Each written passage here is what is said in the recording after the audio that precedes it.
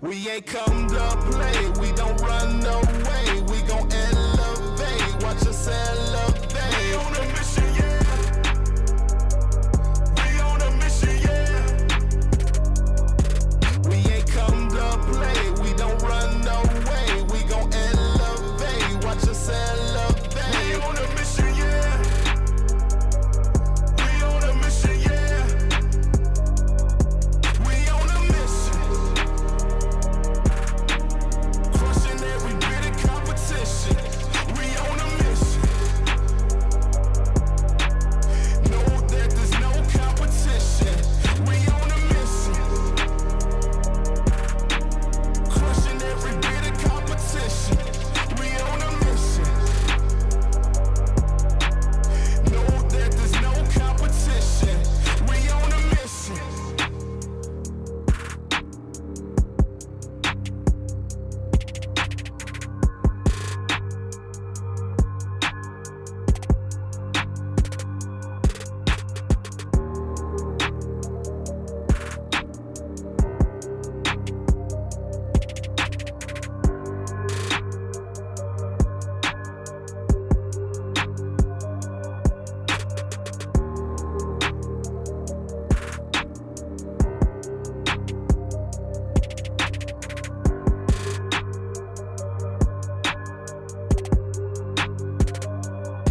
We ain't come to play, we don't run away. We gon' elevate, watch us elevate. We on a mission, yeah. We on a mission, yeah. We ain't come to play, we don't run away. We gon' elevate, watch us elevate. We on a mission, yeah. We on a mission, yeah.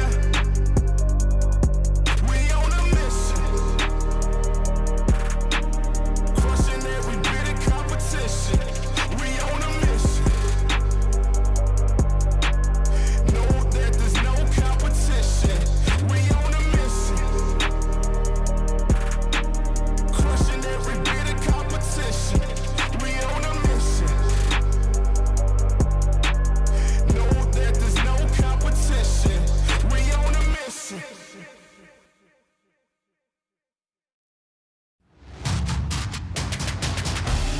Game time.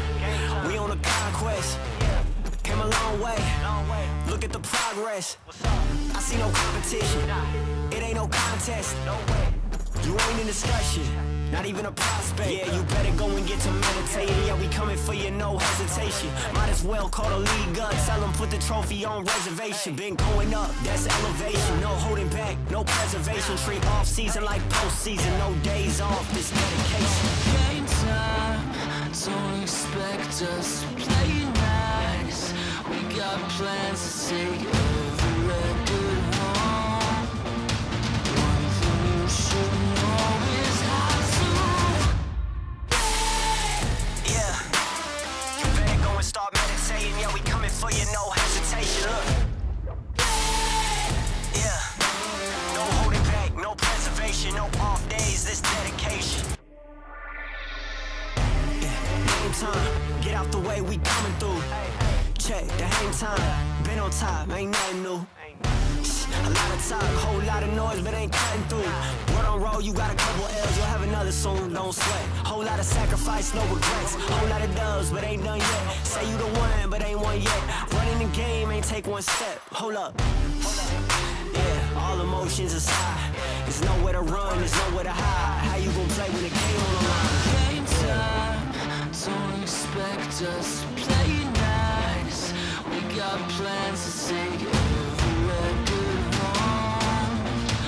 One thing you should know is how to. Yeah, you better go and start meditating. Yeah, we coming for you, no hesitation. Look.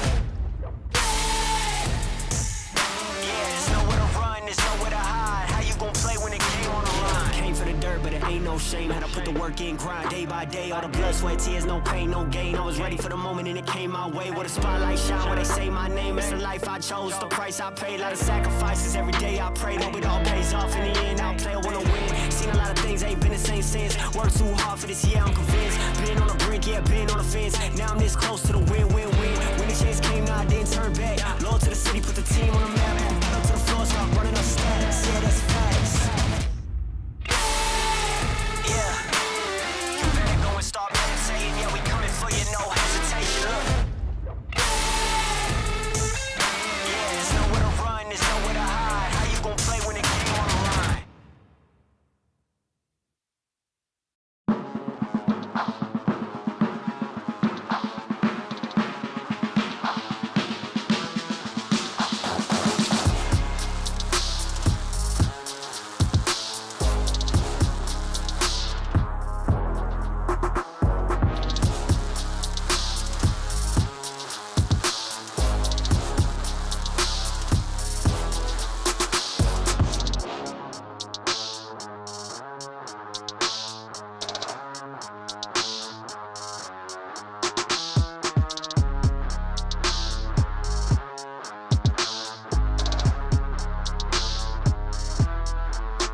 Say, oh, what now? Tell me who you see when you look straight up. Like, wait, who us now? What you gon' do when we pull up on you? Like, ooh, touchdown. You already know what it is when we come through. Ooh, shut down. Ooh, shut down. Ooh.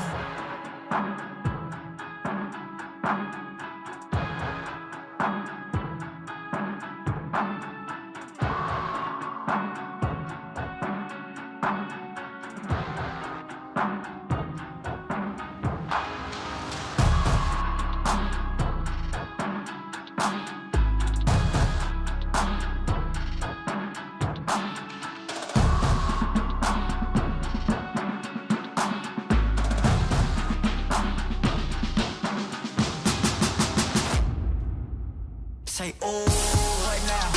Tell me who you see when you look straight up. Like, wait, who us now? What you gon' do when we pull up on you? Like, ooh, touchdown. You already know what it is when we come through. Ooh, shut down. Ooh, shut down. Say, ooh, what now? Tell me who you see when you look straight up. Like, wait, who us now? What you gon' do when we pull up on you? Like, ooh, touchdown. You already know what it is when we come through. Ooh, shut down. Ooh, shut down. Ooh.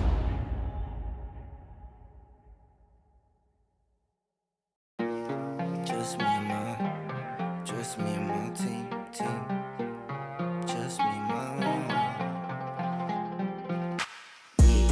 Just me and my team.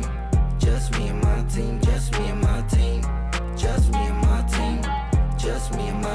Just me and my team. Just me and my team. Just me and my team. Just me and my team. Just me and my team. Just me and my team. Yeah, I know they be tryna watch the moves. Couldn't run them out in the shoes. I ain't got nothing tryna prove. Win some, I got lose. I'm an animal, but too much for a zoo. I'm the one that's usually breaking the rules. And to make everything work, I got the tools. Living on my dream, just me and my team. Just me and my team. Just me and my team. Just me and my team. Just me and my team. Just me and my team. Just me and my team. Just me and my team. Just me and my team. Just me and my team. Just me and my team. You can never come between. All I got is family, and you know they got me. Whole lot of loyalty. Do you know what that means? Do you know what that means? When it going get tough, you can count on me. Trust and believe. Can't nobody else compete with me and my team. Just me and my team. Just me and my team. Just me and my team. Just me and my team. Just me and my team. Just me and my team. Just me and my team. Just me and my team. Just me and my team. Just me and my team. Just me and my team.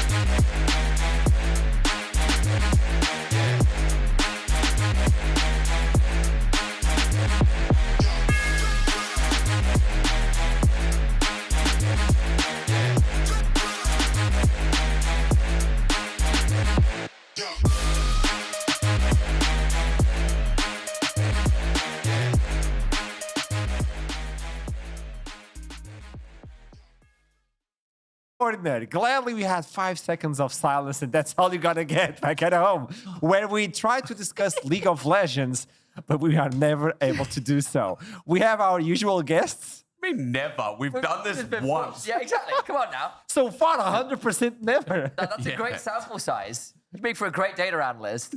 We did it once, We just and we did started. talk. And I actually tried to bring it back last time. That's so true. Yeah, I agree. I did. We were both very Yeah, serious. I went off, but I brought it back in the end. I actually gave You know the what content. I want to start this one? Sorry, Solari, how are you doing? How's your ear? Is it all right? is it podcast? they're both still blocked. This one had a cataclysmic event today. What's the cataclysmic It opened up, and I was like, "Whoa!" And then I feel like I'm still the same. Oh, So I you hate didn't that actually one. change The anything. classic. It opens but doesn't let the pressure out. Yeah, the false promise. The false promise. Depression. Sorry Yeah, I for your have that loss. when I'm on this podcast. I have that Pressure, not depression. But we didn't. We never promised anything. Exactly. You wanted this. I just this want is you to your- know. this is your This fault. was your decision, bro. You made your bed, sleep in it. Yeah. Like, You know go what's on, really put the sleeping fun? bag out. Just get on the go. So we finally get to see LFL versus LFL. I know everybody back at home was like, yeah, the LFLs don't fight against each other. There you go, 2 LFL matchups. But I mean, if we watch it, yeah.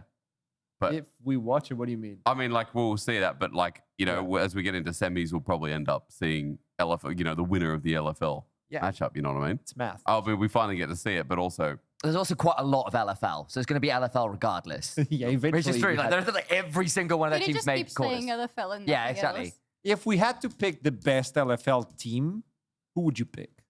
Not BDSA. Yeah, Wow. I agree. I mean, apparently K Corp is the K-Corp? best. I think they look pretty good. From what I caught of a few clips, I need to go back and watch. I think they look pretty good. And I think Geo have improved, but KC have come in, having been second place in the regular season, or rather the finals of LFL. They lost to BDSA. I think they look better right now. What On my about the way- Bro, boys that at team is BKR? Avatar, like, Nobody's looking at BKR though. yeah, because What do we know? Analysis. Okay, so BKR are good. Yeah. But I think that their ceiling for me is lower than the other teams, at least on paper. I think Geo have really improved. BDSA, we know how good they can be, even if today wasn't their best showing. I still think they're better than that. But they're also fighting versus Vitality B. Like, that's a tough one. How are we talking about League of Legends? That's actually true. Sorry, Take us what's off that happening? topic. Where do you want to go? I've got your t-shirt. Well, no, I was literally about to say, what's your favorite Johnny Holiday song? It is my favorite. It's Bronze Scrapes. Bronze Scrapes. Yeah. You Googled it? Yeah, I did. Absolutely. Okay, there you go. It's a very Can you true sing song. it? I mean, from what Remember we it's got in today French. on the sounds, on the game of the sounds. Oh gosh. Wow. And that's how his It's just career Silver ended Scrapes, in but one not. in one fell swoop. I thought me being on the line yesterday was bad, and then Artrom did it, and I thought, oh, that's pretty bad to do that. But there'll never be anything slightly more bad towards the French than that on this podcast. You know what's funny? We got to see Shivan as well in the jungle Oh and my other God. weird He's things actually in got Diego. this Jesus I want to Christ. know, like, from you guys, you lot, what would you like to see in the Rift? Like a champion out of the blue Yeah, that you you're just really taking like the to content see. questions from today. Nasus, that's what I said. Nasus. You want to top. see Nasus? No, well, we should see Nasus. It's good against 80 carry tops. It's actually good into the meta right now. Like, no Aside cap. from top, no one else. No, well, I want to see Nasus. You want to see Nasus? We had Nasus. Yeah, but no, we didn't.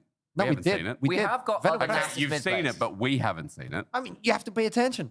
No, we've done 2 days of EMEA Masters. It's not been on broadcast. We've not seen Nasus. We have got 1 or 2 Nasus mid players at the minute. There is that. Yeah. Nasus mid is garbage. I don't care. That's so troll. I want to see Nasus. You get Nasus. I don't want to see this. Why not Nasus. Pantheon? What happened to your love for Pantheon? This is You top. abandoning They him every banned match. today. That doesn't count Wait, as seeing it, though. I was asking you folks. That was before my answer. We talk to them. Yeah. Go over there. Yeah, look at them. They're very quiet right now. No, we're not needed. You guys are doing a fine job. I want to see. You know, this is a team. We're both today. We're really aggressive towards each other. What is this? He was just talking.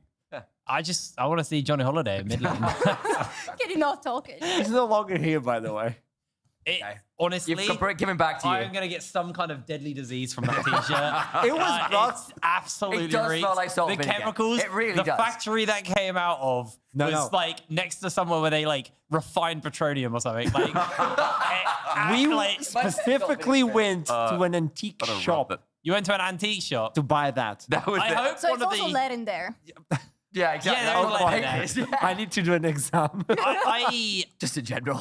I hope one of the this is kind of very law based, but I hope one of our prizes is a licorice whip.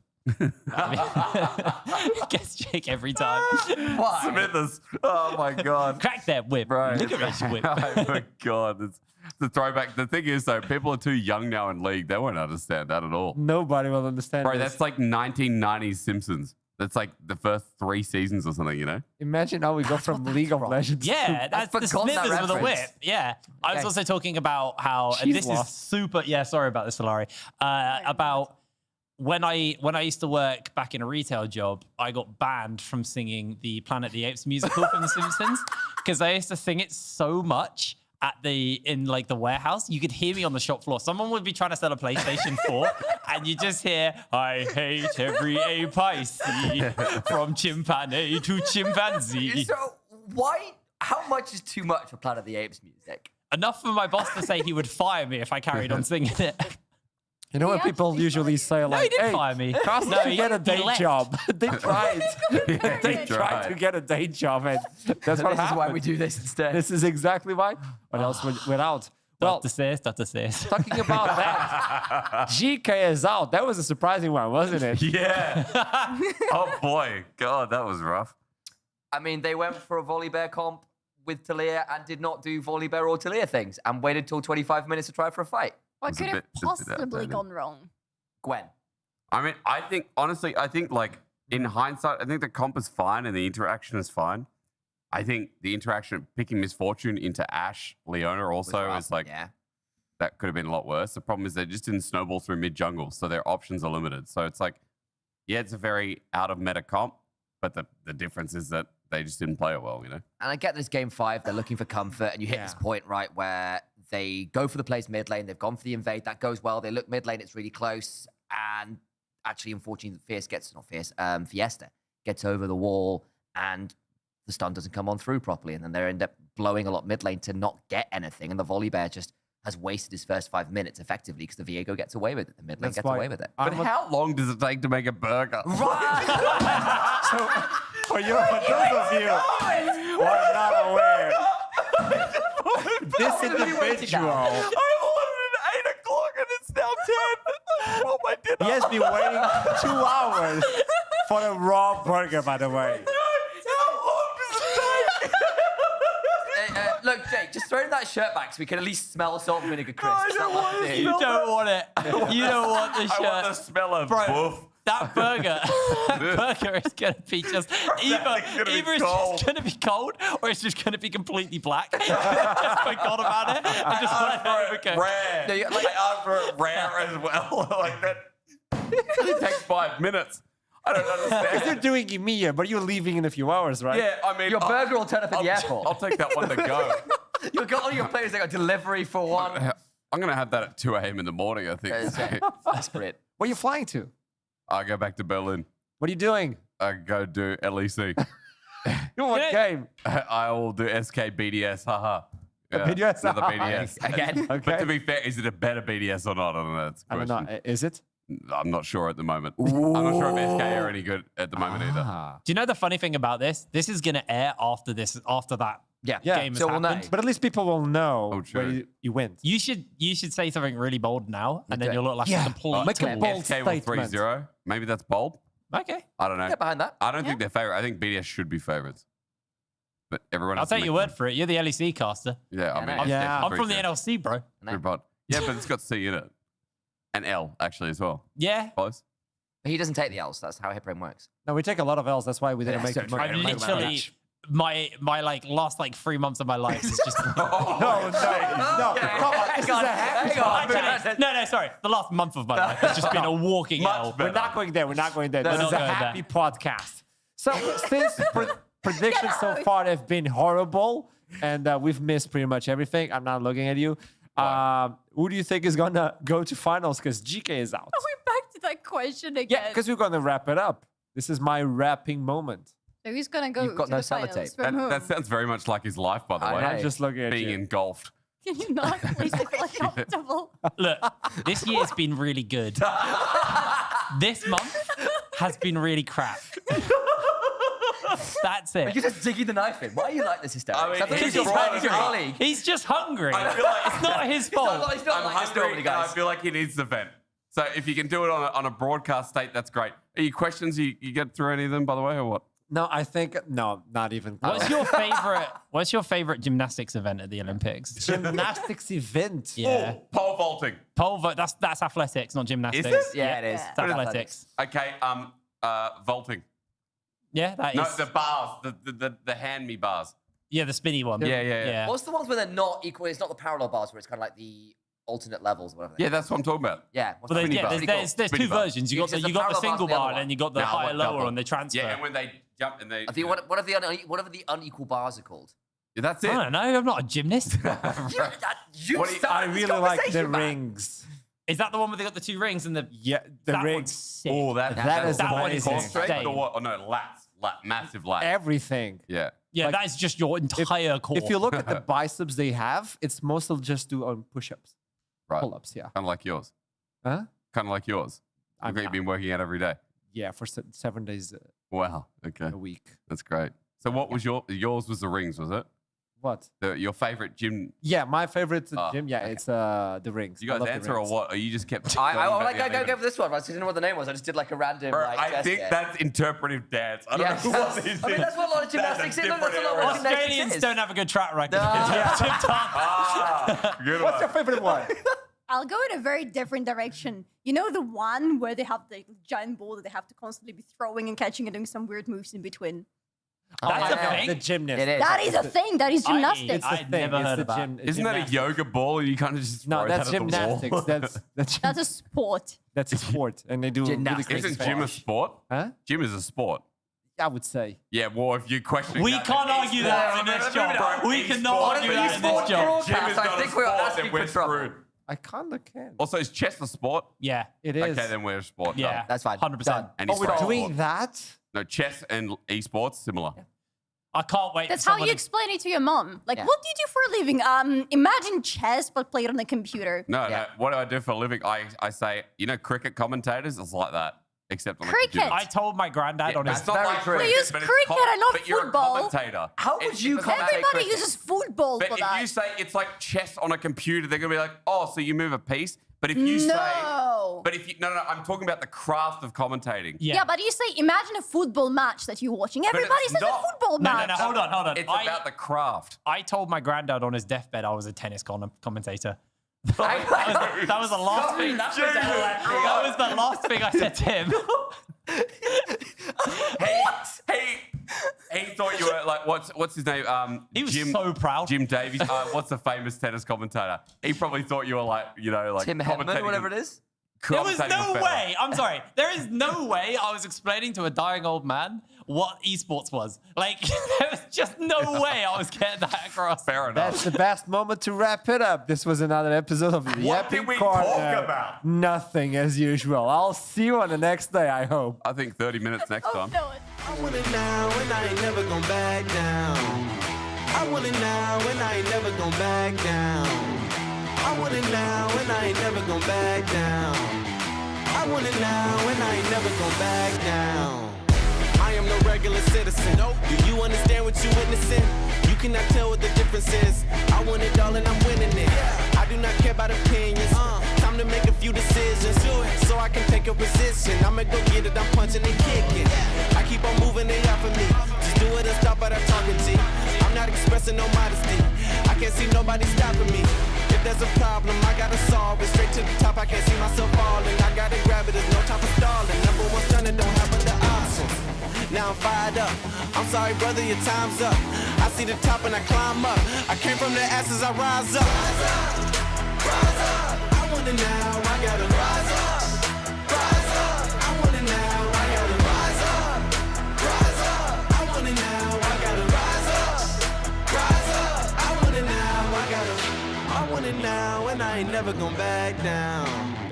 I want it now, and I ain't never gon' back down. I gotta go for the gold.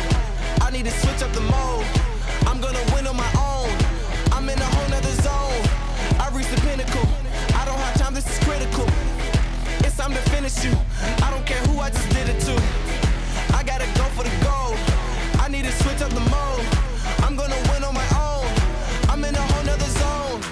reached the pinnacle. I don't have time, this is critical. It's time to finish you. I don't care who I just did it to. I want it now, I gotta rise up, rise up. I want it now, I gotta rise up, rise up. I want it now, I gotta rise up, rise up. I want it now, I gotta rise up, rise up. I want it now, I gotta rise up, rise up. I want it now, I gotta rise up, rise up. I want it now, I gotta rise up, rise up. I want it now, I gotta. I want it now, and I ain't never gon' back down. I want it now, and I ain't never gon' back down. I want it now, and I ain't never gon' back down. I want it now, and I ain't never gon' back down. Said I'm fired up. I'm sorry your time's up. I see the top and I climb up. Came from the ashes, I rise up. Rise up, rise up. I want it now, I gotta rise up, rise up. I want it now, I gotta rise up, rise up. I want it now, I gotta rise up, rise up. I want it now, I gotta rise up.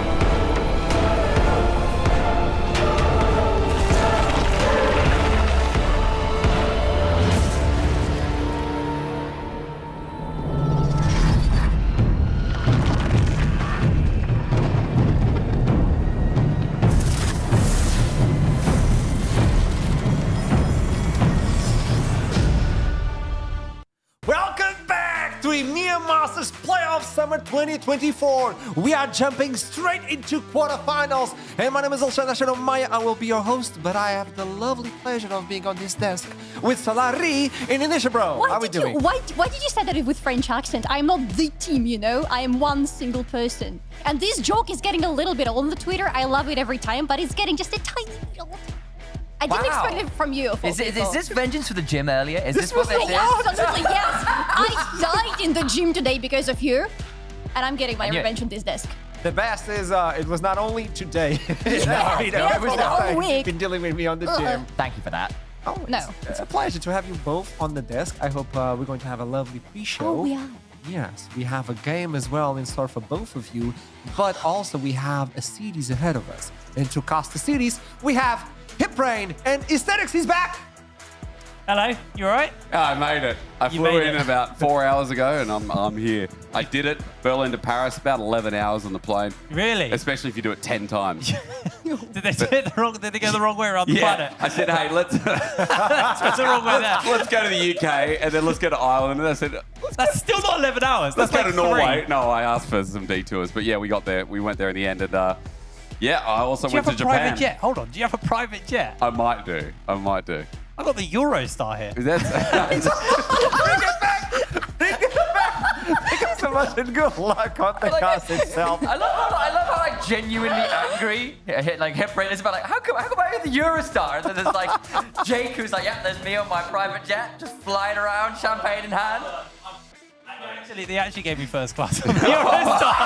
Can't even be mad. first class, by the way, to domestic flight like UK, Paris, because it takes no time at all, is literally just like a grey seat. Have you noticed? Air France, it's a grey seat. I've never flown There's first no class. seat room at all. There's no You point. don't get a third person in between you, though. No, it's something. It doesn't matter. We're going podcast. It's still not the end of the show. We're already doing the podcast. And it's not even the end of the keep show. running. We just started, by the way. And keep in mind that we're waiting to see who are going to be the two teams going on to finals that are going to be played on the 30th of this month. And you can actually watch it live by buying a ticket and heading into Munich. So that's actually a possibility for all of us. Yeah. good silence. It is. I honestly, I think it should be a really good time because obviously it's attacking the LEC stuff as well. So you potentially, for all the EMEA Masters fans out there, it's a chance to get really stuck in with all the European League of Legends you could ever ask for. And if you're paying attention today, you might be watching one of the finalists even. So you can have some insider knowledge. And if you're back at home wondering, like, who's going to be playing today? Well, might as well show you the brackets so understand where we are currently right now. Machko versus GO, Vitality B versus BKR, KC Blue versus BDSA, and Heretics versus Para Supermassive, which is the game we're going to be watching today. How are we feeling about this so far? Very excited. Very excited about this one. There is a lot of expectations from both of these teams, and we saw a glimpse of what Papara Supermassive are capable of previous week. We haven't really seen Heretics yet on the main broadcast, but we watched them ourselves, and this is going to be a really interesting matchup. Are we going to get 5 games? Yes? I think we might do. I think in some ways it's definitely the possibility for it, because I think for all the Heretics series was a 3-0, it was not a clean 3-0. You go watch that game too. They, in nearly any other scenario, lose that. They manage to get up pick, that gets them sold, that allows them to stall out, but there is multiple Barons against them. There's an Elder against them, and they still manage to hold the line. And credit to them for doing that. But the fact we did see some of those mid-game woes from both teams across their series means that I am expecting at least 1 or 2 games to go against the run of Flame. Interesting. But keep in mind, imagine, I have no idea what I'm watching right now as a Twitch viewer. Just on this show right now? Yeah, I have so no like, idea. No more first-class seat. What was the big surprises coming into this point so far on playoffs? Because if we go back to the Swiss, we're going to be here all day. Okay, so I think I'll start with the fact that GK didn't make it is a big one. Good one. I think Supermassive, for all they are deservedly here and played an impressive game to get here in many ways, still went 3-3 in Swiss stage, still had issues in those round of 16 games. And GK, with the route they'd taken here, with the stuff they'd shown in Spring EMEA Masters, we went, well, this should be a sure thing with Supermassive looking so volatile. But no, they got dragged down into that mud. They got taken out in that game 5, and that is a bit of a shock to me. I don't think anybody was expecting GK to lose. It's not like, hey, they should have won 100%, but they made such a really good run until now, and getting kicked out at this point, interesting. Now I'm tossing this question back to you. Biggest surprise? It was BDS Academy to me. And it's not the fact that they made it. It was obvious they would make it. They are still one of the fan favorites. It is the fact that their series looked very shaky, and they didn't look like this was the games from the fan favorites. Interesting. I do agree. I thought like BDSA were going to be destructive on the Rift, well organized as well. We didn't quite get to see that. But my question to both of you is, was it because of the champion select and the way they were playing against the enemy? Or was it BDSA having a bad day? What can we highlight? I think it's a bit of both. I think part of it is their opponents turned up, which is good news. But the other thing is we had a lot of criticism from the desk. We had a lot of criticism from us on the cast as well. We're saying, look, they are picking this Jhin in really weird scenarios in particular, where a lot of it was like, we've seen the Zyra go against it. We know the Jhin Zyra is a combo that the other team runs a lot. We want to take this away on the side of BDSA. So they take the Jhin away. Then they end up in compositions where their damage is quite low, where the Jhin is kind of behind the curve of the game. And then you're trying to play from a relative lack of damage, and it made things really difficult to work out. And then on top of that, they were making misplays in game. I would say in that sense, it was very similar to what you mentioned about GK losing their series. Because in both for BDS Academy and for GK, what we saw is them putting themselves in a trap with their own draft. They draft something that requires a very specific playstyle, like for example, that Talia Volibear that we saw from GK in the game number 5. And then they cannot play around it effectively enough. And if they don't do it, they're effectively... the only win con they have is lost. The good news for them is they made it through BDSA and they can still prepare for the next one. But for today, we have a different menu. But in order to get to the menu, we have to play a game. Oh, no. Oh, no. Okay. Everybody says, oh, no, but everybody's wondering, like, what is the game today? Everybody's really excited. We have a special prize as well. Oh, there always is. Is it another yo-yo? No, it's even better. Oh. We are It's 2 yo-yos. bumping. How did you find... No, I'm kidding. Let's play a game of Pixel Who? Which is quite easy. So we are going to show you an image that's a little bit pixelated. And as time goes by, that image will, clear up. All you have to do between the both of you is slap the desk so you can try and answer anything to let me know that you want to take a shot, okay? Are we ready? Yes. No. So we made it a little bit more difficult. We brought in skins. It's not only champion. Skins. It's skins. Oh, If you get the champion, you get 1 point. If you get the skin, you get 2 Oh, points. God, okay. And then I have a special question at the end of the game. There's going to be 5 points. you really hate us, don't you? Yes. First one. Never liked you, Archie. Show it. Gosh. Who is this champion? Could be anybody. Yeah, that's the idea. Oh, on. No. Oh. Oh! It's one of the High Noon skins. No, go. Rel? High Noon No. Rel? No. Tom Kench? No. High Noon, I saw got. Hekarim? Oh, No. Are you okay? I'm watching Jake do a crazy motion. We need to call an ambulance, apparently. It's not Infernal Nasty, is 5, it? 4, 3, 2, That's- 1. You What are both. you doing? It is Darius. It is Darius. Can we Right. see? Yeah, there you go. That's Darius. It is. I'm just saying, the prize better be like a meet and greet with Johnny. Yeah. That's I Darius. knew it was a High Noon skin. I just didn't know which one. You got something, but I'm gonna award 1 point to Hip Brain. Okay. I'm not even playing it. Okay. I don't know, but I I'm thought you giving got a point him a for getting the point. skin right. Huh? I think you get a point for getting the skin right. Yeah, but you didn't. But I said High Noon. But he's not. With a No, champion is a I know separate point. Darius. You might as well it's a champion in the 20 high noon Yeah, but skins. that's I'm just telling you now. Jake. You It's be like quiet. I'm arguing for Second points. champion. Let's go. bring it up. This is gonna be an interesting one. Is it a new skin? That's a bad sign. It's an Archeron. Oh, what is this? Is that Seraphine? Oh, good job. Not even close. Oh, I know this one. Yeah. It's Evelyn, and it is her soul fighter, Evelyn. Evelyn Soul Fighter. Yeah. Good job. It's not. Soul fighter Gwen. I'm not letting you. I'm not. But is it Soul Fighter? Come on. No, you tell me. Solari, you tell me. You tell Ah. me. Solari, it's your opportunity. I literally don't know. Stop giving hints.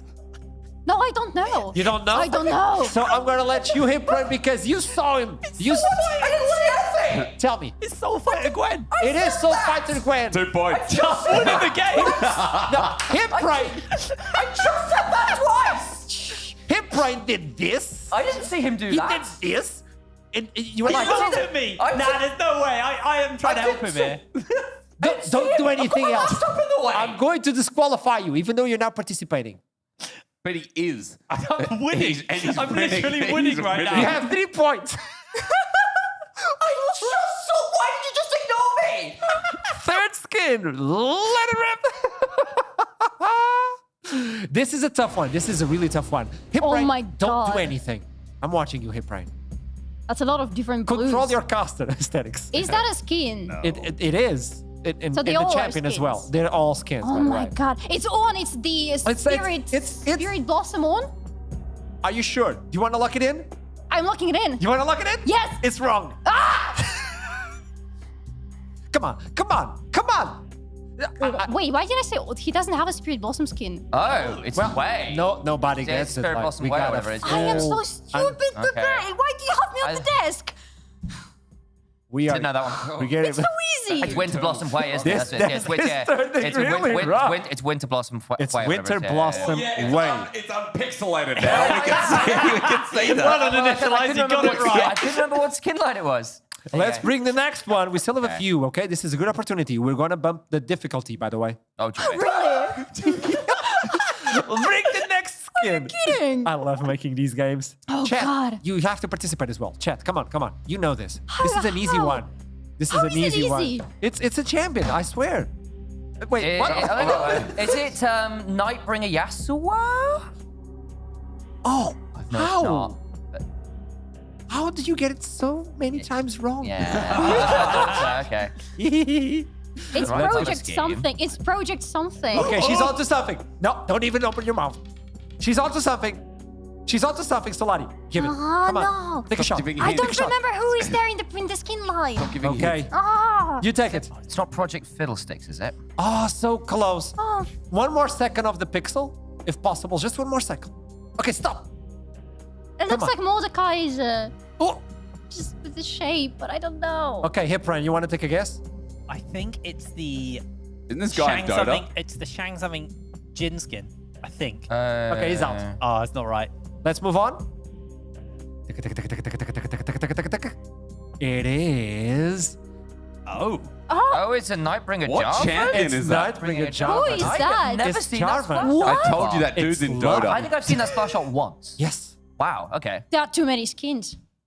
Okay. I'm still let's stepping go. up so hard to go. We still have 2 more. Okay. They're both on come on. 0 points. This is I refuse this is it. an easy Everyone one. was ignored. That's This is an easy one. Everybody will get this one, okay? Be prepared, even it's a you chat. Pantheon skin. The person who wins this one back at home at chat will be allowed to use a lot of W's today on the chat. I feel Let's so bring pressured. it up.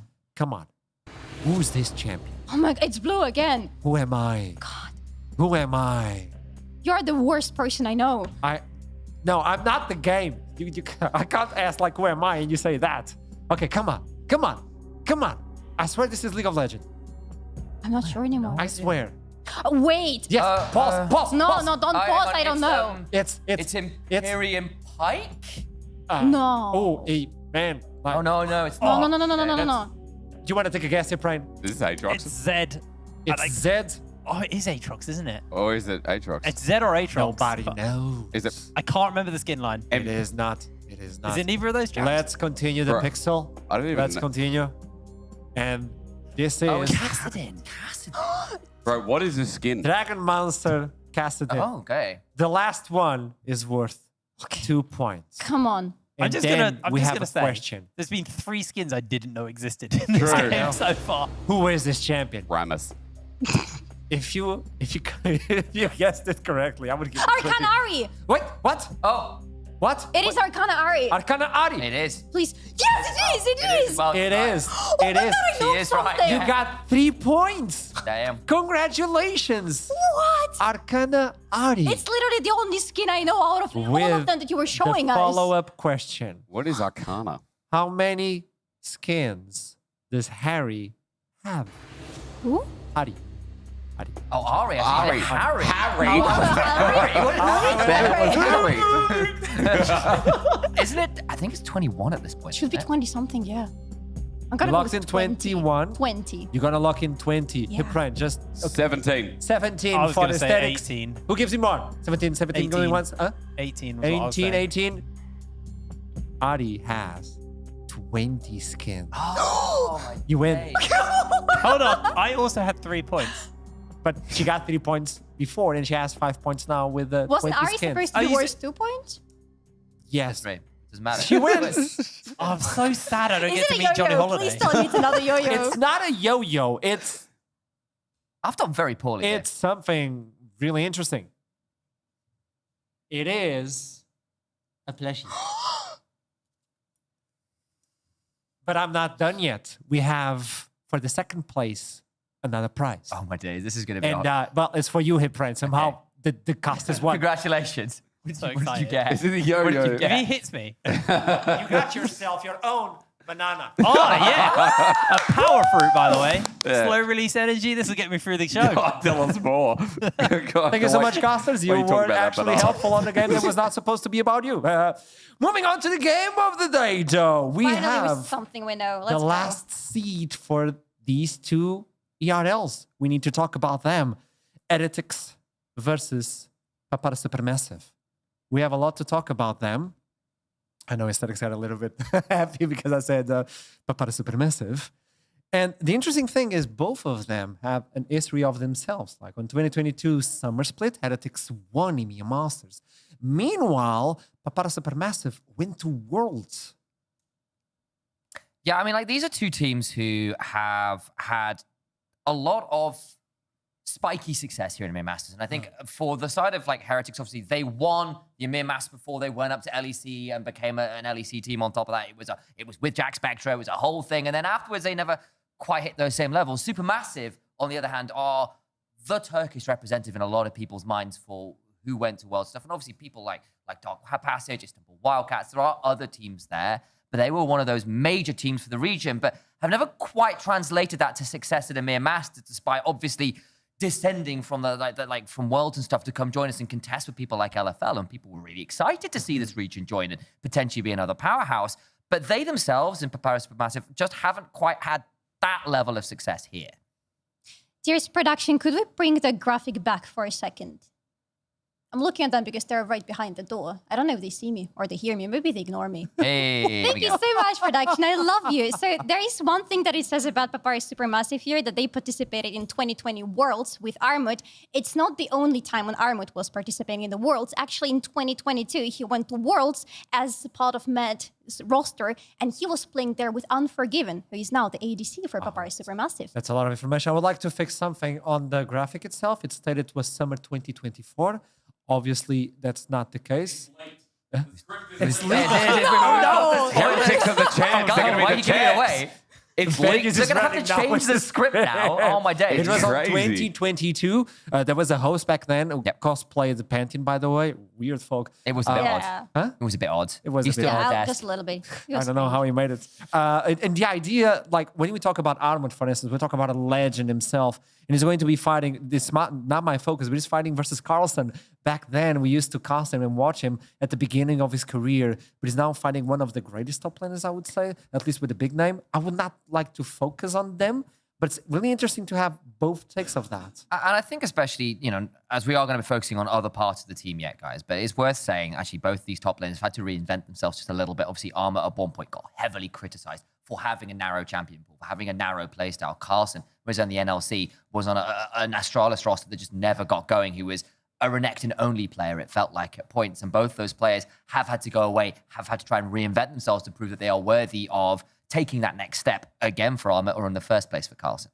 I mean, where should we focus then? If we have that top plan and it's really interesting, where should we focus then? Let's talk about the junglers. We were deciding on who to talk about, and all of a sudden we look into junglers like, oh boy, this is a lot. Is there anything you would like to highlight about the junglers? There is honestly another lane to me that is a little bit more spicy, but jungle is very interesting on its own if you look at it. First of all, interesting enough, I believe last week we had a discussion about Sejuani on the desk, either on the first or the second day, about her picking, about her being banned. Both of these teams really don't like Sejuani. They ban her out quite a lot for both of these junglers. But we have a really interesting matchup right there in the jungle, because if you look at both sides, honestly, if you look at Skins and Xerxes, to me personally, is going to be a jungler to watch whenever we get in the game, because he does a lot for the lanes. He's constantly moving throughout the map. He's constantly trying to have as much pressure in the early game as possible in the majority of the games. And look at that story, though. Like, it's a big one. I mean, like, this guy, at least as far as competitive League of Legends goes, has got a pretty stellar, like, trophy cabinet in terms of accolades. That's a lot of all-pro teams you're seeing on your screens there. That's a guy who won Rookie of the Split the moment he stepped up. But then over the last few years, he's had that fall from grace. You know, the trip over to Immortals in North America didn't really work out for him. Came back to EU on Giants, on XL, didn't really get that much traction there. And as it moved down to the ERLs, he's looking to reprove himself as someone who's worthy of going back up to that top flight again.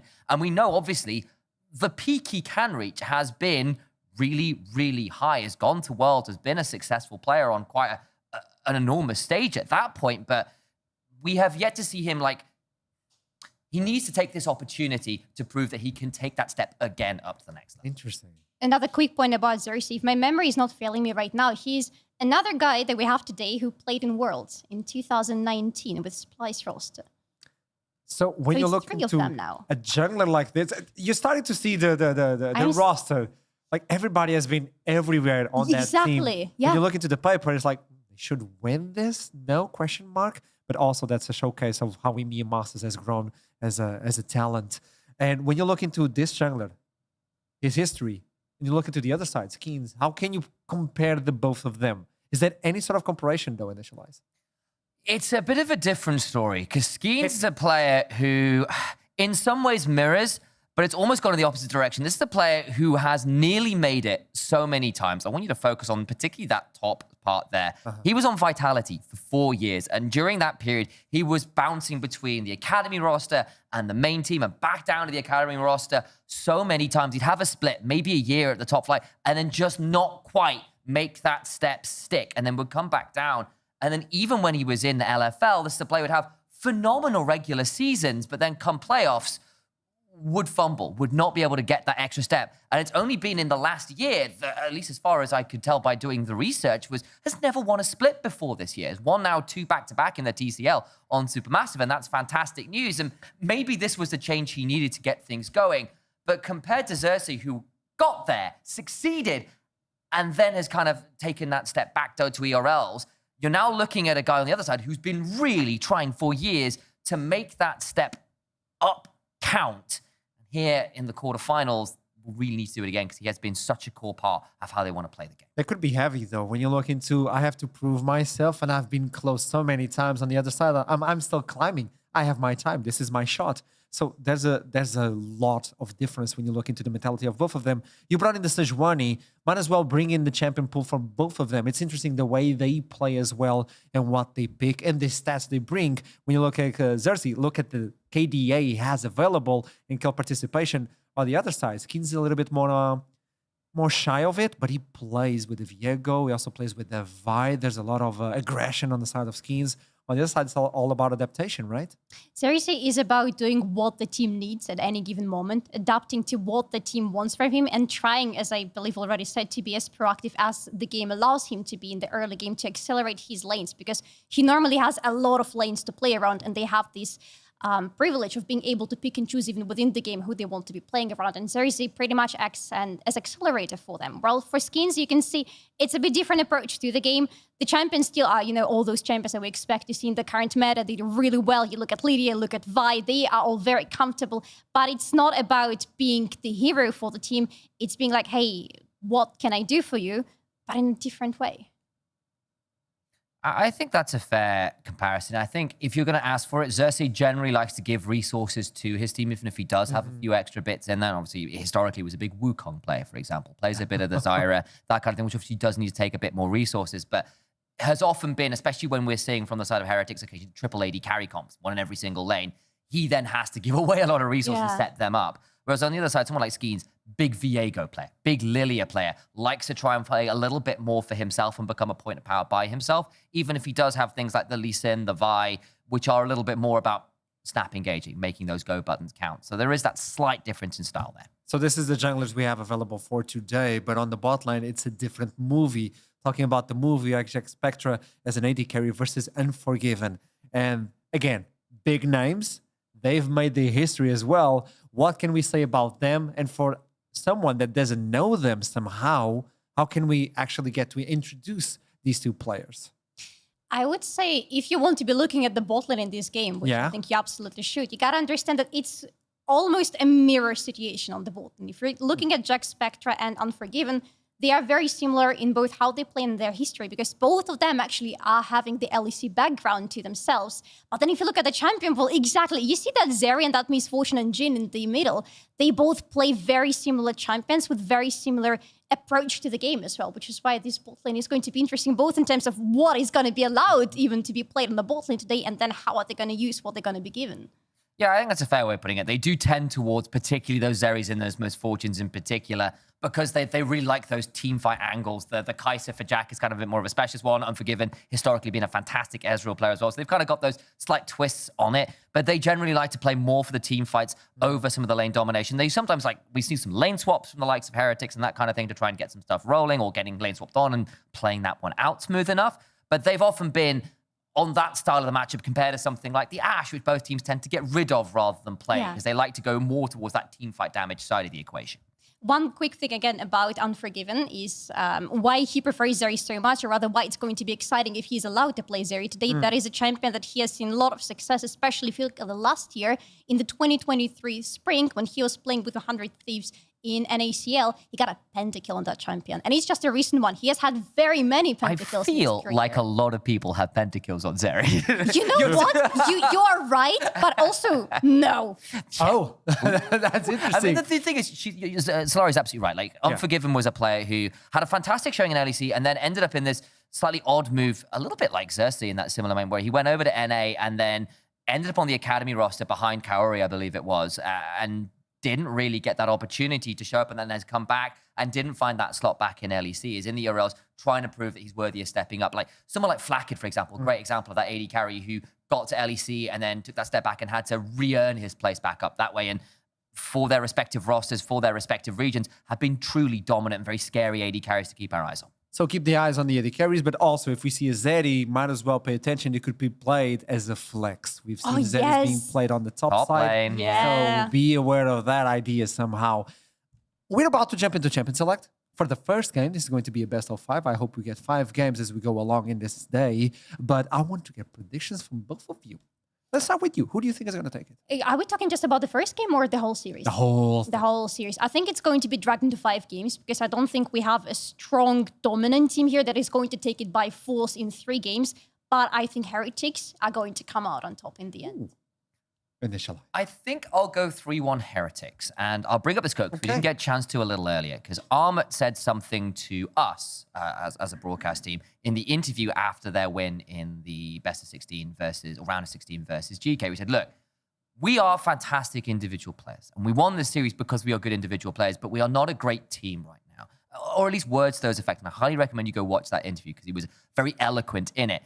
But that, to me, the fact that he was saying, look, we are great players, but our team play isn't quite there yet, worries me a little bit against Heretics, who have actually got a pretty decent macro sense to them and have also got 3 ex-LEC players, a lot of players who, alongside the whole roster, who want to take that step up and could well be absolutely huge. So for me, the edge is for Heretics off that additional X factor, just being a better team as a whole. So we're getting the same names so far. I'm going to quickly toss it to the casters and then take it back. Who do you think is going to take it? The whole series. You don't get that. I mean, we can just take it and never give it back. We could. We have that power now. That's a really cool power. So back to the desk and they don't talk anymore. There you go. No, tell me. Real answer? Tell me. I think Top's going to define the series because I think counter pick for Top's really big, as I'll talk about in a second as we go into draft. And I think with Armut and his champion pool he showed in the last series, I think Papyrus Supermassive would probably take it like a 3-1. Okay. I was actually going to go Supermassive. I think 3-2. Change if you want. No, it's fine. Okay. Your opinion hasn't changed my opinion that much. That's nice. No, I actually do agree. I think 3-2 though. Yeah. I do think Lost Heretics have got a stacked roster, so They do. Yeah. But I think... What do you think about that and discuss between you both?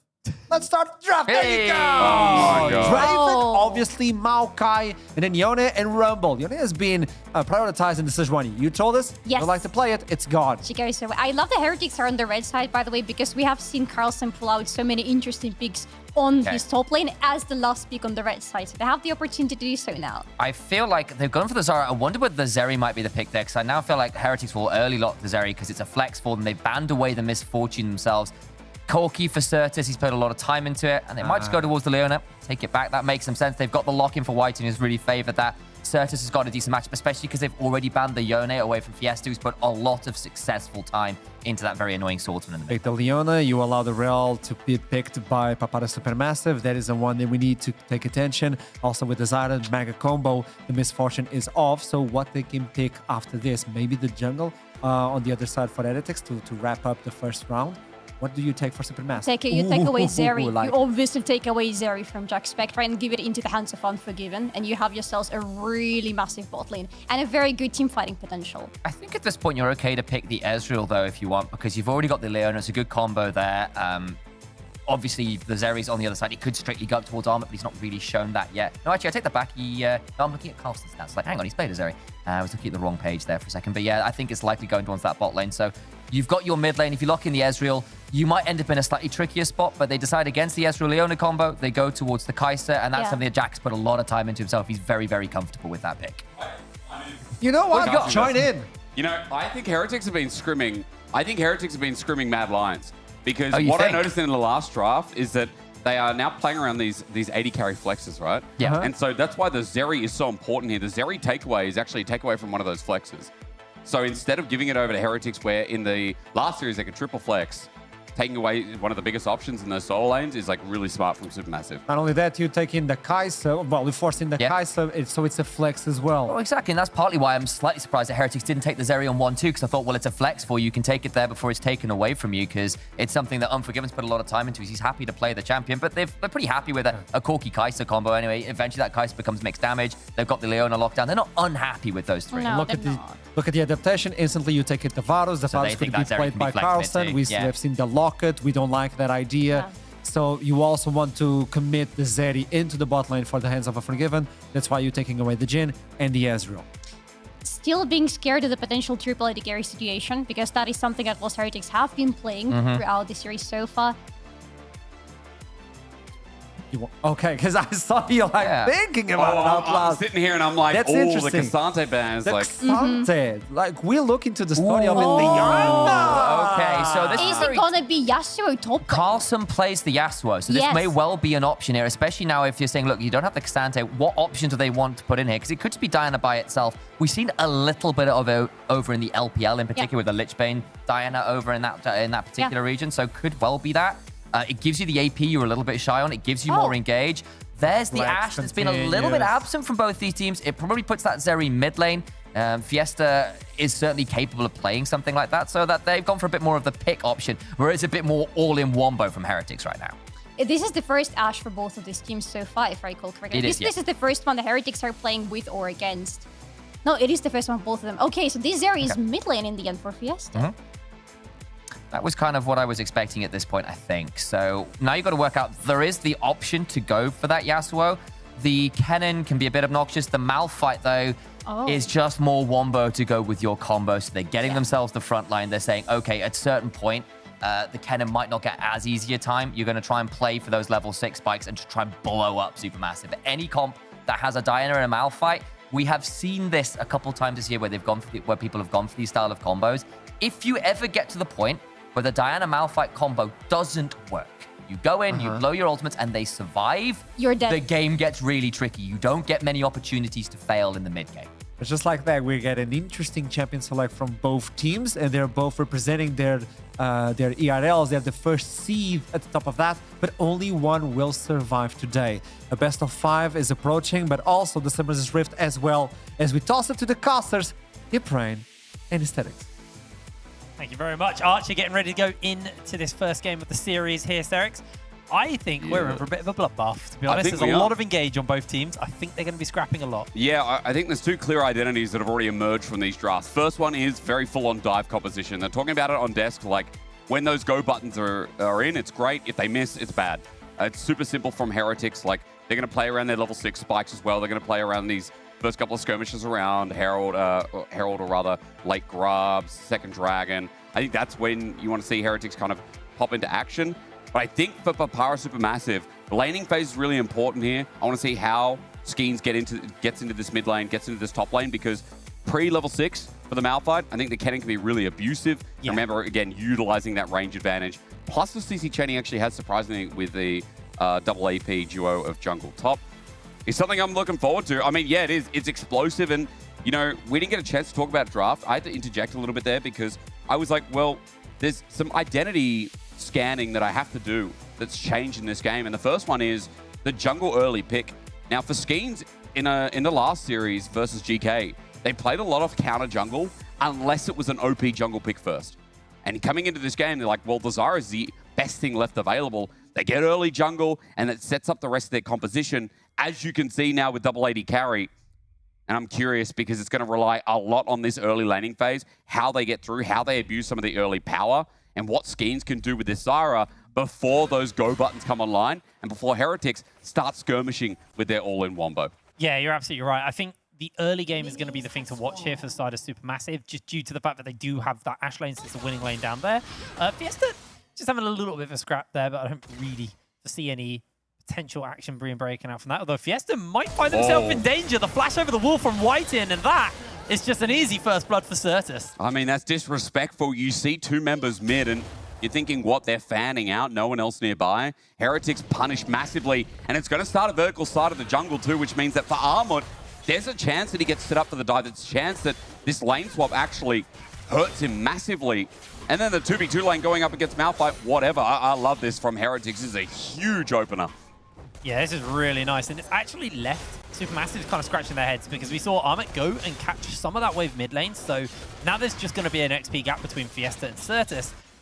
This has really, really hurt Supermassive, and Fiesta, he just didn't need to go near this wall. I don't really see what he was doing. I thought he was going to drop a ward, but no, none of that whatsoever. I mean, again, Heretics just pounced. I think we got a flash from that, but it was only from Whiten in the end, as this is an old school lane swap that we're going to get in the result of it as well. So Skeens and Armut going together. But remember, the benefit here for Heretics is, despite it being on the top side of the map where there's more fortification for the turret, it's a Malphite versus a Kennen. The Kennen can become irrelevant. The Kennen has a response in this composition where the Malphite, all he has to do is hit level 6, and he's part of that go button that we talk about. It's going to be there regardless. I think it also really favors Heretics because it gets them out of the early lane of the Ashe in the bot side as well, which is absolutely brutal to play into.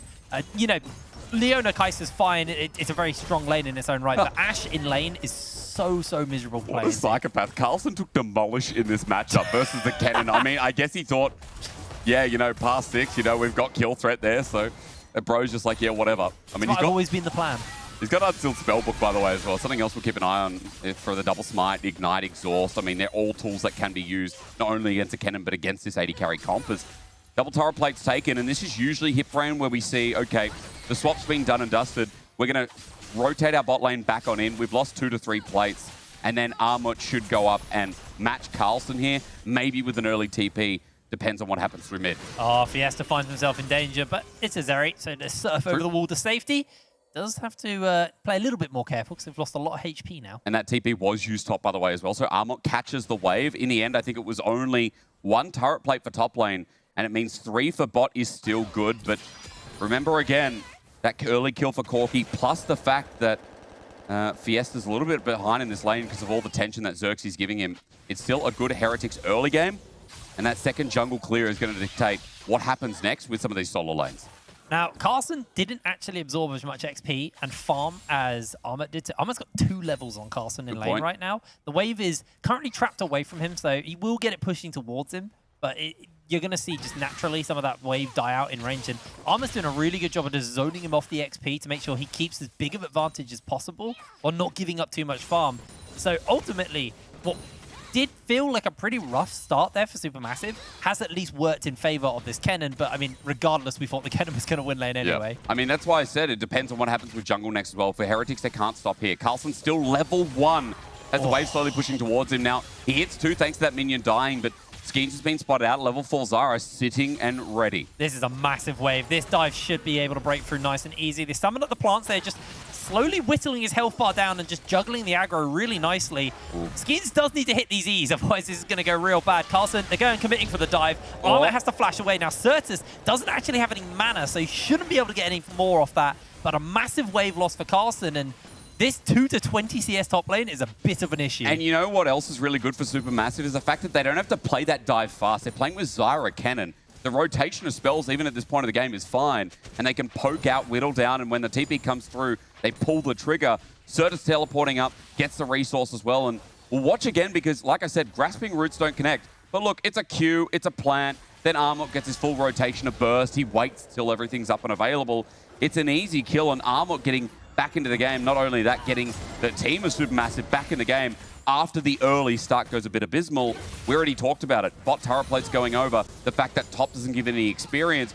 It shifts the flow and balance a little bit to the fact that Xerxes now needs to get a bit of a move on here as they start approaching level 6 to try and bring this back on in. And look at what's happened off the back of that dive. Carlson lost so much top side that they sent him bot side and just said, absorb farm there. We don't want to put you versus Armut. They sent Jack, Spectre, and White in up towards the top side of the map as well. In response, this also enables Heretics to be able to put some attention onto these grubs, although it does look like Supermassive aren't interested in giving these up for free. As Certus is doing his best to clear out some of the vision. We'll be able to Valkyrie over the wall. I don't know about this. Supermassive's going to be able to do anything. I think they just have to give it. I mean, maybe at least take one. For Xerxes, that's great. But carry with a Shattering Strike. Yeah, going to get some damage off. He jumps in, gets the 3-man knockup. Xerxes jumps into the fight. Doesn't have ultimate, though. And Fiesta's just free-firing away. Jack Spectre's been able to take out Carry, though, so it's not done yet. In comes Armut. No level 6 available to him, so he's just looking for that stun. But Whiten flashes over the wall, catches him with a Zenith Blade. Rockets coming in from Certus over the wall. And Supermassive are crumbling at the seams. Fiesta getting gunned down by Certus, lands on yet another rocket, and there's the damage they need to get the kill off the back of that one as Unforgiven saves the day, but the grubs have gone, and ultimately, Heretics in their favor. And it doesn't matter how good and engaged looks from Carry, the problem is that Supermassive are nowhere nearby, and with that top priority from that quick shift and thinking from Heretics and Jack Spectre and White in, they get top priority, Armut is slow to move, and Hitbrain, you said it so nicely, there was no ultimate available for this Kennen, so watch again because Carry gets a great engage. The setup's there, but they're getting zoned off by Certus as well as Xerxes, pretty much committing his almost life. to getting Fiesta out of the fight. His ult burns down, the exhaust is used, and every time one member of Supermassive disengages, Heretics pick another angle to the fight. This time it's Armut coming in late, and then they're like, okay, cool. We have the damage. Great flush from Certus to get away from the volley. Gives him the damage to almost pick up an easy double at the end. That W saving the life, at least. The Zyra lockdown, rather. So we come back, and early game has shifted gears once again. And remember, again, Heretics, they're just starting to switch on as Interrupt. That's going to be one deadly owner. Whitein has nothing they can do about that one. Supermassive fire back and get himself another kill. I will say, with everything that went on, that was kind of good for Carlson because he just sat bot lane farming the whole time. So he's still down, but it did get them a bit of free time. Ultimately, though, Supermassive, they gave up those grubs. They just got that kill, so they're going to be able to fire back and get themselves an objective, although there's in the area. He might think about doing something. They get the W scout down. He gets caught by the Stranglethorns. Tries to jump forward, but the spike comes in. Oh, lands onto two in the Moonfall. Does its work. The burst as Fiesta launches into the fray. Jack Spectre just trying to get a little bit of more damage out. Certus' damage is huge, and Heretics have turned it around. Certus comes over the wall, finds himself stunned. Unforgiven doesn't have the health, doesn't have the damage, as he is being chased down. Triple kill for Jack Spectre. That triple cements where Heretics want to be, which is in skirmish paradise. They don't even have the Malphite, and they're pulling these fights out of the hat. And with that early kill over to Corki, I guess the extra longsword made a bit of a difference. But hey, the extra damage from Jack Spectre, nothing to waff at, to cough at, to boff at. I'm not even sure if that's a word to watch again, because I'll tell you exactly what you need to watch. And Skeens gets the ulti here. You think it's a disaster because Xerxes flashes at the end of those roots. However, the ulti comes through. There's no exhaust for the Diana because the exhaust on the Diana is another thing necessarily that needs to be used, considering the damage mitigation. But Certus has so much damage already. The new Corki, a lane bully since he last got changed. And for Supermassive, it's a chase down. Jack Spectre with his 5th kill. And this early game has been a bit of to and fro. I feel like we were criticizing Heretics on what changed with Supermassive, but their comp's online. Armut's going in for the ultimate, but he gets hit by an unstoppable force. In comes Lexi, and Armut, not long for the world, taken down. Skeens can't do anything to save the day there.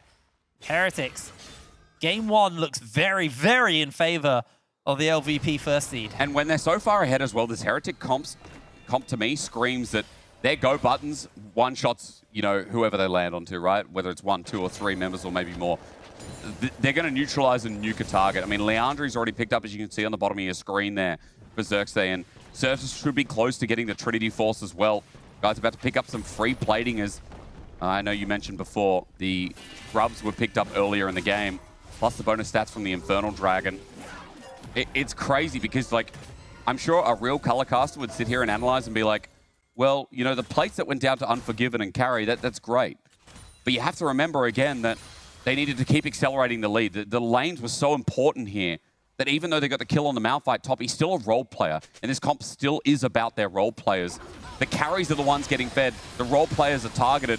And here's the end result, as Grub's at least going to be started by Supermassive in this timing window, while Xerxes is trying to look for something around mid or bot, is at least going to slow the pace and stop the pushing power that this Corki and Kaiser are going to have. Actually a really nice little pickup here for the side of Supermassive. I saw Xerxes, he cleared his top side and had nothing to do for like the 20 seconds before Grub spawned up. And instead of moving over because his team wasn't in position, he actually just went and cleared his blue side. And I think Heretics just recognized that this was a play that wasn't worth making. True. It was worth just giving over those 3 grubs and making sure everybody isn't kind of losing too many resources across the map. And while I just had that spiel about role players as well, you know, giving a bit of free time to Carlson is nice just purely because of experience. Yes. Giving him freedom in lane, and, you know, you've also said, like, you know, this guy fell behind, but they, not only in the last play, left him in the side lane, once again for this play, giving priority for bot side vision in enemy jungle as they're doing now, and kind of taking away camps because of that setup. It gives Carlson a bit more of that time where he has caught up. He's not the same level as Armut, but I think he's about half a level down now. Also CS in the back pocket too, so that he can actually get that first item and survive after the initial engage. We might see one coming up now. Because the Skeens, they do know that Heretics are looking to come in for this collapse. That's going to be the flash for the Solar Flare. That's fine. That's perfectly fine. And Carlson, more gold injected into him, getting closer and closer towards his next item as, oh, hold on. Xerxes has got caught out briefly here by Skeens. I don't think there's much more they can do about this, though. So Heretics going to get the tower and walk away. You take that any day of the week. That's first Tower of Blood over to the Malphite.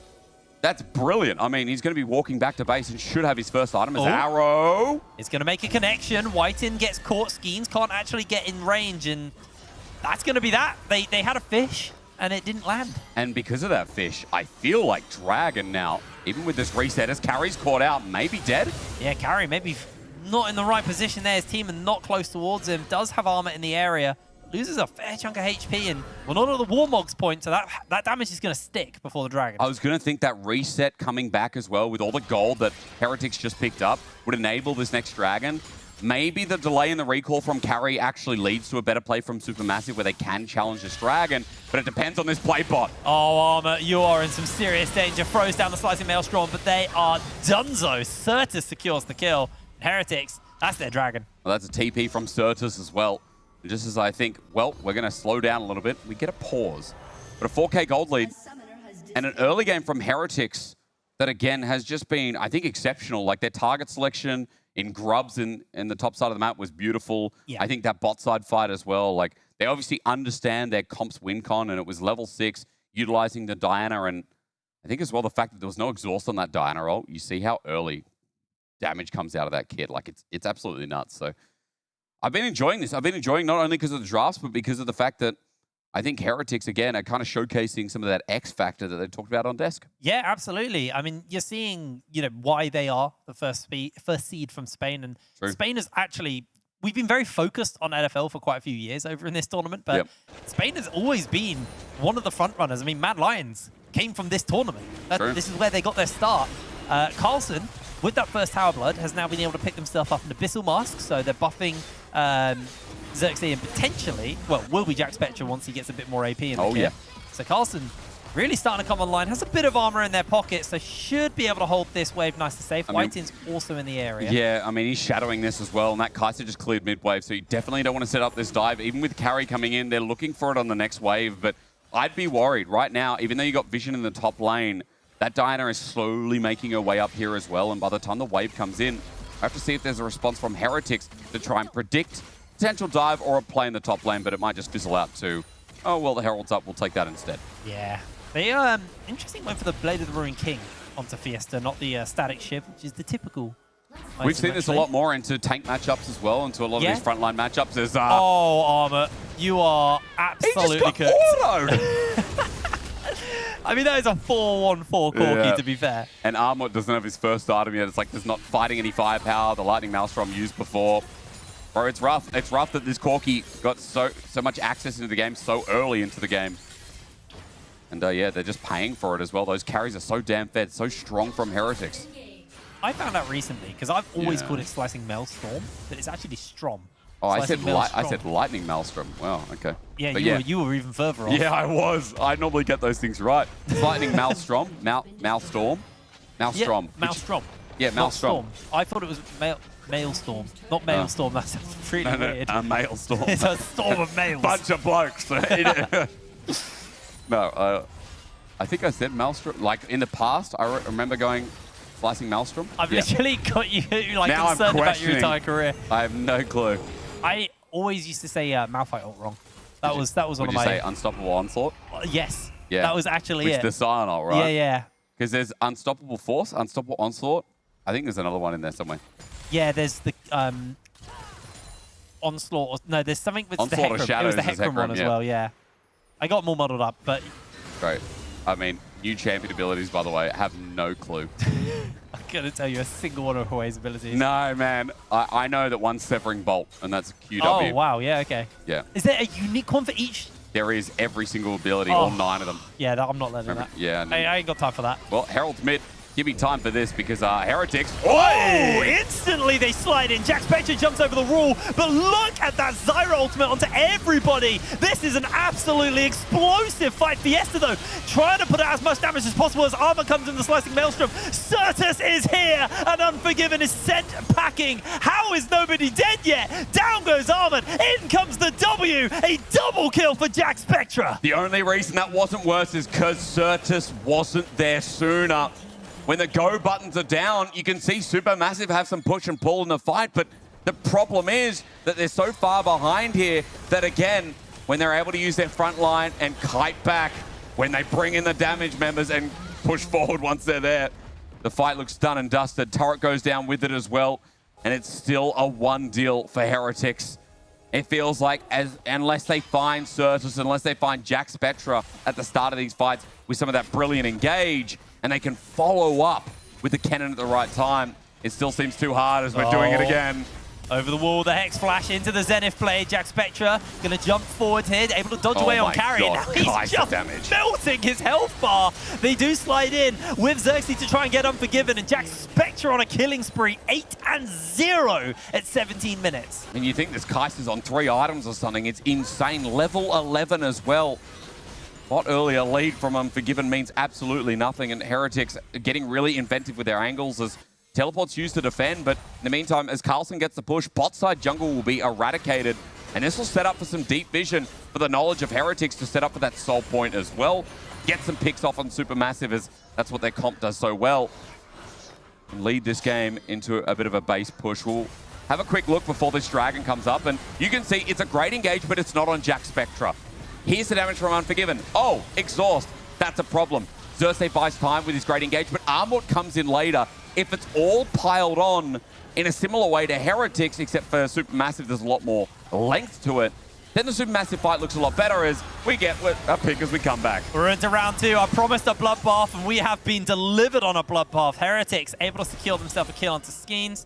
Dragon coming up in a couple of seconds as well. They're probably just going to look to rotate over there as Certus will be able to take this tower. He's got those 3 grubs, and he is a very accelerated Corki at this point in the game, so that tower not going to be long for the Rift. We are seeing actually a congregation in the mid side, so no one's fully committing to that Dragon yet. No, but it will be Heretics. I mean, I don't think Supermassive can contest this. They're trying to use Armor as Fiesta. Fiesta just gets hunted down by Jack Spectra. Over the wall he goes. Throwing the W out, goes a little bit wide there. Carry is going to be able to make their way away. Dragon up. No mid laner available to the side of Supermassive. This is just very one-sided. Feels done. This might be a little bit unfortunate for the side of Supermassive. They're going to be looking at a Game 2 angle at this point. Whited does lose a fair amount of HP there, but not really enough to be threatened. The problem is, as Armort runs away, I mean, the range now comes in because Kaiser's evolved W thanks to the Blasting Wand.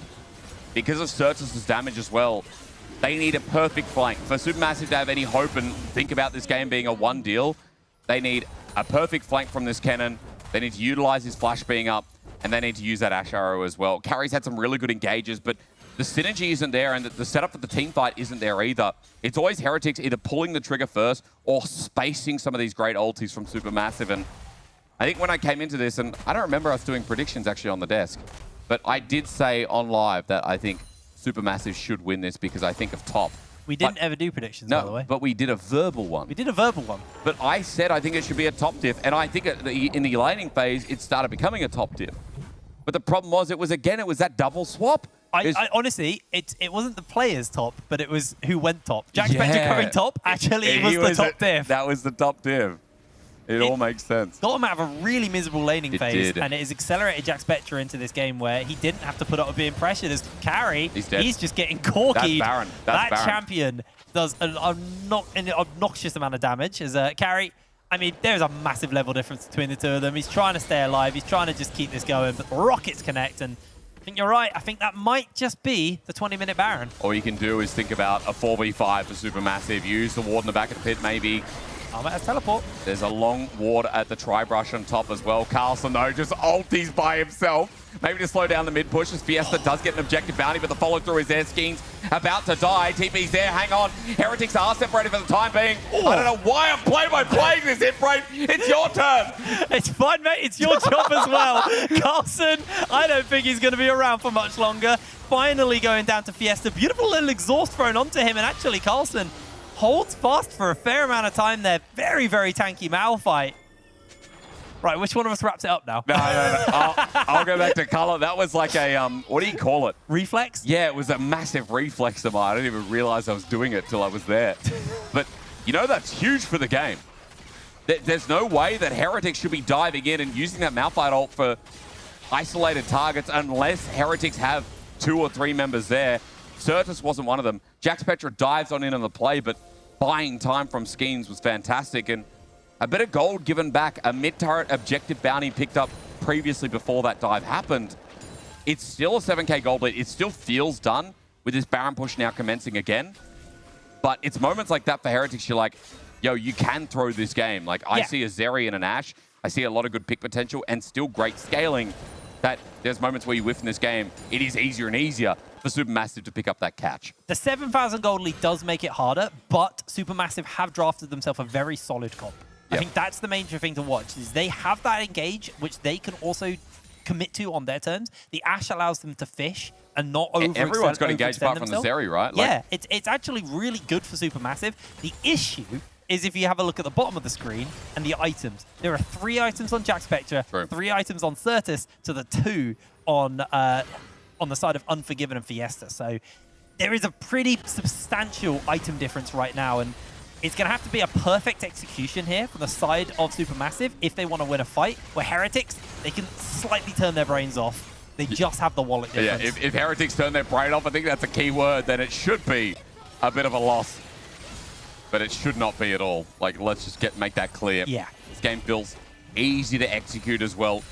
You know, you've got Malphite, Diana. Yes, there's simple go buttons, but because the carries are so far ahead, by the time it takes Supermassive to try and play out this team fight and get access to the backline, the amount of damage is going to be too much. Word. I mean, Armut is What just is that? almost dead.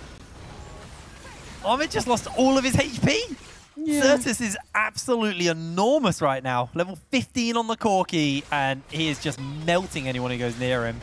And what's crazy is Armut, like, you don't think about him as a tank player. And so far, in the best of 5 versus GK that went all to 5 games, a Supermassive try and make a play here, Armut excelled off things like, we got the Rumble priority pick as well. That was banned away. They're like, okay, you're not going to B-side B1 Rumble. Carlson? I mean, if they get the vision, he will probably just pull that trigger. Xerxes coming in as well. They should just push mid. I feel like this TP just shows push mid, put pressure on. They're grouping up as 5 to punish this over group, or rather, you know, pick squad. Yes. You need to force a wave in, separate them. Someone has to go match because Dragon's up as well. They're trying to group up so they get a pick before Dragon, but Hitbrain, what I want to see here is this Ashe Arrow fight on the first person they see, which is the Corki, but it might be too late. Oh, Solar Flare goes a little bit wide. So does that Zenith Blade. Carry is on the wrong side. Teleport coming in from Supermassive, but you've got a Rel who's half HP. It's now lower than that after a couple of Corki Qs. Can they do anything? And the problem is that Rel didn't go Warmogs first, went Abyssal Mass, so there's no regen if they want to take this fight. Oh, they're coming over around from the back. Can Certus just get the damage in? Ashe Arrow does connect. Carry jumps over the Magnet Storm. Fiesta pops the ultimate. Can Armor get close? I don't think he can. Heretics have already taken down everybody. White-In flashes forward. The W comes in from Jax Spectre. There's the slicing Maelstrom as Jax Spectre gets a little bit closer. The triple kill over to him. Unforgiven goes down, and there's the slam from Carlson. There is the nail in the game. Heretics have got this in the bag. I mean, they outplayed. It feels like this draft as well had such a good theme to it as well. The favorite thing about Heretics in this game is that they always picked apart the pieces, and the carries outside of that one mid play were always in the right spot at the right time of the fight. They're going to push through bot. They're going to end this one quickly, and in 25 minutes, this best of 5 in the quarterfinals of EMEA Masters, while might not be over just yet, is definitely starting with a bang, with an unthrowable opening from Heretics. Never has a caster curse been so big. I'll stick with it. Could you imagine? No, I totally agree. 10,000 gold between them. We're going to see this fight again. This is, like you said, the Warmogs meant Carry was half HP. They knew this was coming. He just dies before he can ult. I mean, the thing about Carry is he still gets a good engage, and, like, props to him. But you can see Armut is trying to space and, like, I don't know if he's luring out the exhaust before he goes in, but Armut, whether his flash has been defensive this game or he hasn't found the angle, like, he's not on the same level as this Rel. If he's there with the Rel engage, maybe. If he's there with the Zyra engage, maybe. But the pieces aren't coming together for Supermassive, and this composition, I mean, it has very different elements to Heretics, but the one similarity is that Zyra ulti, Cannon ulti, Rel ulti as well. There's a lot of great setup to spike down for people like Unforgiven and Fiesta to clean it up. But unfortunately, they've just never really had the chance in this game. And that's what's making this hard to watch for the Turkish fans. A game one that is falling by the wayside. A game one with Fiesta. class acts that are getting bullied out as Fiesta manages to get an escape route. Yeah, he's able to make his way over the wall. They go for a solar flare. Dude does get a little bit wide and holding her for a little bit here. In comes Carry. Hex Again. flashes over the wall. Teleport coming in from Armor. No one's here yet. Supermassive want to go for this fight, but look at Carlson. He's found the backline. The Ash Arrow comes in. Slicing Maelstrom does connect, but look at the backline. Absolutely obliterated. Jack Spectre will finish up Unforgiven. Carry will go down to the side of Certus.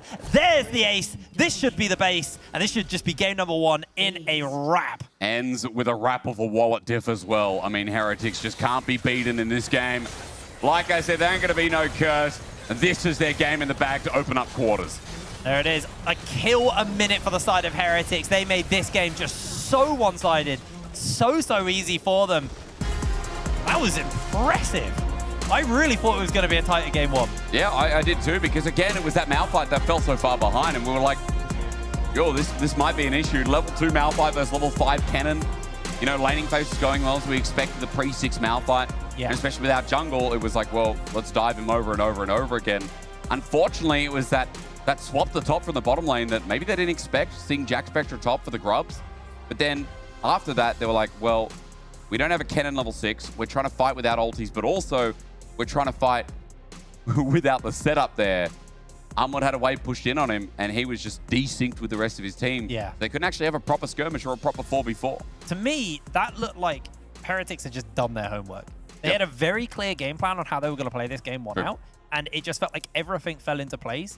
I will admit that that pick on Fiesta was maybe like accelerated things a little bit more, and they're like, oh, cool, free That kill. also helps But I the do Gorgie. think the game plan was always going to be that lane swap. I think they had a very clear plan. It's definitely winnable after the first blood fail. Like Yeah, absolutely. Like, that's just a light mistake. Yeah, but yeah, it was yeah. just Heretics didn't make any mistakes, really. True. Very clean game from them. We're going to pass it over to the desk, though, to break this game down. Thank you so much, Hipbright. And that was a clean one at that. Interestingly enough, they start with the swap, but I don't know. Yeah, look, I think Jake said it really well there, by which I mean hip rate in this particular instance, because there are 2 Jakes that I have to clarify. One of the big things is they did their homework. They came in knowing exactly how Supermassive want to play. They saw what they were going to draft. They had the answers, and it went very smoothly. They got what they needed early on. They got the kills early on. And the other side of it is Supermassive, as we've said, sometimes play more as individuals than they do as a team, and Heretics really tore them apart across the map with it. Speaking of them being aggressive in the early game, there is a fun statistic throughout EMEA Masters so far in the summer split for the Heretics. They have a 100% win rate whenever they're ahead at 15 minutes. Wow. And by 15 minutes, they were 4-11. There was absolutely no way Supermassive, just statistically speaking, no way they were getting out of this. That's a scary percentage. That's a scary percentage. We fall off just 1,000, we're done. It's done so. Also, when we look into the fight and we start to look into the grab, just as Jake we're talking about, this, forcing a fight, and there's no cannon level 6. No, because the cannon had died multiple times and had already burnt the flash top side. So yes, you got priority with your cannon with no flash and no level 6. What is he doing in this fight? Absolutely nothing. Xerxes gets away with murder by still having his E available, that Lunar Rush to dash back out of combat, which Diana often doesn't have. And at this point, you've got your 2 AD carries who were here a long time before Unforgiven turns up now. Yes, you get a kill back, but the damage is already done. And then moments later, this is just after Whiten on the Leona gets caught, but then Xerxes still has another charge of the E, still gets to press R. Guess whose AD carries are here ready to turn around this play?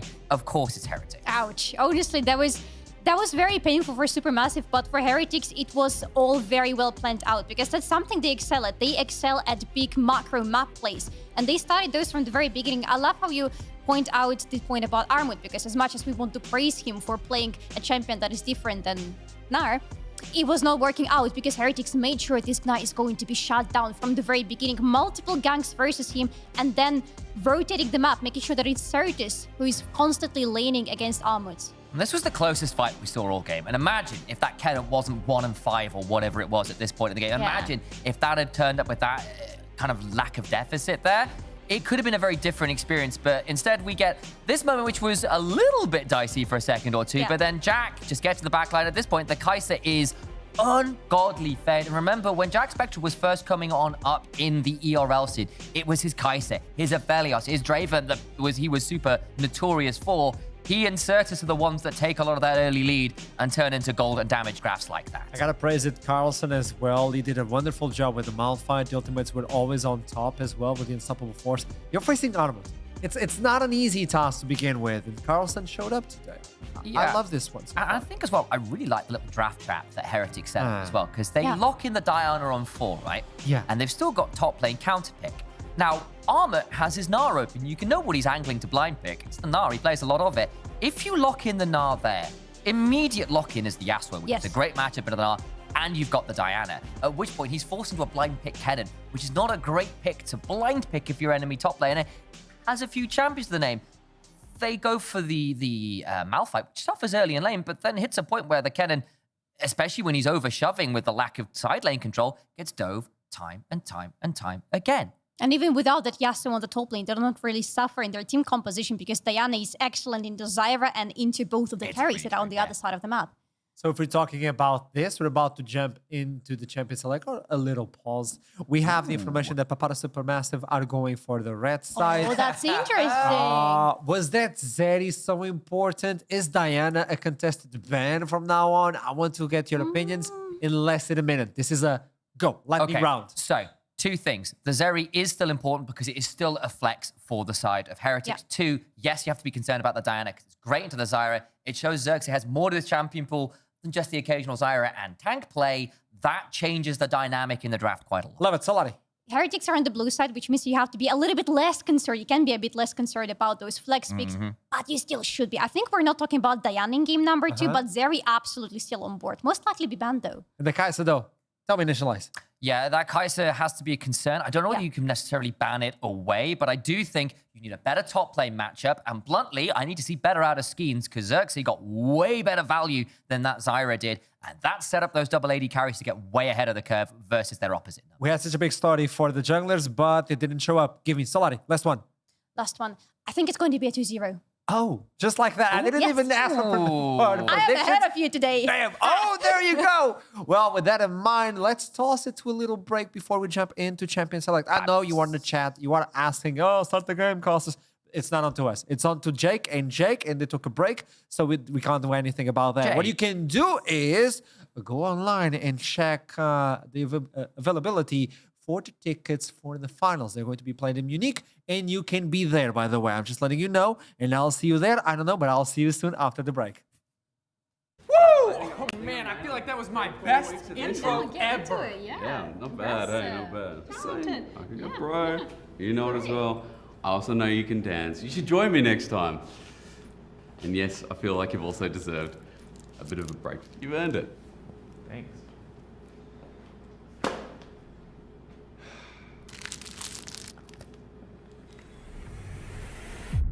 Even the biggest champ needs a break. He's right. I can dance. Ooh. Oh. Okay.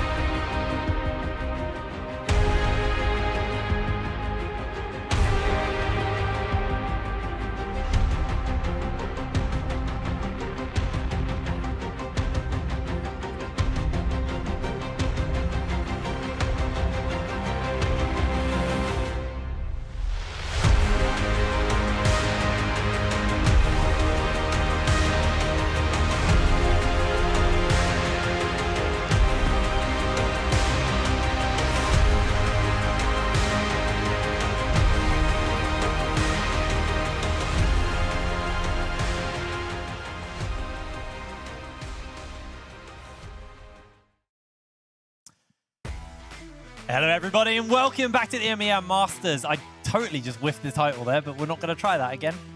Game number 1 was a pretty decisive. Stop, don't worry, mate. I just kind of word vomited. That's good. Letter vomited. That's us, though. Yeah, that is us. That's literally how we work. League of Legends, yeah, game 1, very, very one-sided there from the side of Heretics and Supermassive. They need to bounce back. Yeah, they do. I mean, on the desk, they kind of, I think they flip-flopped a little bit and were like, oh, this is going to be a 3-0 now. At least I heard Solari. I'm sorry, I'm not. You guys can defend yourself. It's okay. We don't have to be kind here. The thing is, I don't think it's as one-sided as people think after the draft. I think the draft gave, and like, sure, you can be like, oh, in-game, like, the Kaiser swap was big. Armut wasn't there for the fight, and deciding to fight for Grubs probably wasn't the best decision after what happened. But, like, I think the biggest turnaround for me is seeing Papara, as I heard, on red side, and seeing counterpick for Armut. A lot of the time, the success of this team versus GK came off the fact that Armut could play counterpick, and you get jungle counter as well. Because jungle counter for Skeens seems to be a really good direction for things like the Viego that came through a couple of times versus GK as well. We're into pick and ban now, and I want to see how they play around that. Expect counterpick top, expect jungle to get a bit of priority later in the draft as well to see what he can excel on. While Heretics, I mean, they've left open a lot of things that they normally leave open. You and I were talking backstage. The Ashe, the Ezreal, those are things that are often priority for them, but they're like, no, we're versing Armut. We need to get rid of this Rumble. Even on blue side here, with LeBlanc taking up against Fiesta, which is a new one. That, to me, shows me that things like Rel are higher priority for them than just blind picking the Rumble. I say Rel.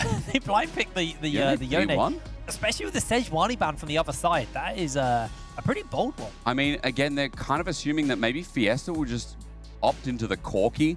Yone is, meant to be a counter matchup into the Corki, but globally we've seen Corkis kind of push through it and be fine. We get the Zeri again, which is a double/triple flex. I'm not sure if Armut is playing top laners right now as 80 carries. I feel like he's kind of not. So we'll have to see where they go from here, because again, things like the Vire up, which in other regions would see paired, and also a good takeaway, because again, against Zeri, Vi is a really solid pick here, especially pairing up with the Yone. This would be a beautiful take, and it would be a denial for Xerxes. And it's actually a champion that we do see Skeens play throughout the tournament as well. So pretty comfortable pick for him at that point. Gives you that kind of guaranteed engage. Now the question is what is the answer going to be on the side of Heretics? Obviously, the only thing they know for certain is this Vi's going jungle. That Zeri can go mid, it can go top, it can go bot. So there's plenty of things up and available. The Rel is there if they want that. The Leona is there. There's quite a few good supports for the side of Heretics. No way. And the Xayah? But of all the things, I did not expect that one. I mean, that tells me, for Jack Spectra, we just saw a Kai'Sa game, but like, Kai'Sa Rel was up. We still build up for the dive comp. I mean, you're still doing something similar, but I'm kind of worried here. Leona being up and available is a really good answer into Xayah Rakan as a bottom lane as well. I love things like the Rel too. Like, I don't know, you're giving safety to the 80 carry, but I think the Xayah here early, to me, is just a massive question mark, when there are so many better 80 carries in the meta. And I think 80 carries as well that synergize just as well with the comp that trying to build with that starting Yone. Yeah, absolutely. Now, we don't actually know where the Yone is going, because that could technically flex into the top lane. That's also true. So there is a little bit of a world of flex. Now, I expect this to be a lot of jungle bans coming in here. We're seeing the Poppy getting banned away. Poppy, very good into what we can see from the side of Supermassive. So I think that's a pretty solid ban off the back of this one. But yeah, Heretics, they're going to be looking to probably look towards, the brands, the Zyras, these AP junglers, because right now that's a very, very heavily AD team, and an Ahri ban coming in targeting Fiesta here. Yeah, Ahri Vi, a really good pairing. I mean, even though it's not a perfect pairing, we already talked about that Zeri being a flex. There's another jungle ban comes through. Now, remember as well that Poppy can actually be in a jungle role. So to me, it seems like they're targeting Xerxes, and Xerxes historically has been a really good Poppy jungle. I think the time when he was on Splice was actually prime Poppy jungle meta. So with that taken away with the Lilia as well, to me, it feels like the options for Xerxes this game are along the lines of things like Zyra. You want the AP, you can facilitate that in the jungle role. Sejuani is not up and available, nor is the Maokai. That would be perfect for this draft, as we get a Taliyah. So Taliyah Vi, we have not seen as much Taliyah since the nerfs as well, especially not in the jungle role, but here even in mid. Did they play it in Game 5 on Friday? Can't remember. My brain is fried. We definitely had a Taliyah, but I'm pretty sure It was Fiesta who played it. Now, there's going to be the Cassante, which reveals that this Yone is going to be going into the mid lane. Jungle-wise, it needs to be AP.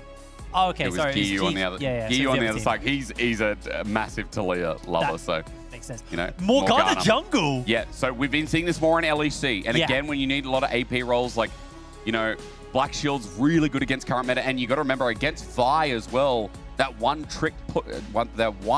trigger pull engage. There we go. With the ultimate. That's something. So I like the pick here for Xerxes, and there is a bit of lockdown. We can discuss the draft in a second because this is what I wanted to see. Yes. Armut in Game 4 and Game 5, I told you it's top priority for the draft, where he is looking to give himself counterpick on this red side, as you'd expect, but he's been pulling out this Gwen more and more, and that's why I was looking at the Cassante here, being like, well, you're going to try and neutralize this lane as much as possible, and I think in the early phase, Cassante can actually win out, and you can actually solo kill the Gwen, but she will outscale, she will destroy this side lane, and Armut, it's set up for him to carry. We've got good, strong mid-jungle pressure, while top side, there should be a lot of carry potential from Armut, as I said. While on the other side for Heretics, I don't like the Zyra Khan, but I do think into this draft that's now been built, you get a lot of utility that comes through out of things like Vi. You can essentially press the R button, right? But there is a lot to pull out that R button, so it just depends how much can access Jack Spectre in the backline and how much use is Certus going to bring to the table as well, because a lot of his side laning is going to come into question in the game, as this Yone is going to have to pop off and sync up well.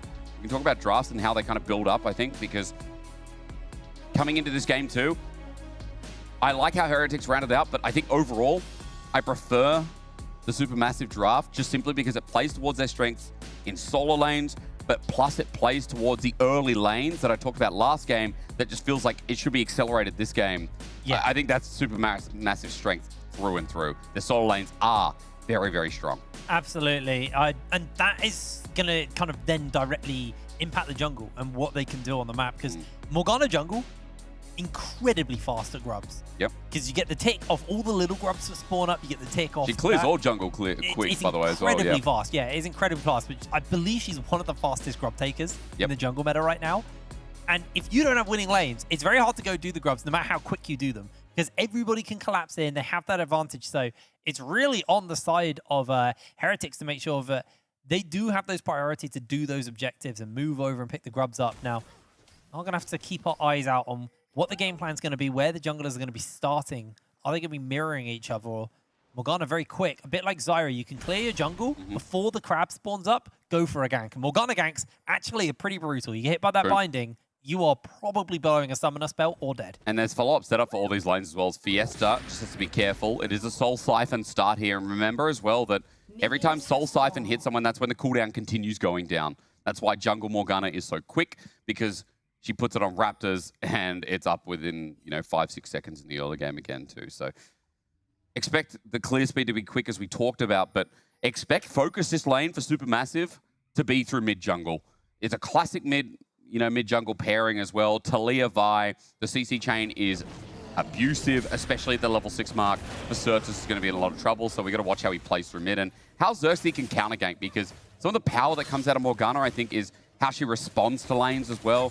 Not only her CC setup, but the setup that can come from Certus as well for follow through, from even the bot lane as well from top. Like Morgana can play through any of these lanes is my basic analysis. Yeah, I think mid lane is, to summarize, going to be probably the most important lane in this game too. Yeah, I think the early bit going to be a little bit miserable for Certus until he gets at least to 3 spells, because he's going to find himself getting constantly poked down by Fiesta. Now the bot lane. Don't really expect much to break out early here, at least at level 1. You are seeing Heretics, though, do get advantage and shove in their favor at the start of this game. And this is actually, if you look at the jungle, you can see the Supermassive Skeens, he's pushing up. So he's actually clearing upwards, while Xerxes is clearing downwards. So eventually a wave could build up, push down, and that could be the opening for Xerxes to go for that early gank we were talking about. Did you see it, by the way? I mean, Soul Siphon here, ready? Watch the W, okay? It's down, and watch it disappear. Comes straight back up. It's back. So nasty. Yeah, is it Soul Siphon? Isn't that her passive? Yeah. Tormented maybe it's Soil, I think. Tormented Shadow now. They changed it. They changed it? Yeah, I know. You're right. Soul Siphon. See, you talk about you don't know abilities and you're like, Soul Siphon's her passive, actually. I only know Well that done. because I was playing Morgana jungle and mid recently. Oh, really? How does she feel? I feel a lot of pros have started playing her again. I think she was so fast. Yeah. Her clear is unbelievable. Is she faster than Zara, though? That's the question. I think she's a little slower, but Yeah. like it's very marginal. I mean, you're looking at like 330 is the average clear right now. She is like, well, you're seeing Xerxes just finished the clear at 3. I think that was 14. They finished the clear. So I believe Zyra is about 310. So it's really not a massive difference. And you know what's good as well by that fast clear is, I mean, you can threaten bot. The bot 2v2 coming out of Supermassive, it's not a strong lane. It's that binding almost connecting. Oh, that was so close. Does put down the shadow on the ground. Yes, Tormented Shadow. Oh, I mean, he's looking for some deep vision, and he does find it. Granted for the second clear. Xerxes just going to take away the scuttle. And even though he has a quick clear, I mean, Skeens was able to just get topside, clear out scuttle himself. Xerxes making an appearance, does pressure bot. We have to see how much that means as Xerxes just comes flying from somewhere. And it might mean quite a bit because, again, as this push comes through, we're asking ourselves, you know, why did Heretics prioritize this lane? Why do we get an early Zyra Rakan? I think part of the answer is they're looking for, you know, some of that 2v2 dominance coming through versus Rel versus the Zeri. And, you know, they're going to be pushed in all lanes. So this gives opportunity for Xerxes to play towards the bottom side of the map, while Skeen's going to have to play reactive. Oh, White in, able to jump away. That grand entrance just to break away from the side of Skeens. And this is what you're seeing. We saw that very first Fox clear from Xerxes. Quick bit of pressure applied on the bot side that results in a plate for his bot lane. So they then accelerate their gold lead and they're pressure in lane that much more. And then Skeens comes for a gank, but it's kind of too late. His bot lane are kind of tapped at this point, so they were looking just to reset. And Jack Spectra looking pretty comfortable, doesn't really have any interest in resetting yet. It's just making sure another wave crashes and then moves away. Now Fiesta has come down and looks for White, and they do get the crash down, so they get all of the CC they need onto him, but he is able to jump away with that battle dance to Jack Spectra. Jack Spectra has no mana, so they're just getting a whole bunch of damage into carry.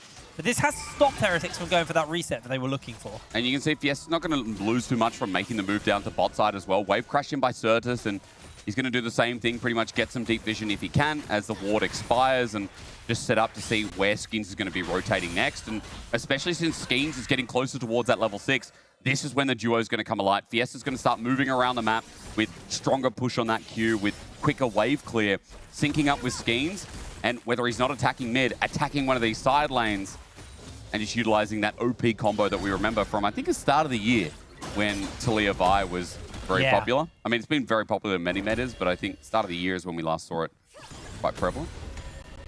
Now, looks like Carlson's actually shoving a wave in here. So Skeens is seeing this as a potential opportunity to go for a gank, although Armet did just snip most of that wave away. Carlson, though, will find himself hit there by the Q. Needlework comes down from Armor, gets one of those slows in, is just trying to get a little bit more damage as the snip goes down. Missing quite a few of those needles, though, from Armor, and Carlson doesn't have to burn anything. Ghost from Armor, though. He's got a Negatron Cloak. Notice he's already optimized for the lane, so he takes a lot less damage. But the Gwens now come into level 6. There's a lot more damage in, and Armor was already doing well for the lane. I know you're scoffing a bit because Xerxes is doing the grubs. And yeah, double tormented. There was 3 down at one point. Was there? There was 3 on the floor at one point. Because I think it's every unit it hits, it brings the cooldown. Yeah, which is nuts. Epic. It's why, like, things like mid, if you just don't want to play the lane, is really strong. Fiesta, though, finding himself in a bit of danger, has been ignited. They miss the ultimate there, and they just ping back. Fiesta's still alive. He's got the rest of the team coming in. They do crash in with some of that damage, forcing a little bit more. Xerxes coming in onto that side. Fiesta just hovering the edge of the fight. Xerxes flashes forwards with the chains. Will connect onto 2. Jack Spectra secures first blood. It's a 1 for 2 already. They do connect the binding there from Xerxes. They just put a little bit more damage down, trying to find that knock-up. Whiten can't find the connection. Heretics. I mean, you could see how confident Supermassive were coming up from the bottom side of the rift, and Fiesta flashes towards his team. He does all the right things. But Xerxes with a clutch flash. This is what Morgana's built for. Flash is so important in a kit for this reason. And as we look here, it's disengage central. Sidestep from Fiesta, and he flash here. You think maybe he shouldn't have flashed, but the rest of his team's coming. Why not? He wants to stay alive as White in flashes too and gets out. But Xerxes sees the road and he paves it in. The angle, absolutely beautiful. Unforgiven then is like, oh my God, how do I get out? The answer is he doesn't. And for Heretics, they then converge on this spot. Xerxes single-handedly cleaned up that fight and sets up for a great early game there. we're talking about the level 6s of Supermassive here and how it impacts the game, but Heretics jungler in the right spot just does it so much better. Really, really nice stuff coming in from Xerxes. I also said it was a 2-for-1. It wasn't. They got the dragon for the side of Supermassive during that. That's what kind of baited me. The little announcement for that came up. So the side of Supermassive, they have got a dragon under their belt, but you do just have to be so worried. This Morgana going to be very quick on the next spawn of the grubs. You suddenly get 6 grubs over to the side lanes of Heretics. They're going to absolutely melt through towers if they get the opportunity to get near them. People underestimate the Yone magic damage that applies to turrets, and grubs help that so much. People also underestimate the auto attack reset that Gwen has. A small trade through mid doesn't mean too much for now. But Fiesta's just going to try and get this push here and see what he can do on the map. Go into Fog of War and give fear to Heretics. That's what you do as Talia. But on to the point about Armut, I mean, he needs grubs. It would be such a big pickup. But for Heretics in this early game, I just wonder, are they going to be too strong around this next grub trade? Because we're getting close to Jack Spectra with the first item. And that Xayah Rakan lane, I mean, they're naturally going to be stronger. Zeri needs a lot more time. I even think this Yone is doing quite well. Yeah, so that's handling lane very, very well. Timing is jump forwards with the key 3 onto Fiesta. Fiesta actually now down in HP. It's going to be forced to back, and there is a CS advantage over the Fiesta, but that's kind of what you'd expect from the nature of this matchup early. But I think we're kind of getting to the point now that you've got that Vamp Scepter, you've got the attack speed boots, and Certus is feeling pretty comfortable in this lane. Does look like Supermassive, though, are rotating resources over towards this bot side. That was so cheeky. They're looking to rotate resources over to the top side of the map, sorry, just because the grubs are spawning up in 40 seconds, and they know how quick Xerxes can take these. And I mean, this is going to be dependent on placement on the map. Fiesta has TP, but he's bot now to catch the wave, while Spectra is not here. He's got the Essence Reaver completed, and so there is an item difference in the 80 carries, but it won't matter if he's not here to use it, as Supermassive set up for a top gank. Yeah, they're looking for Carlson. He's able to get away, though.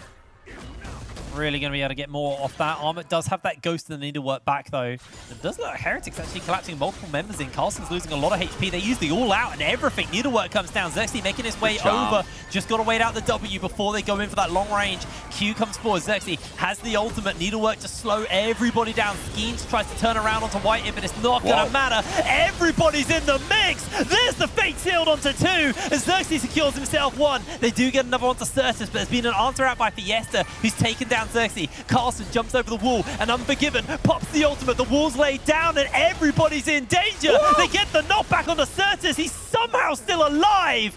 Supermassive fire back. I don't know how, I don't know why that turned into a brawl, but I like it a lot, man. The AoE Paradise. You've heard of Gangster's Paradise. Everyone loves that song, but man, I'm ready to remix it right now. I'll tell you one thing, though. I mean, Armut gets a lot of damage off, and Supermassive in the afterthought will start up these grubs. Carry? Carry, don't die. Now, Fiesta will be close to dying as well. They deny at least 1 grub, but remember I said, hey, it doesn't matter if Jack Spectra's not there. You look at that being a Supermassive win, but I see it as a Heretics win. They leave Jack Spectra in the bottom lane. He hits the turret. He gets first turret blood on this Xayah that's very escalated. And Xerxes, even after the reset, because their health bars are so low, comes back, full HP, and takes away 5 grubs in total. So it might look good for Supermassive as we break this down, but I think Heretics still won out. So we start with the Cassante ult. Okay, Armut has to start the Needlework. It's not very strong at level 6. He kites away from the knockback from Carlson, which is nice. He gets a bit of healing as Conqueror now fully stacks up, but I'm looking at Skeens and what he can do. He ultis onto Xerxes. The all-in is great. Carry sets up, but you can see, even though Armut gets damage and Fiesta turns it into a Fiesta, Heretics, even though they limp away, I mean, they still got a little bit at the start of this fight. They still got 2 kills from Supermassive. Yes, some goes over to Unforgiven, that's great. But Xayah wasn't there. Staying bot, Jack Spectra gets the gold lead, almost 2 items. And even though Dragon goes to Supermassive, it's a 3.5k gold lead at the 12-minute mark. Or 2.5 if someone could do math properly. And with the kills in the right places, I feel like Heretics' early game has been fine. Yeah, I think the fight was good for Supermassive, but the overall map play definitely in favor of Heretics off the back of that one. Now, with that gold injected into Jack Spectra, where are they going to go? Because they are probably the major power point for their team right now. They've got a Zeal, they've got that Essence Reaver. This is an incredibly accelerated Xayah. Carlson actually having a little bit of a scrap versus Armor. Has the Q3 charged up, so actually not going to be able to land that. So they dash away to safety.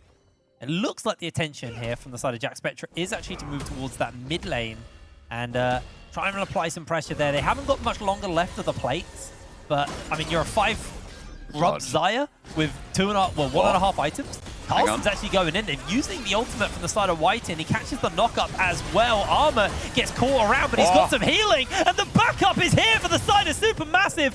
Carlson running away, taken down. Armor just played the bait there. Coming in for the Featherstorm though. Jack Spectra tries to get the damage down, is able to get it with a Q, trying to now get onto Skeens. Skeens able to jump away, actually re-engages and finds himself rooted. That was questionable. Double kill for Jack Spectra. They just feed him more and more kills. I mean, Skeens already has been out-jungled. I feel like Xerxes in the early game, but that shows more as this isn't stopping him. Unforgiven, maybe wanting to come over the wall. Don't think he's going to be able to find it, but they do get onto Whiten. He's got that battle dance, so he can jump away to safety. Unforgiven, putting a whole heap of damage out. The Q does go wide. Teleport coming into the top side, though. Fiesta's making his way over. He has the Weaver's Wall. Unforgiven's chasing forward, but finds himself rooted in place. The binding from Xerxes connects on, and there's the burn from the pool on the floor. It's just carnage. When some of this CC lands, it's so hard for Supermassive to get out. You need Merktread's stat. I mean, this game is so frustrating to play against Xerxes Morgana, but also questionable moves by Supermassive to continue fighting there versus Jack Spectra, the most fed person on the map, and it's not like they're getting anything on the side of the map as we get an ult for Jackie. He has no ult, remember. Jack Spectra used it earlier. They're getting a whole heap of damage off, but he's able to escape, and the backup is here. They do have Skeens. Xerxes flashes forward, locks down onto 2, and their fate is sealed. Certus secures the double kill. Now he's jumping in onto Armor. Can Armor turn it around? Giving him a haircut. The snip comes down, and now Whiten's come around. It has been a bloodbath in the top lane. The needlework slowing everybody down, and Carry has returned to the fight. Magnus Storm's about to come back up. Teleport's there. Certus is jumping in. Knock up land on the free. There's Carry getting a shutdown. That's the worst person to kill the Xayah. The free man Magnus Storm, but no backup. Oh, call the clown car and take him home. This game is carnage. I'm ready to get in. I'll drive it if you want, man. Heretics are happy to be passenger number 1, 2 as we do it. Again, this top lane is a fiesta. This is why we needed 2 play-by-plays on the cast. There's so much action. Whiten keeping Skeens in his line of sight. Fiesta's making his way over. They find the knock-up, and Certus secures the kill. Fiesta gets one in response. I think I can breathe. I think you can too, and Unforgiven is so done with this, bro. I mean, Certus takes a bit of damage, but he should be fine. He'll jump back. Turret doesn't attack him, I was going to say, if the aggro hits, if the red buff actually connected. Maybe if Fiesta was in range. Anyway, I don't know what we're going to get a replay of. I don't know what we're going to break down, but I'll tell you this. Heretics kept trading blow for blow, but they were always trading up, it feels. Their carries are so damn fed, and my God, we keep on fighting because there's a 7-0 Yone on my screen. Oh. But Supermassive, like, the biggest question to me is why are they fighting versus Xayah, who is so elevated and escalated into this game with an item difference throughout. Now 2, by the way. Like, it's just decision-making from Supermassive that makes me question this Gwen is nowhere near that huge, like, 3-item, massive needlework that one-shots the team. We're fighting again. He's 1v3ing! The fate sealed from Certus means Fiesta goes down. They try to chase around, but they can't. The black shield makes sure he's A-okay. Certus did have the Q3 charged up, but doesn't go for it. And I don't think he's back for like a year. Bro is still on Blade of the Ruined King. Observers, if you're there, can I please say, I know you're there, but I'm wondering if you can understand me. Please show me his in-inventory gold. Press that X button. 2.5k gold. This is about to go up to 2.5k. Watch it. Watch it. Watch what he backs on. I think he had Blade of the Ruined King at the start of that 10-year-long war top. Show me. He's going to have something huge here. That's a full item. Yep, shield bow. Just gets a shield bow off that base. Yo, and he's sipping. You saw that camera as well. What else did he get? Nah, just the Mortal Shield Bow. Too much to ask. He's on about 3k gold. What is a Mortal Shield Bow? 3.5? 3.3? I should know the answer to that. I should too, but it's something there. It's 3,300 is my guess. Yeah, it'd be around that point. So, yeah, this game's done. It's in the bin. Like, the reason it is because who's going to ever side lane versus Yone? Okay, we're committing everything here, Hipbrain. Yeah, they're going to need to work onto him. He does have the Fate Sealed unavailable to him, so he flashes away to safety. But I mean, this is it's costing so much. They lose a tier 2, Herald Charge, Dragon. Because you have to commit so much to the side lane for this Yone to get anything done. And even then, like, he hasn't had to burn his flash. Okay, Armor gets out of turret. Yay, we're down. We get something as Supermassive, but even as I speak of them like a third person, the side lanes elsewhere are always so good. Jack Spectra has constant mid pressure as well because he can always step up. And Supermassive has to worry, well, where's that Rakan? Where's that Morgana who's been running the map? I mean, I was confident that Supermassive, like, could get a couple of games here. I like the draft adaptation, but they haven't used mid-jungle. They've used it towards top, but, like, I don't know, the execution, trying to use it on Cassante or Morgana, like, the setup hasn't been clean. And I think that's been the story of this series so far. That Supermassive have really struggled with the burden of execution on this draft because it should be so much easier to execute through mid-jungle, but it just doesn't feel like they've done it early enough. It doesn't feel like they've really used it either through the lane.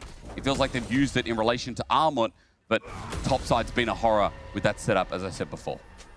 Yeah, it's been that top side was a bit of a bit of a show. A word I can't say in front of the show. Yeah. There was a lot of action that went on, and we were talking about how accelerated Jack Spectra was prior to that, but now it's Certis who's accelerated.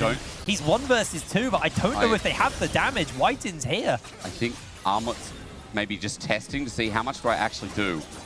Not enough. With the Mortal Shield Bow, yeah, nowhere near, right? And you can see, like, every time Supermassive try to make a play on top, okay, 3 people show. Guess what? Mid's now going to be under threat. Bot's going to be pushed in.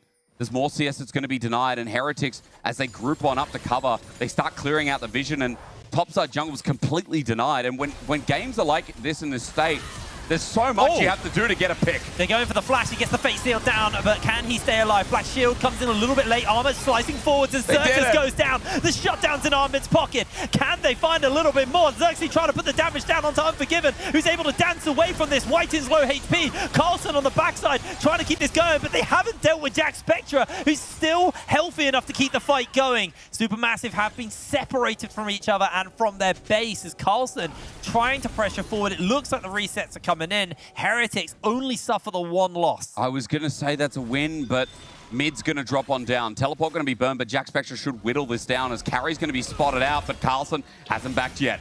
Skeens is in the area. Jack Spectra finds himself caught out, losing a lot of HP here. The Q's coming down. Jack, can he survive this one? Get the root in. Carry's chasing forward. Jack doesn't have that ultimate available. What a binding onto Unforgiven, who's burning down to the Leandries. It's just going to take 1 more. Xerxes flashes the wall and secures it. Man, that binding was clutch, but look, Heretics, they can be split in a fight. They can overcommit for inner turret mid. Like, it just takes so much to kill them. And Supermassive, it's a really rough game state. Sure, I feel like they will outscale through that Gwen, but how much more time do you need? This commit was good. When you're in a game state like this, you have to throw everything in the kitchen sink on this strong side laner, but Carlson comes through, separates the fight. Armor gets a shutdown. Okay, big. But look at the back end. Xerxes, Unforgiven, flash down. Okay, he is now without any summoners for the next fight, which matters a hell of a lot more when you're the team losing. They also get mid inner turret for it as well. They get a kill off the back end. Gold is still in their favor at 6,000 as Jack Spectra just permanently sits mid. Now with an Infinity Edge picked up. 3 items versus 2. He's got a full leg on Unforgiven. There's not really been time to talk about much other than the game and just what's happening in the moment because there's just been so much action. But what you got to remember is this is the Spanish first seed. Heretics absolutely crushing it over in the Superliga. Yeah. And Supermassive, while they are the first seed from Turkey, no one thought they were going to beat GK.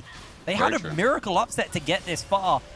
And now that they've gone up versus Heretics, it was a 5-game slog for them to get their victory, but honestly, this is the makings of a 3-0 here from the side of Heretics. They are having absolutely phenomenal series. And they have a really clean draft understanding. That's what I've loved so much about the Spanish team is like their win cons, okay, when do they come online? Right, we play around 6 in game 1.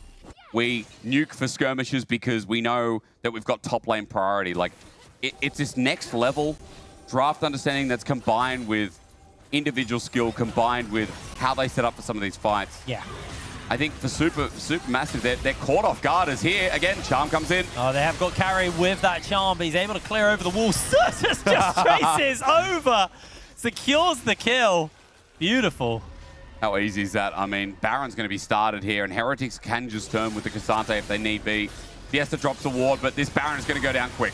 Fiesta able to dodge away on the knock-up, is making a flash for it over the wall as Q comes in. Carlson does get connected Takes onto, no but damage. he takes absolutely 0 damage. Armor now is here. Armor is the most fed person on his team. Remember, he got that 1,000 cold shutdown, but even he's not tickling Carlson. Weaver's wall comes in from Fiesta, catching them inside the pit. That is a beautiful wall, but Carlson is just a problem on the backside. Over with the fate sealed. Certus goes, Binding connects in. Can they get in range in time? Armor can't move. Unforgiven trying to just put a little bit more damage down as he cannot find that opening. Supermassive are just melting in this game. Isn't it just like game 1? You see a beautiful setup, but the gold is already so far behind that it doesn't matter. As White in, you know, that should be an engage and set us up for good damage for Unforgiven, but he's only a 2-item Zeri. That ulti against the wall from Fiesta looked great, but Certus is feeling himself on this Yone. This B1 Yone that I admit I criticize, but I think Heretics are just better. I think you could throw any draft against the wall right now. You could throw an early Zyra Khan like they did. It wouldn't matter. Heretics right now, I think they're diffing across the map. This team is impressing the hell out of me in this quarterfinal. Yeah, they're having an absolutely phenomenal game. They are all-inning on Carlson here. He is very likely going to go down. Doesn't have the ultimate, so that is going to be at least a kill for them, but like a lot used. They are going to now collapse on this dragon. They win a 4v5, by the way. I don't know if yeah. I think Supermassive, they start this dragon. Certus hasn't reset yet. He has now finally got it. Got the Infinity Edge in this pocket. Teleport will be available. Heretics collapsing in. I think the 4v5 is in their favor. And it's not even the full 5 because Armut's on the top side. This dragon is slowing Fiesta down. He can't break away. Well, at least interrupted their good unraveled earth. Just about able to break away from that one. Fiesta did lose his Sarah shield though, I believe. So Ocean Dragon's going to go over. I mean, it is just the jackpot, no pun intended, for this team as Xert stays damage. Yeah, that is a dead Skeens. Not going to be able to survive this one. Probably the Weaver's wall comes in from Fiesta as he breaks away. Dragon secured. Second one over to Heretics. I think they're just dotting the I's and crossing the T's at this point. I think Tarby's was an egregious buy, but I also understand the reasoning for it. The 80 carries are so fed on Heretics. There's no right or wrong in this game anyway. Like, this is domination. This feels so different in so many different ways. I came in expecting a lot out of Supermassive, but Heretics are insanely diffing them on the Rift right now. And you can say anything about draft, I think these players are just so much better right now in their current form. Double inhib's going to drop as well. This is an unwinnable game. I'll say it again. Unwinnable. Yeah, it does feel pretty rough for them. Carlson, once again, might find himself caught out. Certus has to use the ultimate to break away. We do see Armut throw down the needlework. Just trying to get some damage in onto them and slow them down. Carlson throws the all-out in. Certus actually has himself the jump forward and is doing so much work to Skeens. Has the knock-up charge. Can't quite get the kill. Carlson goes down. But Certus just mincing through Skeens' health bar. Like, they can muck around, they can play for kills, they can play 2v4, it doesn't matter. Every time Carlson's just late to get out, that's the only criticism I have. Bro is just on a slightly different timer than the rest of Heretics. But Hitbrain, I mean, you know, you said it well in the fight. We talked about a good ulti. It was a good Weaver's wall. The problem is Certus' ulti that follows through, and that Carlson zones off 3 people by himself, and Jack Spectre can just hop over the wall with his flash and be such a threat by himself too. I mean, this is the almost the frustrating thing about this series. Yeah. Is Supermassive are actually playing well. It's just they're fumbling the early game very well, a lot. So their team fighting is there. They're drafting relatively well, but they just constantly falling behind too much. But when they do get a good fight, they don't have the money to spend. And now, with another fight breaking out, you can see Carry jumping into the backline, but he's already melted out of the fight. That's going to be Certus securing the kill onto him. Jack Spectre almost took out Skeens, but Certus has slided in forwards. Fiesta trying to put a little bit more damage down, but the Leandri's burn will finish him up. Armor trying to charge up, but he's going solo, has to pop the W and burns down for a double kill onto Xerxes. Heretics are just so far ahead. Like I said, it doesn't matter. They can be so split in one fight. They can play with their 80 carry in the middle of 4 people. They're just so far ahead, and if Certus is alive, it's fine. If Jack Spectre is alive on the other side, it's fine. Even Xerxes, I mean, Hipbrain, I think they can try and end here. It's going to be triple inhib.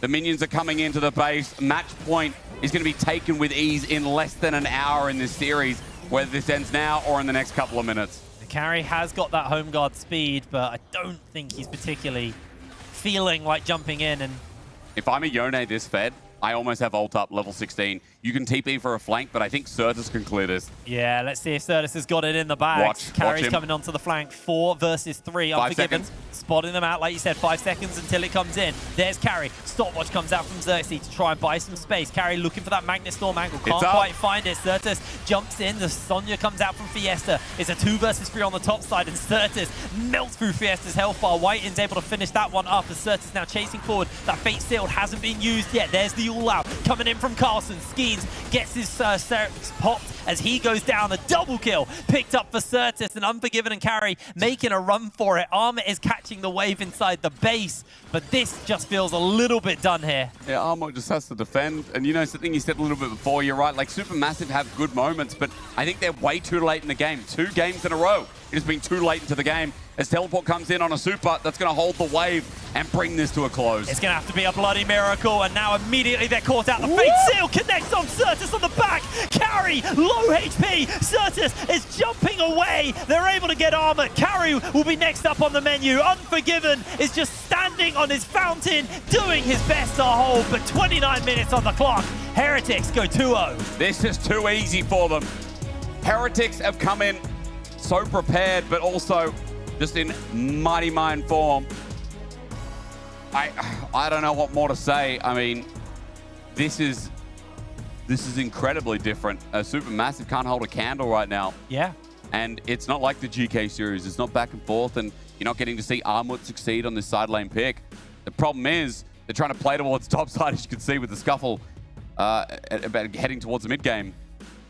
But it's built off the fact of these individual stars from Heretics being able to play these team fights so well.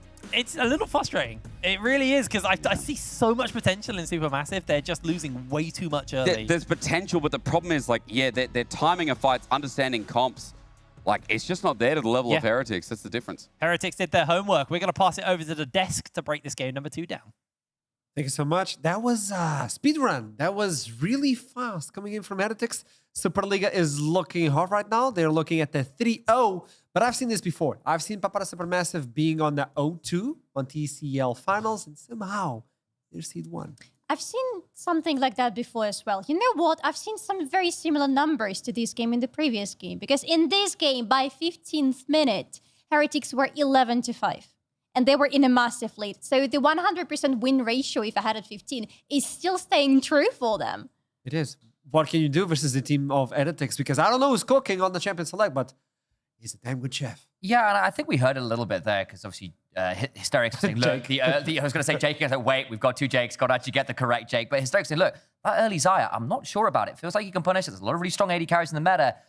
But it baits in, because obviously they've locked in the fight, it baits in a draft that's very one-directional. You are going in and you're not doing much else. You've got a little bit of ways to play around that, but with the Vi, with the Rel, with the Talia Weaver's Wall, you know how that combo is supposed to play. And then you lock the Morgana jungle on 4, another 4th pick jungler that comes in, and you have the Black Shield on top of everything else, and then the fact the Yone gets fed on top of that, it's like, okay, we've dived the Xayah, now what? She's still alive for the next 30 seconds. Most of the time she survived. A little later on, it got a bit uglier because, you know, Supermassive is still a solid team, but we saw so many plays like this. This is just clutch stuff from Xerxes. We're flashing for the R on that Morgana. the early skirmishes going their way, the early kills going on to Jack on that Xayah, made this a very hard game indeed for Super. It's not just the kills, though, that go into the pockets of Jack Spectre. It is the fact that some plays actually from Heretics were not the cleanest ones in the early game especially, but it's the macro that always helps them get out of them successfully. Look, right here, actually, look at the minimap, because yes, there is the fight happening on the top lane right now, but what's happening on the bot lane is that they've left Jack Spectre completely alone on that Xayah, getting all the gold in his pockets, and by the time he's out of that lane, he's so ahead of everybody because of the money. And you could see that obviously at the time, Jack was laning against Fiesta on that Talia. But the Talia teleports in, and at this point, you make it a 2-for-2 in a 4v5, and it gives Jack the whole of the first turret early on. Yes. And that's the thing we have been seeing is Heretics, particularly in these early to mid stages, have been making much more heads-up macro moves in terms of how are we getting more from this play from you? We are ready for this. We've come in with answers for what you want to draft. We know you like the Vi. We know we've got answers to it. We've baited you into this, at least from a draft perspective. And it doesn't feel like Supermassive had that much in the way of answers. They go for the red side. They go for the Gwen on that R5, and Armor has a decent enough game on the champion, but it's not enough to bring it back in their favor. And for all we saw as the game went on, 1 or 2 moments where Heretics overreached, played into the teleport bait, knowing it was coming in, thinking they could outplay it, and going a bit more even, it still felt like a foregone conclusion for Heretics to win the game. To be fair, Heretics tend to do it. We have seen it already in their series versus Unicorns of Love. They are ahead, they go a little bit too deep into the enemy, boom, they get punished for it. The thing here is they have insurance against it. They are so ahead versus Supermassive whenever they overstep that they know that there is no way Supermassive are going to punish them hard enough to get anything back into their own field. And I think this is 2 games in a row that I think Supermassive have been caught somewhat off guard in draft, and then when it's come into the game, they've also then been out skirmished. I've seen better map moves and better team play and then better draft reads, because I look at this Supermassive draft and it's a good draft. It's a good draft, that's the thing. You can play this one out. Hitbrain said it as well. This does make sense. It's just that Heretics knew what was coming and have the kind of creativity and understanding of what the game plan is from Supermassive to counter it pretty well. You come to the post-game graph and you see those are pretty solid numbers from the Gwen, the Talia, the Zeri. But then you've got this Giga-fed Yoni. Then you've got this Morgana that's done 10,000 more damage than the opposite number. It is a very challenging game to come back from the position they were in. There's always one step ahead in favor of Heretics when you leave the champion select and when you jump into the game itself. When we're looking into the jungle, we talked about them a lot during pre-show, but I think Jörg said right now, he's him. He's actually him, and he's doing it, and he's pulling it off. You have no idea what he's going to bring on the third game. That could be the last one, by the way. It could be. Yeah. And at this point, it's feeling like I kind of have to take my hat off, because Solaris said, it's a 3-0. And I said, I think it's going to be 3-1. I saw a little bit of messiness from Heretics in the mid-game. Some of those phase checks get me a bit worried, that game 2. And then they've actually just come into this game, this series, more realistically, incredibly well prepped. And I think for someone like Xerxes, who, yes, we've obviously looked, he's playing the Maokai, the Ivan, a lot of Sejuani, he's also played the Brand and the Rumble and a bit of the Zyra. Like, the fact in this game, he's also pulled out the Diana, has also pulled out now this Morgana. And then on top of that, you've got people like Certus really flexing their muscles. Again, the damage share leader on their team. He's like 28% of the team's damage. He's been doing a really phenomenal job at this tournament. When you pair all that together with a lot of very heads-up, very smart players, go listen to Xerxes and Jack Spectre talk about the game, and you know what they're going to be like. And then I look at Supermassive and I go, great players, but we've already heard from Armut that some of that coordination, some of that cohesion maybe isn't quite on the same level. We never talked about him so far. This is the first time I'm bringing his name into the desk. Wyden has been everywhere, by the way. Yes. I also like, he's sneaking.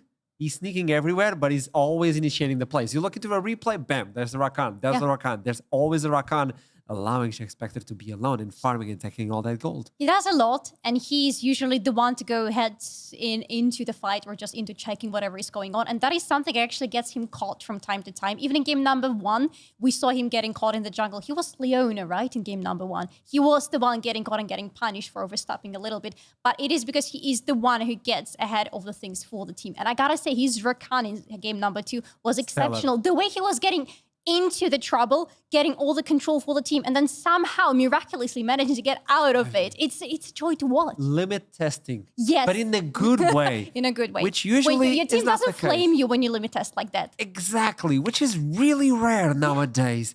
But we're about to jump into the third game, I have to tell you.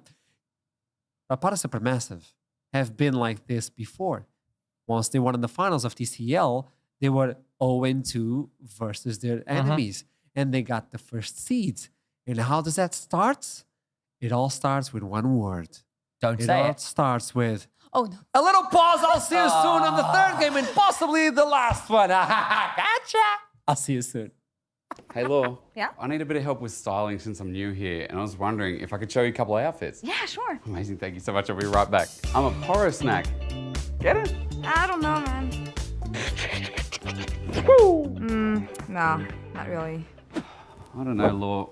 It's hopeless. No, it's gonna be fine. Here, let's have a break.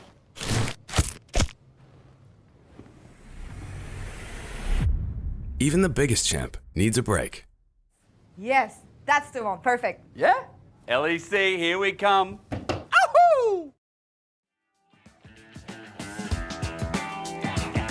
Okay, yeah, look. I'm running like a nosebleed. So stick 'em up, spread 'em out like a rollie. Hey, show me love like you know me. I'ma make 'em whoop, whoop like the police. Helen Keller forever, I'm about to go dumb. I need a fuck to borrow because I got none. I got ways for days, you're looking washed up. If you're in the way, you may just have a problem. Hustle, hustle, hustle, hustle. You should already know. You should already know. Hustle, hustle, hustle, hustle. Yeah, there's more money to blow. There's more money. I gotta hustle, hustle, hustle, hustle. Till I get that gold. Till I get that gold. Hustle, hustle, hustle, hustle. Yeah, make money, money, make money, money, money. I'm a narrator, all of you just the characters. Running it like a manager, handing you like a banister. Haven't had enough, all of you just embarrassed. Cause all of your bars are flaccid, need Viagra just to spit a hook. You need a coroner, cutting you like a warrior. All of your bars are boring, yeah, they're longer than the corridor. Your boys ain't cooks quick, it's tradition. The women know what's better in the kitchen. Hustle, hustle, hustle, hustle. You should already know. You should already know. Hustle, hustle, hustle, hustle. Yeah, there's more money to blow. There's more money. I gotta hustle, hustle, hustle, hustle. Till I get that gold. Till I get that gold. Hustle, hustle, hustle, hustle. Yeah, make money, money, make money, money, money.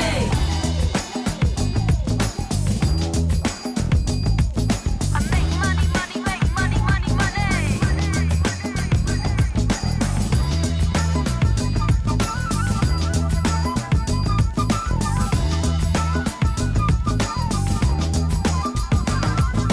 Make money, money, make money, money, money. Make money, money, make money, money, money. Make money, money, make money, money, money. Make money, money, make money, money, money. Make money, money, make money, money, money. Hustle, hustle, hustle, hustle. You should already know. You should already know. Hustle, hustle, hustle, hustle. Yeah, there's more money to blow. There's more money. I gotta hustle, hustle, hustle, hustle. Till I get that gold. Till I get that gold. Hustle, hustle, hustle, hustle. Yeah, make money, money, make money, money, money.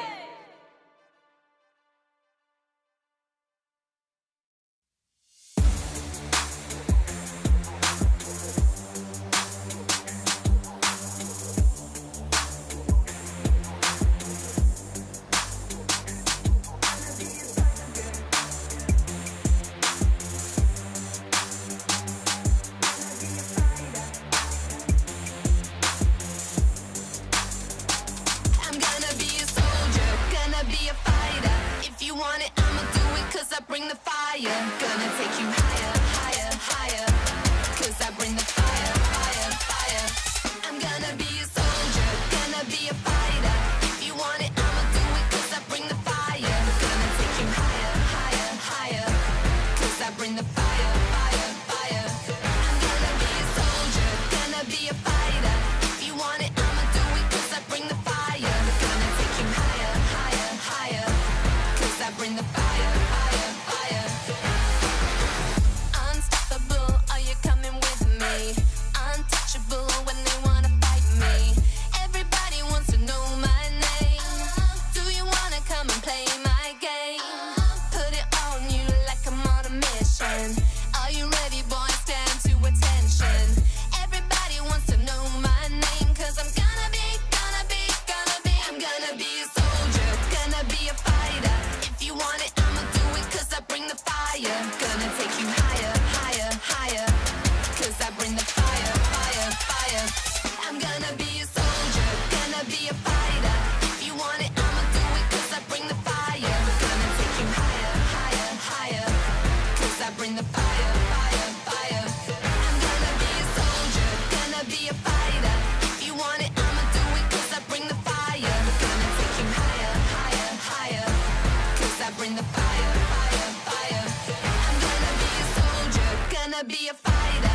you want it, I'ma do it, cause I bring the fire. Gonna take you higher, higher, higher.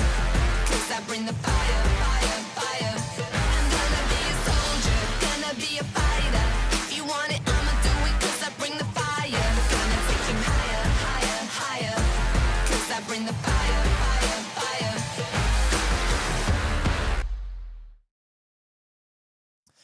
Hello, everybody, and welcome back. I didn't know when we were coming in there. We're getting ready to go into our third game of this series, a very, very one-sided series so far, and we are instantly into draft. Once again, Heretics banned the LeBlanc versus Fiesta. And much like Artrom's chest, you know, because he, I don't know, just put himself up against the window. It's going to be a hairy game because I think Supermassive, like, they're in the pits right now. This first pick, Corky, with the Yone ban as well, gives it a bit of safety, but they're obviously giving draft priority to Certus in this series. Yeah. It makes a lot of sense. And, you know, I want to correct myself from last game. I like the fact that they had this adaptation to enemy jungle. I want to see what they adapt to. And of course, I'm talking about the Zyra Khan, right? Yep. Response to the Vi was a classic counter for the 80 carry to survive through. Doing it again. But I want to see, yeah, if they're just like, hey, Vi's up and available again. You've got this Leona. We're just going to go back to it. And it worked up against a lot of the engage, and they're happy with the lane. I mean, Rakan typically is very good into things like Leona. He is a counter to those champions. So you pair him with that Zyra, they have that innate synergy in their kits.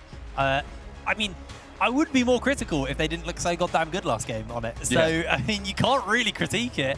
Heretics having a pretty solid idea of what they want. Now, what are they lacking? Right now, they're kind of lacking any AP damage. Yeah. Rakan is their engage, but I think you need another layer of engage. But remember, Rakan is like supplementary engage, yeah, right? Exactly, it's not primary. Right? It syncs up with jungle really well, and it syncs up with junglers that have CC as well because of what it does to those lanes involved. I think the biggest thing right now is I want to see where the jungle priority goes because there's no jungler picked for either of these teams yet. Vi is still up and available. Sejuani's just taken away. They got rid of Maokai. This could be a Zyra angle for Xerxes if it's let through, but Skeen should have priority here.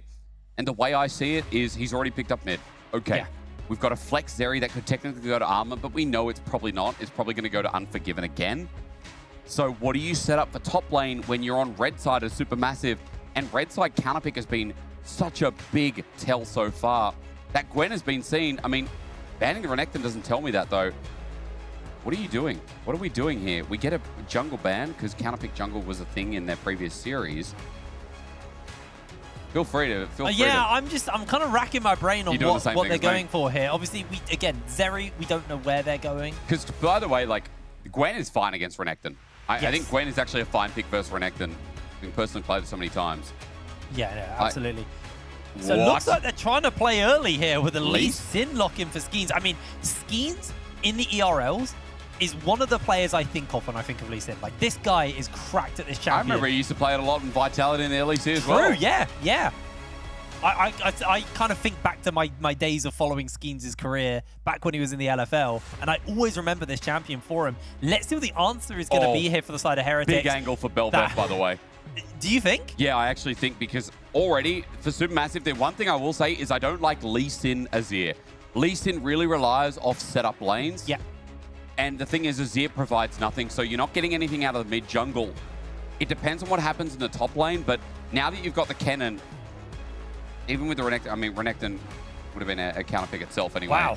Skarner haven't seen him in a hot minute. Yeah. Jace, okay. I like the final Jace, and at least it provides something with the Lee Sin too, but you're going to take a while for this AP damage to get ramping up. And you've built yourself like this poke draft with elements of front to back, a lot of good skirmishing.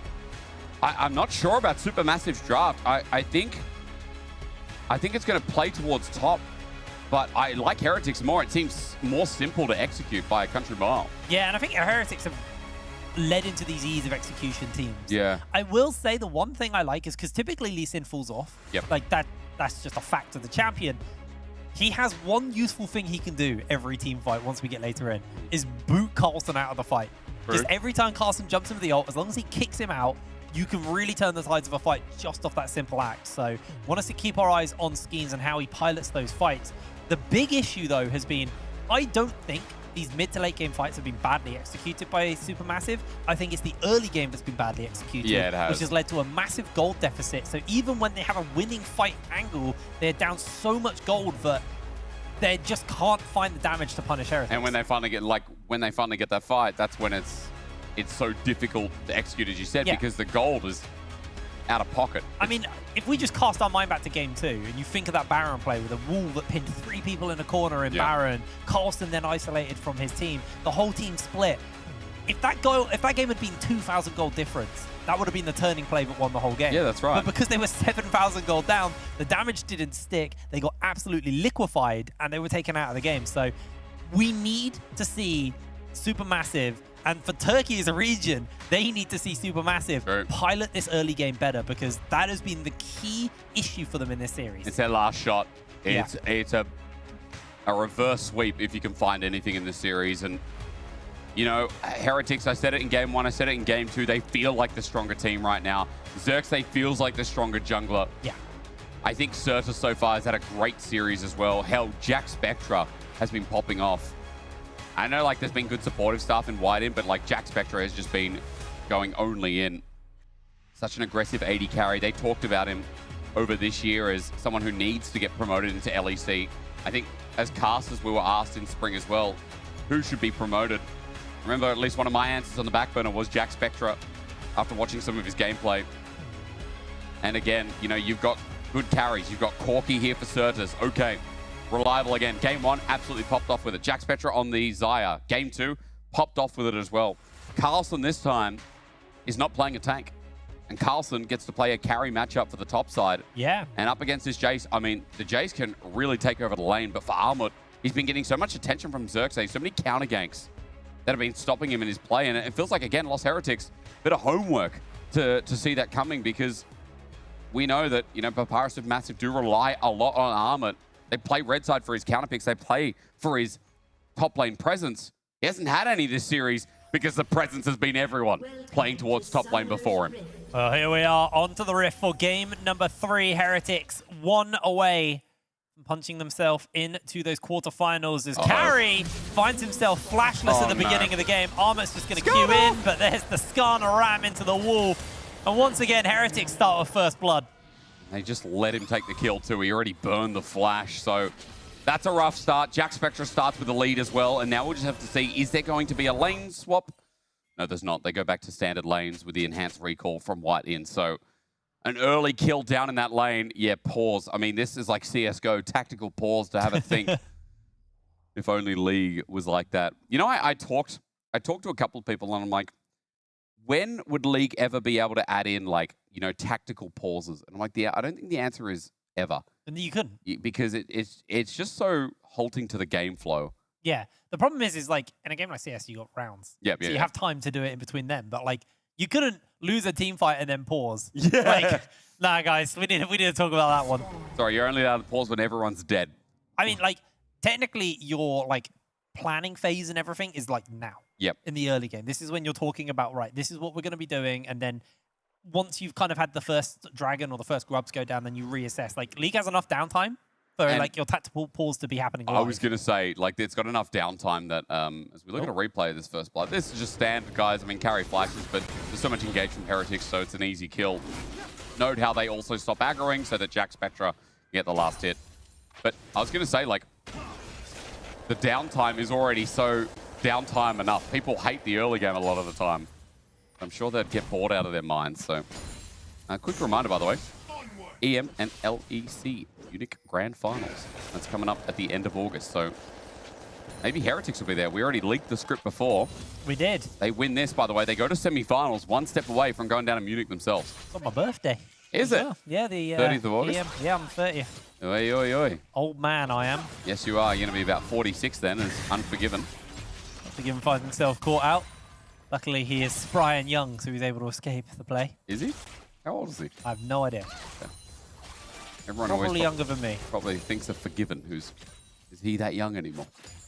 The Greek AD carry. Yeah, I'm trying to think how old he is. He's probably not far off my age, if not maybe older. No? I don't know. Really old. I'm not 46, by the way, for everyone to know. just to clarify. You look like over 46. Especially Thanks, after eating McDonald's, man. Hey, Hey, everyone at home, they've got the Szechuan sauce back for the Olympics. It's sick, by And the way. I love how it's labeled as the thing from America is Szechuan sauce. That's so funny. Sure. Okay, just Rick and Morty reference, I guess. It's so good.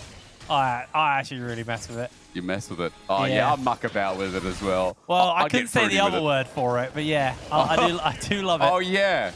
I guess muck about with it was also nice, wasn't it? Yeah. Kind of. Anyway. So what's happening on the map? What do you want to say? Well, I mean, we're actually seeing a jump in, but this is a potentially weird angle. They exhaust onto Jack Spectra, so I'm going to spell burn. Top side. So we have a quick check over here. Carlson down in farm, but has got the way of pushing into him. And Skeens, you were very right. They do just keep attacking towards the top side. He has to, because there's nothing you can do mid. I mean, Xerxes can, though. Oh, Fiesta finds himself pulled away from his tower, goes for the flash, shuffles away. Does he a bolter on the way out? Oh, they did nerf the numbers, but he still does quite a lot. I mean, his base numbers, like a tank, is always going to do really good damage. That's a good flash to get out as engaged bot. Yeah, getting a whole bunch of damage onto Jack Spectra, but they do find the knockup Ignite coming in. I don't think Heretics really have the damage to secure a kill off the back of that one, though. So they are just going to waddle away. This is going to be a potential dive. They have to leave further. They're going to miss so much in this bottom wave. He's got Big a wave rock. crashing. Going to try and chase onto Unforgiven, who dashes away, but he finds himself pinned away for the moment. Boulder coming in. Oh my god. That champion does so much damage, man. That's rough. I mean, they're going to back, and eventually they do, but look at the wave. I'm not sure if observers can scroll down, but this is going to be denied. Another one pushes in. Skeens comes in to try and stop it, but it's already too late. The very least he can do is try and steal his own Gromp back. It's going to be a little bit dicey for him. Holding his nerve, though, making his way over. Xerxes First comes in, Got it. doesn't get it down, unfortunately. Eats a rock for his trouble as well. And Jack Spectra gets the second plate. By the way, all those plate gold has gone directly to Jack Spectra. Oh my god. He is already 1,000 gold up. This 5 minutes. team is just better. This team, They are. it's rough to say. Sonic Wave, though. Oh, did get the slow, but Xerxes was in the dash animation, so able to break away. And Skeens not really get more of that. May just look for the Krugs, although Xerxes wants to contest here. This could get very, very scary. He knows he's there. Yeah, catches him with a boulder. And I think Skeens is just going to have to give up, take the L on the jungle. And this is, we said Lee Sin wants to, he's an early champion and he's starting to fall behind already. He wants to accelerate the game, but as I was saying, like, I don't like this Lee Sin pick because you can't accelerate through mid. It's always going to be a lot harder, especially versus a Corky Skarner. But what I also don't like is that, okay, you're very, like, mapped out. What's the word I'm looking for? Not facilitated, but, like, it's very telegraphed. Okay, you know that Skeens is going to be playing towards top most likely, or playing through bot, but the problem is the bot, the 2v2 is winning out so easily that Skarner can attempt dives, and as he already tried to, with this winning lane, it makes it so hard for the Lee Sin to play towards, especially when you're playing Xayah into a Lee Sin. I mean, Lee Sin darts in, you press E, he's stuck, he wants to go for the kick, you ult. There's a lot of mechanics you can play through, as Jack Spectra's damage is already so much with the BF sword. Yeah, he's got BF sword and a long sword as well, so he's just melting for Unforgiven. He's fresh off a recall and loses loads of HP. Skeens down a level to Xerxes. They are actually looking to attempt to go for these grubs, but bot lane, Unforgiven has to already blow the flash, does have that barrier available, so this is a pretty risky dive. Luckily, Jack Spectra got stunned outside of the tower. They go in for the flash, but Jack Spectra's damage is enormous. Whiten secures the kill. Unforgiven doesn't have anything, and Skeens, he's just taking grubs. I mean, that's all he can do. The bottom lane are absolute chads. Double summoners for the kill. It's not going to be the 80 carry, which matters, as Xerxes gets the flash out of Skeens in the meantime as well. Will deny one grub from the two. And in the end, I mean, it's a small win for Supermassive, but bot is still a disaster.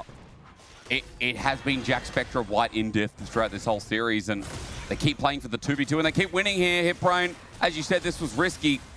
And I do like that you mentioned the Shield of Daybreak was about half a second off a cooldown to maybe killing Jack Spectra. He didn't have the ultimate available, so under turret, Unforgiven would have had the damage, but in the end, Carry tries to get the clutch play, but Jack Spectra gets the root, flashes over, and it's cleaned up by White in for the kill. His damage is actually abysmal. It's so horrible to play into on this Xayah.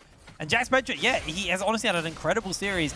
It's funny because you're saying it's been a bit of a bot diff this game. I have to hold that for because Certus gets a bunch of damage onto Carry.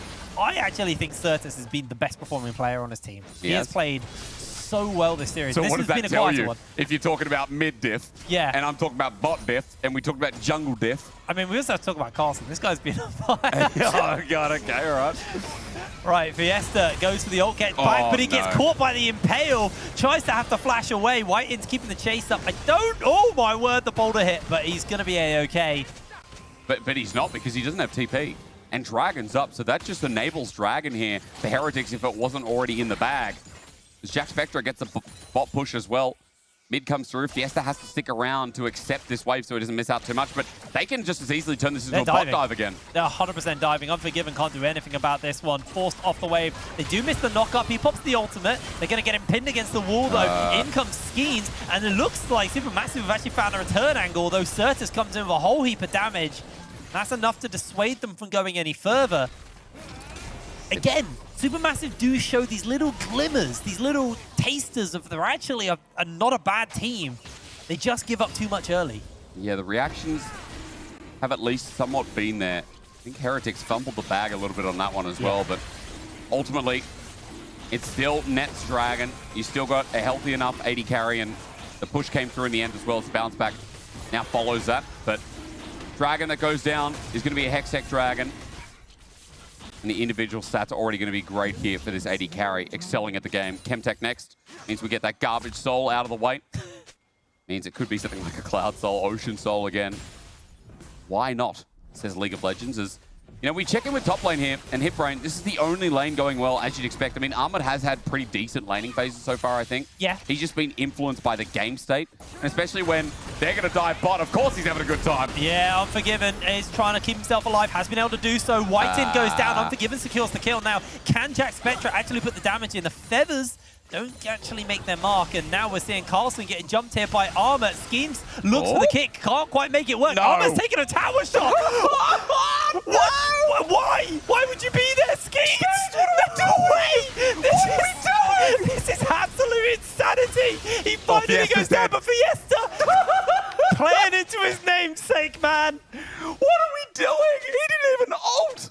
There's something in the water on top side, man. Fancy feet from Carlson, but yeah. Something fruity in the water, I'm telling you. I feel like I've had too much sugar.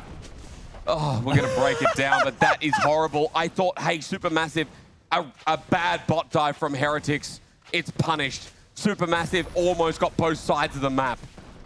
And then that going wrong. Are we replaying it? Yes, we are. So let me break it down for you. Armor gets a really good trade. He bursts and sets up for the dive.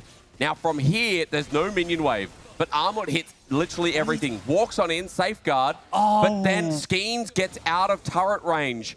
The problem is Armor, I think you wait for Skeens, the full health jungler, to come in, as Fiesta just has to finish off the job, but turret ramping's there. Yeah, I thought Armor, that was a check your PayPal angle there. And then I realized, actually, no, he thought his jungler was still tanking that next shot. Yeah, Armor, like, it was a really good setup for the dive as we do it again. Slicing Maelstrom comes down. Oh, good dodge. Doesn't hit that Q, unfortunately for him. He does get kicked back onto Whiten, but they're jumping in. Certus chasing forwards. Armor's going down, pinned against the wall. Skeens falls as well. It's a double kill for Certus. And their reactions are better again. I mean, the bag has been fumbled by Supermassive. That top dive going horrible and giving 2 kills to the cannon. It just turned the one winning lane into an absolute disaster. And even though bot keeps on being a bit crazy with the dives themselves, they stay up. I mean, this game is Heretics, there's Cleanse. Spectre does get caught, doesn't actually get the feather pullback. Carry's tanking Carry a lot of dead. tower shots, though. Woo. Just about survives. Late goes over to Unforgiven as well, but Grubs in the favor of Heretics. That is going to be Grubs 4 for them in this series, or in this game. Yeah, so Mites will spawn. As you can see now, Certus, he's matching Armor in this top side, but Xerxes coming in. Yeah, Armor, no flash, is looking to try and break away. He does not get pinned against the wall. Goes to the turnaround with it to the skies. Armor in danger. Down he goes. Certus on a killing spree. Yep, set up by Xerxes once again. Having another Barney. And Certus once again. You know, you were happy with talking about how good he's been. Get ready for another game of that. I mean, Skeens has been on the back end. This Lee Sin, I've seen 1 kick so far. But I'm not even sure when I saw it. He's 0 for 3 on Qs recently. Yeah, and I mean, to be fair, Carlson's fancy feet is insane. Like, Carlson's been really clean, but yeah, again, it's been really unfortunate, and I didn't like it at the start of the game. I didn't like it in draft. I am certainly not going to like it as this game goes on, especially as the usefulness in comparison to something like the Skarner gets less and less. As, at least for Supermassive, playing towards bot now. Getting the hover from carry means Fiesta can push in with the grubs that they have on this turret plate, and he's going to stick around for this next plate. Very rightfully so. They need gold. They need to stabilize this game. They do have scaling at very least in some of their carries, and they've got range to play through. I think the most important thing is Supermassive are down pretty heavily in kills, but gold is only 1,500. Yeah, it's not as bad as it feels. And if you actually look at where the gold difference is, there isn't actually a significant gold lead anywhere. It's only 500 top and bot, which is the big one, but Fiesta catches Whiten. Whiten goes for the turnaround, gets the lockdown onto him. Fiesta, can he shuffle away? They're bringing the Scorpion in. Xerxes trying to chase forward. Skeens goes to flash away from this play. Xerxes losing a lot of HP. Boulder in Xerxes' pocket gets the knockback onto them. Meanwhile, we did see a kill topside. Armor goes down to Carlson, but now Heretics bringing more and more members over. Fiesta doesn't have the dash. It's just repositioning under the tower, but Certus just does what he needs to get that kill, and that's another one for Jack Spectra. Carry's on his lonesome. Unforgiven's making his way over. Carry just trying to stay alive. Unforgiven flashes forwards with the ultimate. Whiten connects onto him. Zenith Blade needs to land here, but the flash comes in from Whiten, and Heretics just walk away. They get no punishment put onto them. I don't know and if they it's may over, look though. to go for a little bit more. Unforgiven, can he avoid? Can he evade? He has the barrier. He's trying to just keep himself going. The barrier's popped, able to not get caught. He almost goes down, but Jack Spectra turns it around. Heretics. Man, break his ankles a little bit more, Jack. That's insane. But what's more insane is I thought Supermassive had that fight. I thought Supermassive had the denial of the dive again. They keep trying Heretics to dive this bot side, and a couple of times it's gone awry, but they draw it out, and they bring it back to their strong point. That's Certus. And even with the topside solo kill, that gold discussion we're having now falls into irrelevancy. At least Supermassive come back for the respawn, get the dragon, but I want a long breakdown of this replay. I want a long, hard look at that fight, because I think there's some good things that Supermassive did again. Yeah. But they're behind, so the good things are made less good.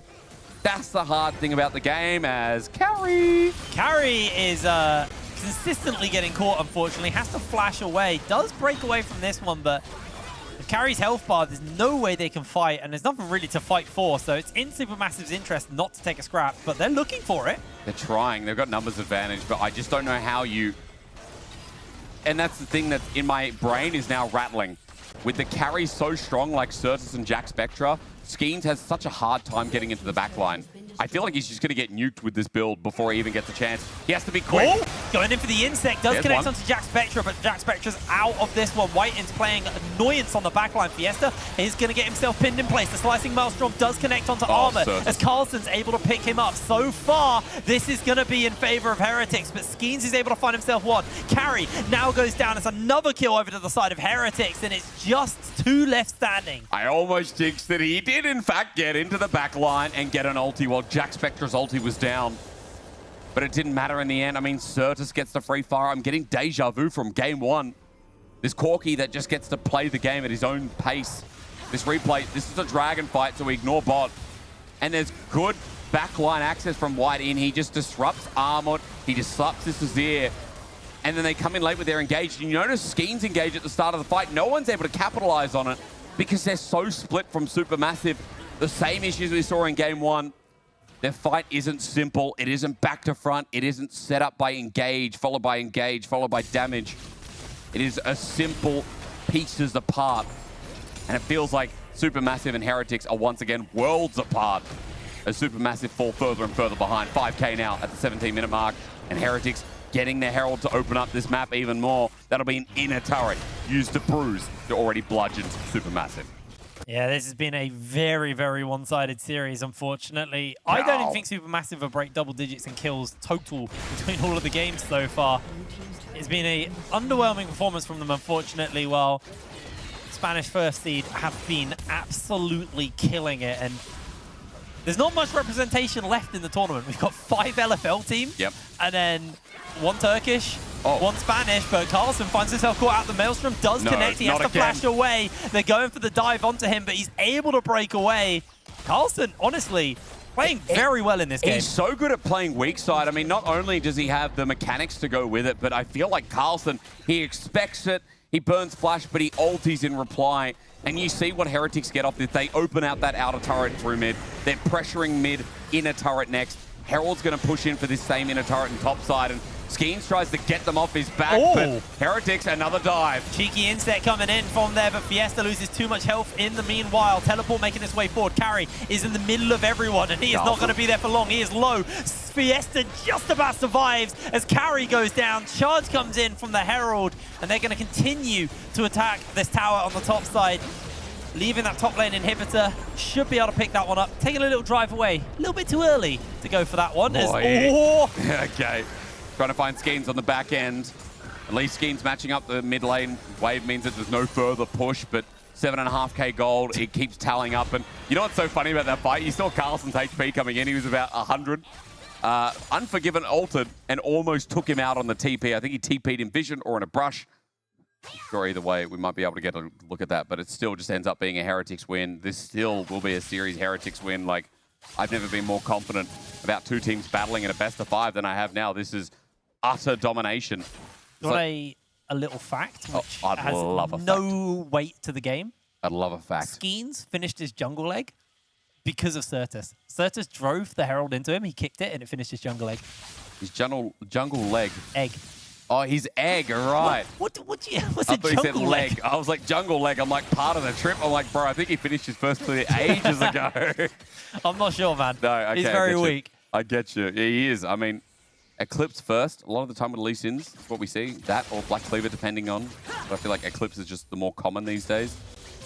I will say it has absolutely no relevance because even though we get a TP play here, they're grasping at straws and Armut and Unforgiven looking for Carlson. He's just pushing the wave, though. Yeah, it's going to rub his socks on the carpet, get away for the moment as Unforgiven pops the ultimate. Armut chasing in, slicing Mel's from forwards. Carlson is melting the health bar. Unforgiven goes down. Armut fires out, but it's a 2 versus 1 and a 1-for-1 trade overall. It doesn't matter how many people you send to Carlson. He'll take one with him every single time, or at least he'll die trying. I mean, this guy has played ultra weak side. It feels like watching Gimgoon from FPX in 2019 laugh at him. Carl is on it, and man, every time I look, I just see Supermassive trying their hearts out to get something back in this game, but it's like every other game where it falls further and further behind the more you have the camera on them. Just an incredibly one-sided series, unfortunately, for the side of Supermassive, and just... At least there's another one.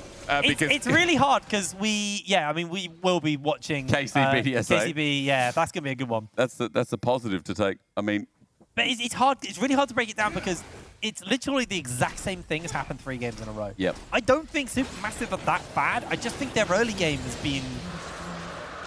bad. I love how you keep clarifying. You're like, I don't think they're bad. And you're right. Like, you don't want people to get the wrong idea. Yeah, I'm not dumping on them, but like... But I think their early game has definitely been rough. Like, their adaptation and their response to map movements from Heretics has been one of the biggest things. I also think individually they've been outweighed. Yeah, I just think Heretics... I think they're better. Individually better players. Yeah. I also do just think Heretics, it just looks like they've done their homework. And I know I've said this multiple times, but honestly, it just feels like nothing has changed this series. Yeah. It just feels like Heretics came in with a very, very clear plan of how to play this series. They knew all of the weaknesses of Supermassive, and they have punished them successfully. I feel sorry for the guys on the desk, because they got to spend time breaking this down. And I feel like there's not really that much to break down on this series. Well... I think you'd start with, I mean, Game 3 Draft was my least favorite of Supermassive. I liked Game 2 Adaptation. Yeah. I kind of take back what I said about the Zyra. I was like questioning the Zyra Khan, but I guess, again, it was that Vi pick in Game 2 that made a lot of sense for it. But really, like I said in the end of Game 2, I think Heretics could have picked anything in these drafts and it wouldn't have mattered. Yeah. Like, Xerxes been everywhere on the map. Like, yeah, he doesn't have the most jungle kill participation, but those early kills are so crucial to the game state. Carlson has been 1v3ing, 1v4ing these dives. Certus always just finds a way to get ahead and keeps diffing Fiesta. And the bot 2v2, they keep playing strong 2v2 lanes.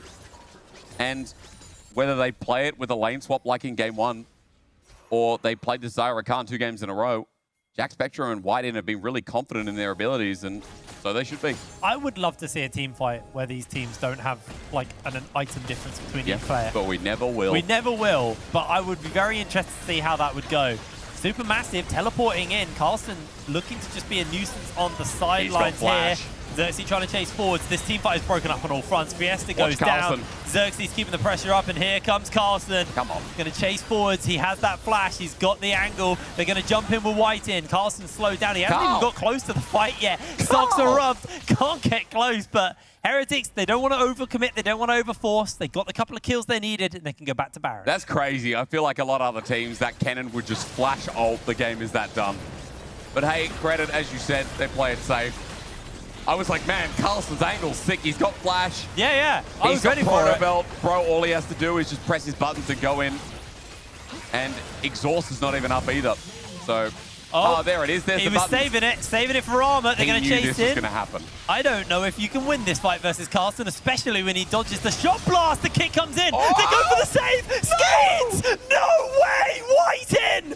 What a save! I mean, again, you just can't kill Carl. Man, this guy, I would name my firstborn son that if I had any say over that, but I don't. Armut, actually I do, it's just we've got preset names already. Armut runs for his life to get away.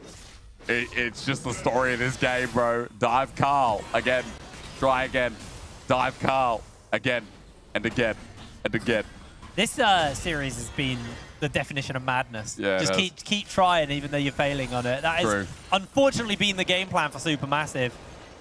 Repeatedly making plays that have not worked out for them. Now Zenith Blade connects onto Certus. Certus is half HP, but Unforgiven is popped! Carl's damage is absolutely brutal. 2 players go down, a double kill for Carlson.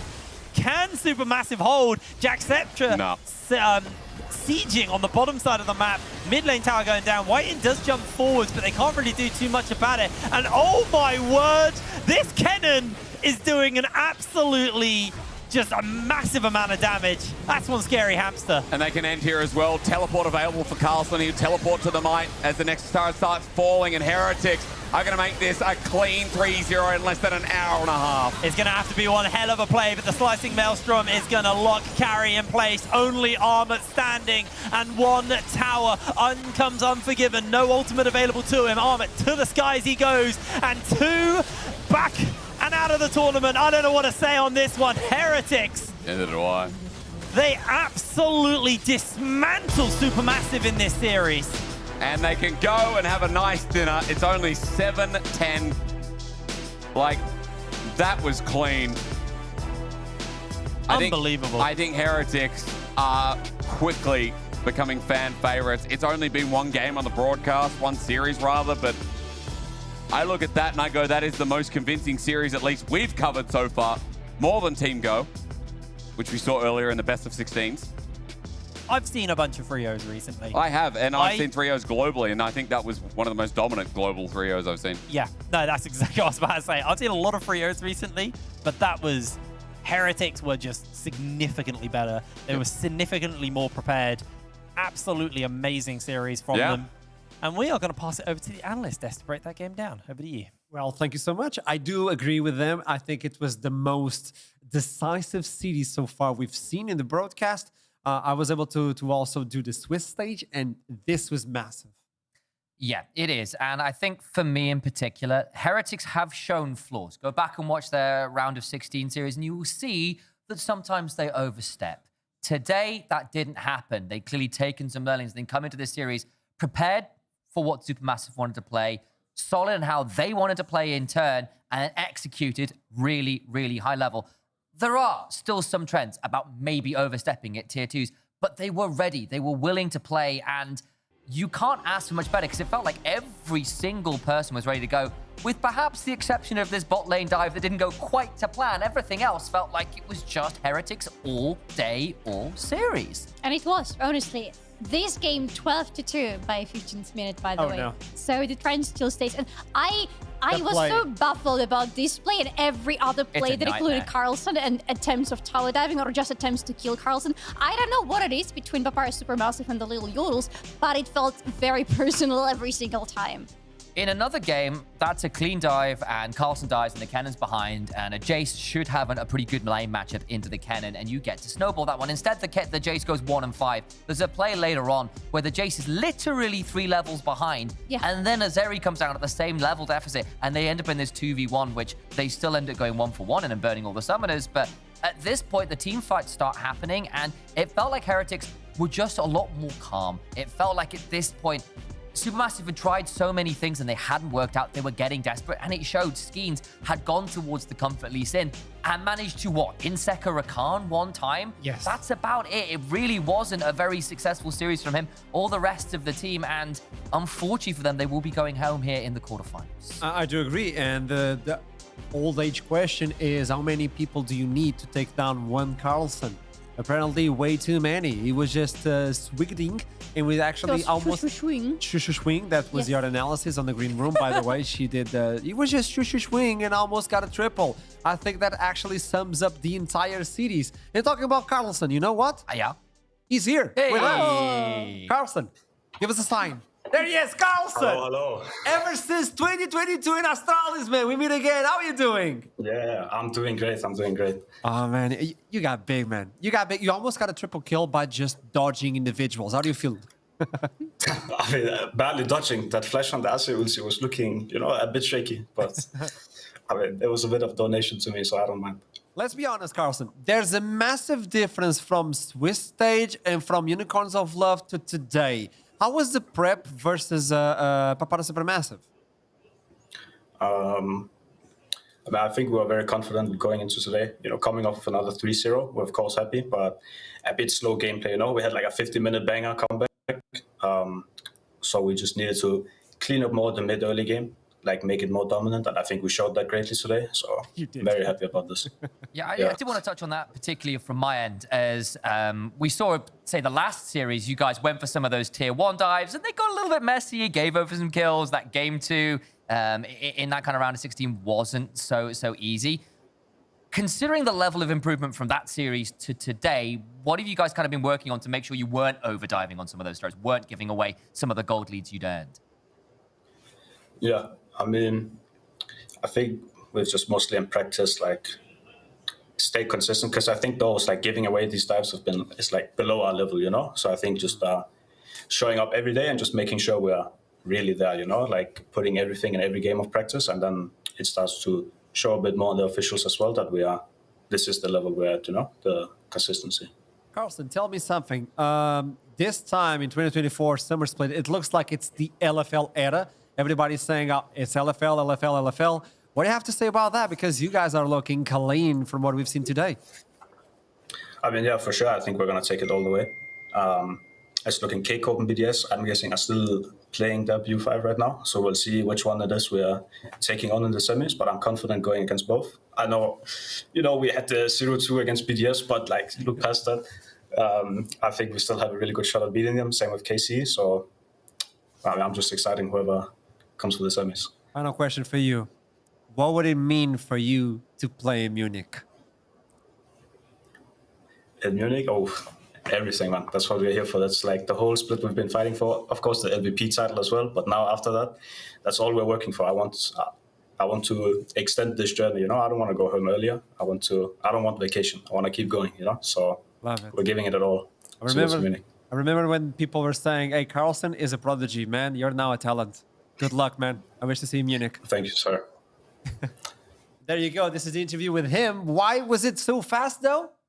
Because there's still a series going on. Yes, LFL versus LFL. We're not going to miss a single bit. So without further ado, Jake, tell me what's jaking. Well, what's jaking is we're about to get into some LFL grudge match here. That's true. KCB won the first game, I believe so, yes. So we're straight into a replay. We are hot dropping into this. Now, the reason being is because, again, this is a hyped up matchup. We prioritized the Heretics one because, again, it was inter-regional. This is a domestic rivalry. These are the top 2 teams in the LFL right now as well. And we have just hot dropped into a KC Blue win of a fight. It's 1 apiece. Gold lead here in this 3rd game.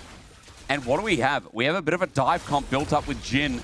Big leads on the carries as well. This looks huge for KC Blue, actually.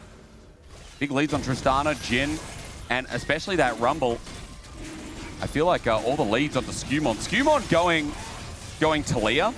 Yeah. Hitbrain, I'm worried about that. We saw that a lot from the BDS main team. That's the funny thing. I think we saw some priorities from LEC teams, but it hasn't looked as good as it did pre-buffs, pre-nerfs. Yeah, exactly. It's not quite as strong as it was. Obviously, we don't know what the bans were, so that could maybe lead into why this was the pickup here for them. We've seen a lot of people like kind of fretting over the Sejuani jungle, but we've only seen it once on broadcast so far, so it's nice to actually kind of get our hands on it. Obviously, to me, this screams it was a counter pick into the fact there was a Yone picked up in the mid lane here for Rika. So obviously, there's a lot of what ifs and what maybe could have led to this, angles we can run, but I think we should probably just focus on the state of the game right now. So dive. We are seeing the dive. 113 does throw down that Glacial Prism. It's flashed away here. As did see Rika actually make their way over, charging up the Q. Two-man headbutt Pulve comes in for the side of Fleshy. What the? Instant Jin ult. They got the Magnet Storms on multiple people. KCB are actually getting a little bit run down here. Fourth shot for Kalist did make the connection, but Fleshy is going to eat those rocks. Now, Paris is chasing forward, connects in with a knock-up. Flash goes a little bit out there from Kalist just to break away from Rika. What the hell was Abadage doing? He just W'd into the entire enemy team. What? I mean, okay. I can't wait for the replay of that for all to be shocked and awed. Because that just felt like you feel yourself. Also, fun fact before we do, Symbiotic Souls for Fleshy. That's cool. Not many times you see those new Moby boots. I even forgot the name of those items. I know, don't worry. But remember, again, you get enhanced recalls throughout, as thank you very much to our production. This is the gold difference. Obviously, it's going to go towards Skumon, who got a lot of kills in the early game, it seems, and has a lot of that lead. But after that last play, they're in an okay position. They're going to get Herald. And BDSA aren't that far out in gold when they have the Yone Ezreal. They've got a front-to-back style composition that can play really well off angles, like the Yone, like the Talia. But they have really good zone control as well. And I love that BDSA launched themselves into this Ezreal this game, because Ezreal plays really well for a lot of this dive all in for things like Tristana, things like Rumble as well. So yeah, I know I didn't get a chance to break down comps, but that's kind of the excitement I see, as still definitely anyone's game. We're not getting a replay because maybe the observers KC Blue favored. They don't want to see Abadage W in again, as Fleshy's behind enemy lines. Yeah, Fleshy actually taking a lot of damage here. Ult pop though, so Abadage can keep the pressure up. 113 unfortunately misses that. This is zoning ult, so Abadage can take the tower. First turret. It does look like KCB is just going to walk away from this one, grab a couple of those cinders to get out. Movement speed, and interesting to see, but BDSA have put more attention on the top side objectives. So they've got 6 grubs. They've got the Rift Herald in their pocket, where KCB have put more attention on the Dragon. And with it being an Infernal Soul, that's a pretty big one. Now Rika's chasing forward. What a Magnet Storm into the Fate Sealed. Abadage does evade away from it, but he is getting so low. The healing comes in. Skumon flashes forward to secure the kill onto him. Rika should be able to answer out with the tower. It's a big pick as well, because for BDSA, they'll open up bot. They'll match that 1-for-1 for turret. And it looks like as well, the kills going over to Skumon just means a 2-item Talia in jungle. He might be nerfed, or she might be nerfed rather, but it won't matter if Skumon is just so far ahead of the curve. That's good punish here. KC, this mid laner, has been caught out a couple of times so far as we look again. All that's coming in. Can they get in time? Rika misses his Q, just charging up. Flash comes in from Mainator, but in comes Fleshy for a backup. He's going to get the 2-man Pulve off. That's going to be the equalizer laid down, and Jenax goes down. Beautiful little pickup, and what a bait. What a bait, but what an overstep. Again, this game so far has just been dictated by who's overstepping the most. Abadage, or in that case, Jenax, like luring them in to these chokes and then just popping these ultis, popping these big CC and zoning tools. Game is back to dead even. We have come into what Barney, the dinosaur, would say is a real Barney. I don't think he ever said that, to be honest. I don't think he's ever said that. He said he loved me. I love you, you love me. Oh, I love him and he loves me. And we're big one big happy family. That's what he said. And so how does that relate to the game? Please tell me.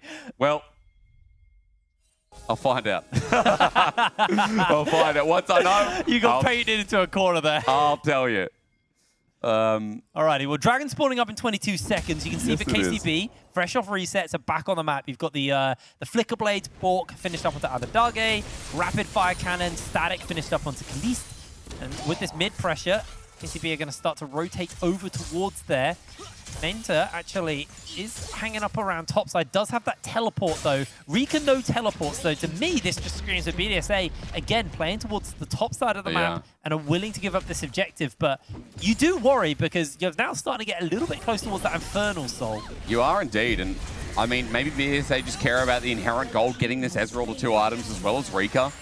You've got a Blackfire Torch picked up by Skumon, so there's going to be a lot of power in this mid game. And I think that's what they're playing off, that getting these mid-game power spikes, then winning that soul fight, winning that Baron fight as well, because they are very strong. And any mistake from KC Blue we've seen, Reek has been there to answer in a side lane. And when they have 6 grubs, that's what I love about this composition from BDSA. They can punish and get numbers on the map or respond in an instant, thanks to this TP Yone, thanks to Talia as well, as KC Blue try to inherently hit mid. They're throwing down the Weaver's Wall, in comes Skumon, just to make sure this wave doesn't go down. I'm curious your thoughts on the Blackfire Torch, because it feels a bit fake, this item, and you've got the Leandry, so you've got that double burn, which is like, I'm not 100% sure on that. It was a first item as Rika pulls that is caught. Oh, they've got himself the curtain call. Rika trying to break away. The equalizer should just about cook him. Down he goes. Magnustorm breaks out. KCB secure 2. I mean, that's a quick pick, and Rika with a mistake. Like I said, it's whoever overextends gets punished in an instant. Baron's up and available, but Fleshy is quite low. I didn't get to see if he has to warlock. There's that damage. That's a big cleanse coming out as well. Kalist losing a lot of HP. Baron's doing a lot of work here. They do get the Deadly Flourish off, and the knockup comes in onto 2. Skumon burning down. KCB going low. In with the all-out. That's going to be a shutdown. Gifted over to Jenax. A triple kill for the Cassante. And another one for Kadui. Abadage, can he turn this around? I don't think he can. He's moving away. Just going to get chased away as it looks like Paris is actually making their way over. And KCB are just going to walk away with just Abadage. You were looking in the right place there. I was looking at Abadage from a flanking angle, but the Cassante from Jenax piled in and cleaned that up. Now Baron, a very real threat with the Ezreal there. Low health bars, but Jenax and Paris can take this up. And there's no jungler here for another 5 seconds from KC Blue. It's going to go slow, but how slow is too slow for BDSA? It could be not even an angle for Abadage to contest. I think they're doing it. I think they don't think they're doing it. They have no idea. Fleshy's coming over. This is going to have to be a miracle from him. He's going to spot out, but it's happening now. But the team are not in position. It's too low. Skumon's in the area now. That is going to be the Baron for BDSA. And KCB kind of criminally sleeping on it. Yeah, a little bit. They didn't have a jungle, but watch again, because this starts with a mistake from Rika. He's trying to steal away red buff while KC Blue, it's not like mid's getting taken and they have to respond. I mean, they could freely go to their own red buff there. And it looks like a Baron start for KC Blue. Then you think, how did BDSA approach this? Well, the answer is Skumon with a double seismic shove. And the damage from this Fed Talia is insane, but KC Blue with the right angle. They jump onto Skumon. However, the damage done by this Talia on the deathbed is insane, where Jenax gets to clean up, gap close for days, and destroy the rest. It's Abadage's fault. Is it? He buster shot Jenax into the 3 low health members. He did indeed, you're right. Oh, that is heartbreaking. I mean, Abadage, we've watched and he's had some rough moments so far, but BDSA with a big win. They start the Baron, they hold to it, and here we go again. Wall comes out. Kalist is able to avoid getting hit by the seismic shove there. The equalizer. Jenax getting very, very low here. What? Paris is not back by the buster shot this time. Onto the equalizer a little bit more. Curtain call comes down. They're going to try and protect Paris as he's going to try and wrap the bullets. He doesn't actually even know where they are. It's going to be a light poking. They got a minute to reset before the dragon. I mean, did you see that? Like, KC Blue trying for an engage. And that Weaver's Wall was kind of bad. Yeah. Skumon on the wrong side of it, and it isolated his top laner to the point where Jenax either died or not, almost died. I'm not sure I'll catch that. As at least with a reset here, BDSA still with Baron, still with the Mites, are going to open up mid. They're still sitting in with a gold lead here in this mid game, excuse me, but mid game it feels like that's where they're really going to accelerate. They've got an Ezreal now with 2 items. Oh my word. Skumon's gold lead, Is almost huge. 4,000 over 113. That is a phenomenal lead. Yeah. And they have to use that lead now because this dragon is going to be very important. This is a big buff for KCB if they can get their hands on that Infernal. If Skumon dies, that's the other counterpoint to it as well. Yeah. We've seen if Skumon's not involved in the fight, the gold lead doesn't feel like much. And the it gold feels, lead actually is KCB favored. I mean, it is, isn't it, right? Like, Abadage still has damage as long as he doesn't W into the rest of the team. And that will be a 3-item Jin where Callista's keeping parry with Kadui as well. Yeah. Also, Mainta has 2 and a bit items with the Zhonya's ready to run in, so I think for KC Blue, this fight, it's going to be a big one, and they're fighting over their soul. Kalist has no flash. Cleanse just about to come out. They'll get some vision cleared out and spot exactly what's going on. Yep. BDSA making their way over. Mainta, equalizer available. He has to place this absolutely beautifully. Skumon's ult's about to come up as well. 3 seconds for the zone control to deny the soul. There it is. Ult breaks down. Abadage on the right side of the wall to break away. Manga Storm has been broken out. Mainta trying to get in range to use that equalizer. There's going to be the Infernal Drake. Fate Sealed goes down. Kalist goes low. In comes Genax for a tidy up once again. Fleshy's able to break away. And now KCB on the run with blinking hellfast away from BDSA. Fleshy finds the knock up, but that is going to be the end of Kalist. And the True Shot Barrage finishes up the cow. That's a disaster. They fight for the 50-50. Now BDSA have full access to mid. Top TP comes in as well. Baron has expired, but they've still got the 6 mites, so TP has to be matched by Abadage, but mid's going to get shoved on in. I'm not sure if the inner goes down from it, but at the very least, so much gold given over. Soul denied. The game goes on. And as we wind the tape back, just note that Mainta's ulti is really good. It's layered over the Weaver's wall that Skumon tries to zone KC Blue out with. Live, yes, there's a kill that goes over, and we can talk about that in a second. But the seismic shove, as long as Skumon's in the fight, that's a massive Talia that KC Blue don't have an answer for. They get zoned away by this Cassante, and because Abadage and Mainta have to leave Kalist and Fleshy on an island, BDSA pick apart the pieces, take the free gold, and the map is in a horrible state. As you saw live, that Rumble just died, giving even more over, opening up the inner turret and bot. 6k gold lead we come back to, and no soul to play off the back of KC Blue. This is a beautiful mid game that BDSA might just be able to take the match point. And it's weird because typically when you're the team with the 3 dragons, that gives you so much power and presence on the dragon pit. Yeah. And it gives you the ability to decide and force teams to come into you. But they actually felt like it was KCB being pressured for that dragon. And I feel like they probably should have just given it up. And you know what as well, like, your point stands to merit of, well, play for side lane for the Tristana. Yeah, you don't have grubs, but you still hit side so hard. Yeah.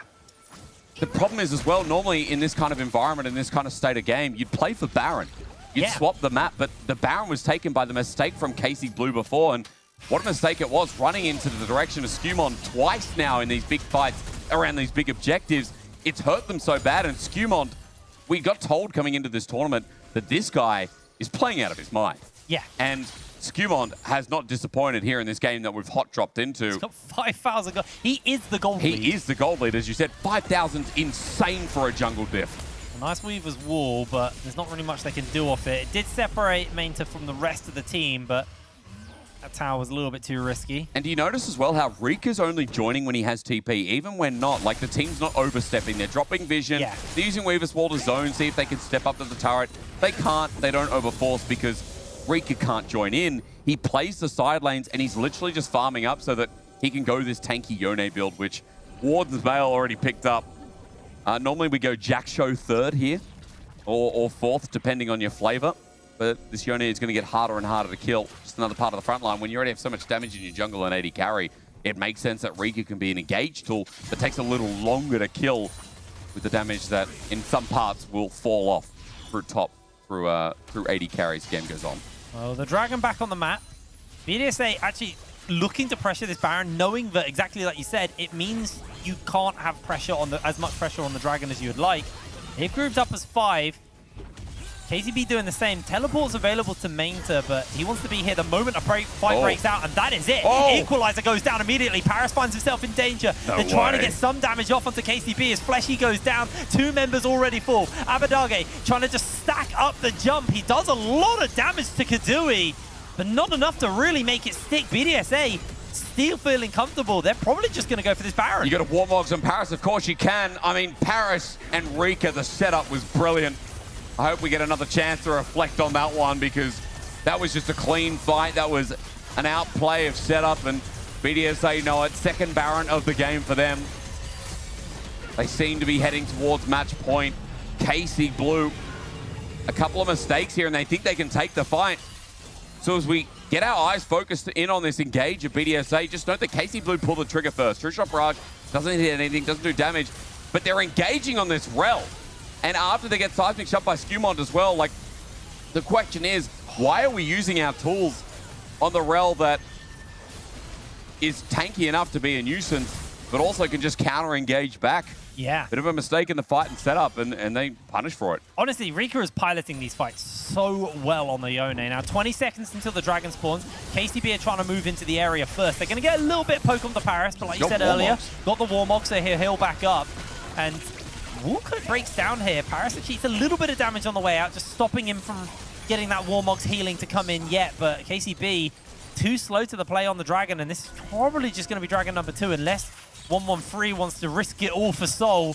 I think they're just going to have to give it, but they're still feeling pressure to jump in. Now, Genex gets himself caught out, gets the knockback. He's not taking damage. He's not taking any damage, and he's going in for the all-out. There's the equalizer, and it's just not hit anyone. The fake steal from Rika goes a little bit too wide because he's Buster Shot at range. True Shot Barrage almost finishes Fleshy up.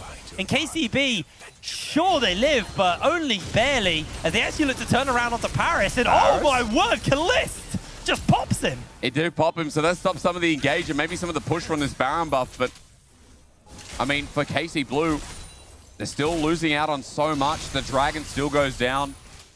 I like the pick because I feel like BDSA would threaten a dive under this inhib turret. But every single time we get around these objectives now, I feel like sometimes BDSA are just able to cheat tempo, use the Talia so well. Yeah. And just when you think they don't have setup, the cheating really comes out of that Talia ult. Top lane's still going to drop on down. It's still a net positive win. All that's left is the base now as we crest towards 10,000 gold.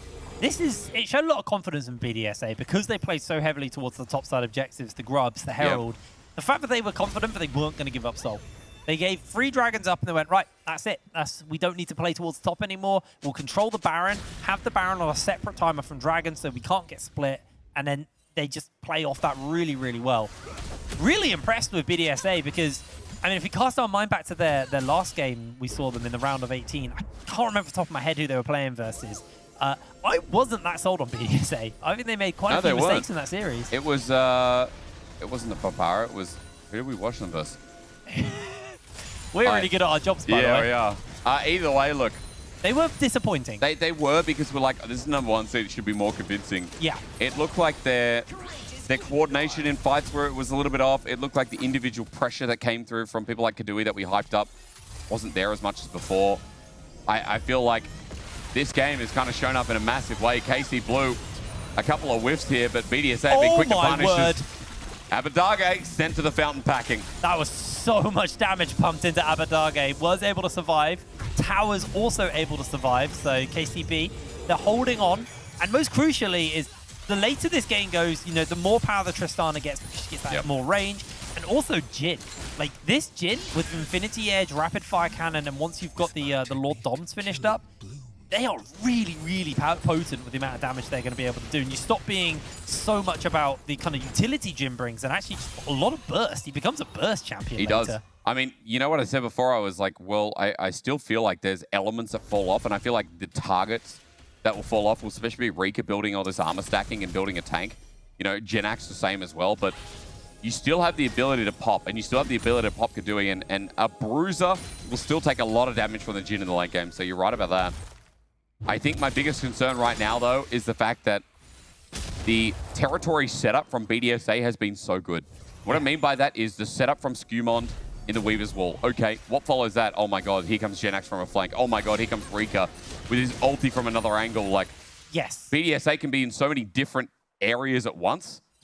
And for KC Blue, they kind of want to get their setup layered down with Alistar engaged, with Equalizer all in one spot and not be separated like this. Well, you can be a burst champion all you like, but if you're dead, you are dead. Rika secures the kill. That is probably the biggest pick they needed to be able to close this game out. Teleport's getting used by Genax. Skumon's chasing forwards. 113 is able to use the Arctic Assault to clear away from Paris, but with the inhibitor down and BDSA pushing forwards, the equalizer laid down to clear the wave out, and that might just buy some time for the side of KCB. But the Magnet Storm is absolutely phenomenal. They fire back with 1 kill onto Mainzer, but Abadage, I don't think he's going to be able to hold for much longer. Kalis comes up in 20 seconds time, and I think KCB, they're going to have their backs to the wall after this. It's easy to end from here as well. Even if Rika gets turned down, he can TP back on in as Abadage ults away. 1 Nexus turret to go. Yeah, they slowly but surely whittling away at it. Abadage, he has the damage, but he doesn't have the health to hold. Maina goes down. Inhibitor will crumble. BDSA on match point. And that one came off the back of Skumond. As I said, we came in just on the mid-game point. We're not sure how the early game went, but Skumond had a fun go of it. Yeah. That Talia pick. I mean, I doubt Talia jungle. I don't think Talia jungle currently is that good. But Skumond obviously got ahead early, and it doesn't matter. Fed Talia is a Fed Talia. Honestly, a really, really clean game coming in from Skumond. And he was the difference maker, because there was a point in that game where the gold lead actually wasn't in favor of his team, but he was still 4,000 gold up on his opponent. Like, really, really impressive stuff going in from Skumond. Yeah, I mean, look, you know, the rest of the map for KC Blue, we came in and Abadage was strong. Yeah. We came in and Abadage was in a good spot. But, like, we came into a fight where Abadage just W'd in. I don't know what he's doing. Making mistakes. Yeah. Making a lot of mistakes. And that, unfortunately, is a loss under the belt of KC Blue. KC Blue, thank you. Had a complete brain fart there. It's BDSA who won. They are on match point. We're going to pass it over to the desk before I fumble anymore. Nice. Welcome back. And KC Blue with the backs against the wall. I have to go on a specific social media because I've received a lot of messages saying, why would you bet on GK? It's KC Blue all the way.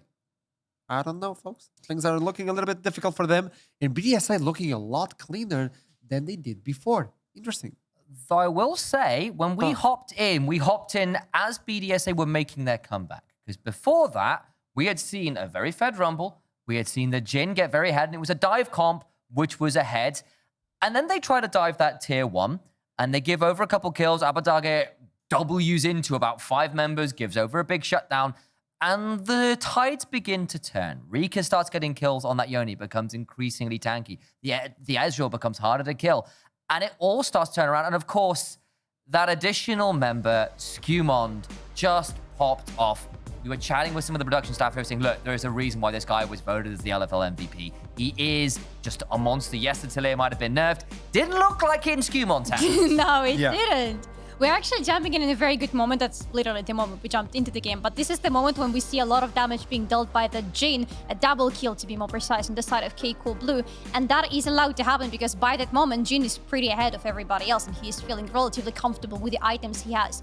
Problems start arising to him when BDSA start getting more powers into the Xante, into the Talia, and especially into the Yone, because the moment they're able to gap close with that Jin, they remove them out of the fight, and that is a big chunk of damage removed for KC Blue. And this looked really good because you've already killed the Rel, you've already killed the Yone, but then Skumond found an absolutely phenomenal seismic shove, and he does go down here, but at this point, remember the Kudui and Genax have still got a lot to work with. This basically ends up becoming a triple kill over to Genax, who before this was 0-3-3, had messed up over chasing into the jungle with Rika teleporting in. It was all looking a bit uncoordinated.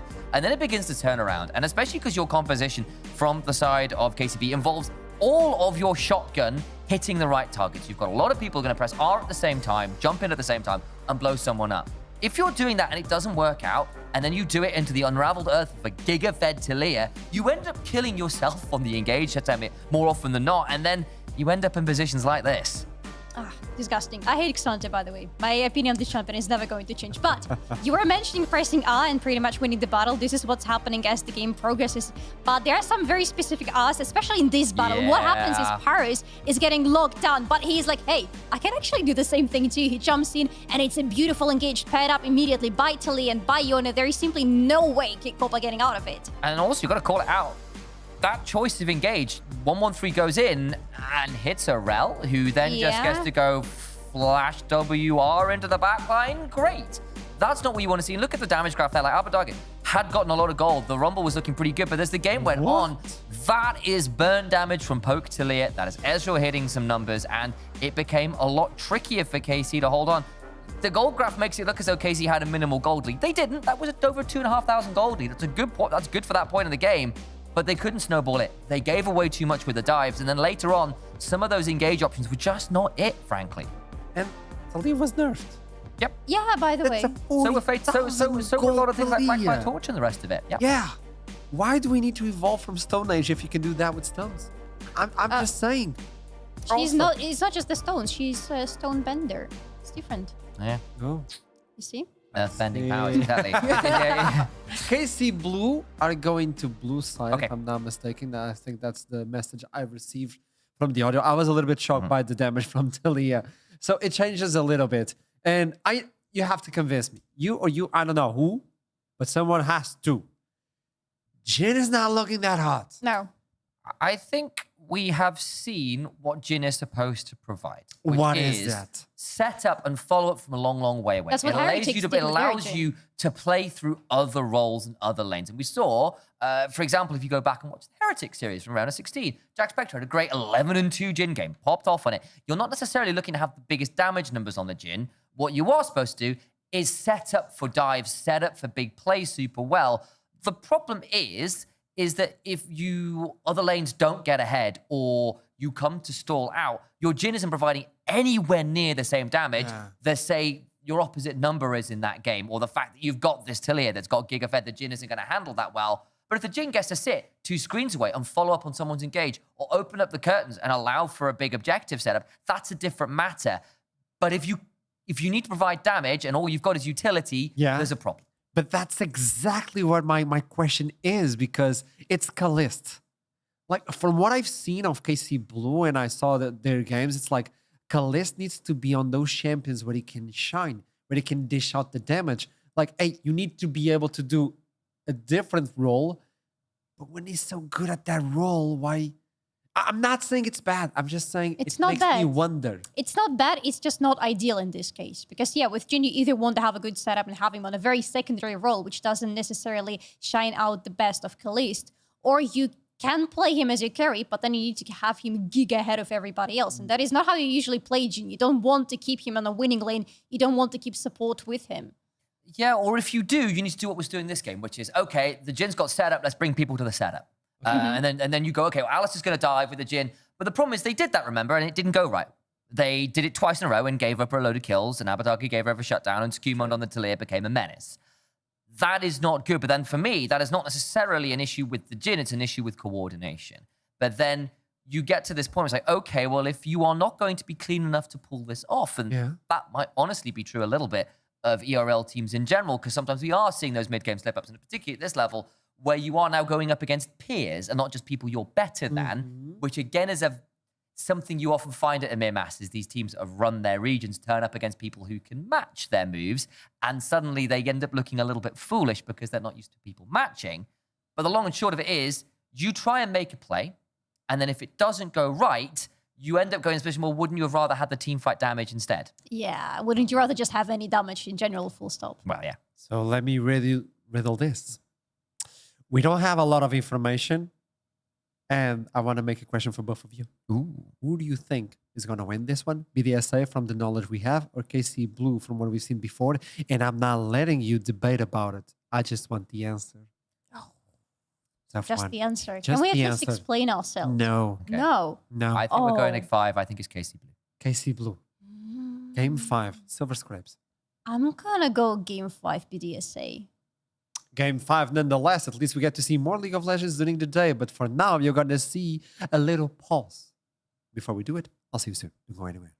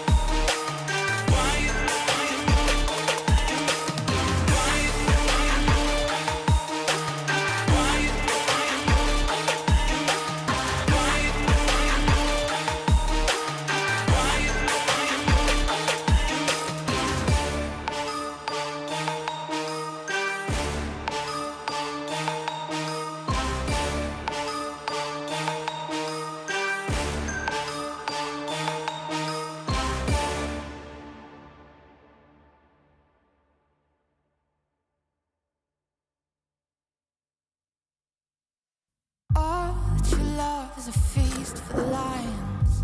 What does it feel like? Hold my hand, I can be your eyes. It's a fairy tale in disguise.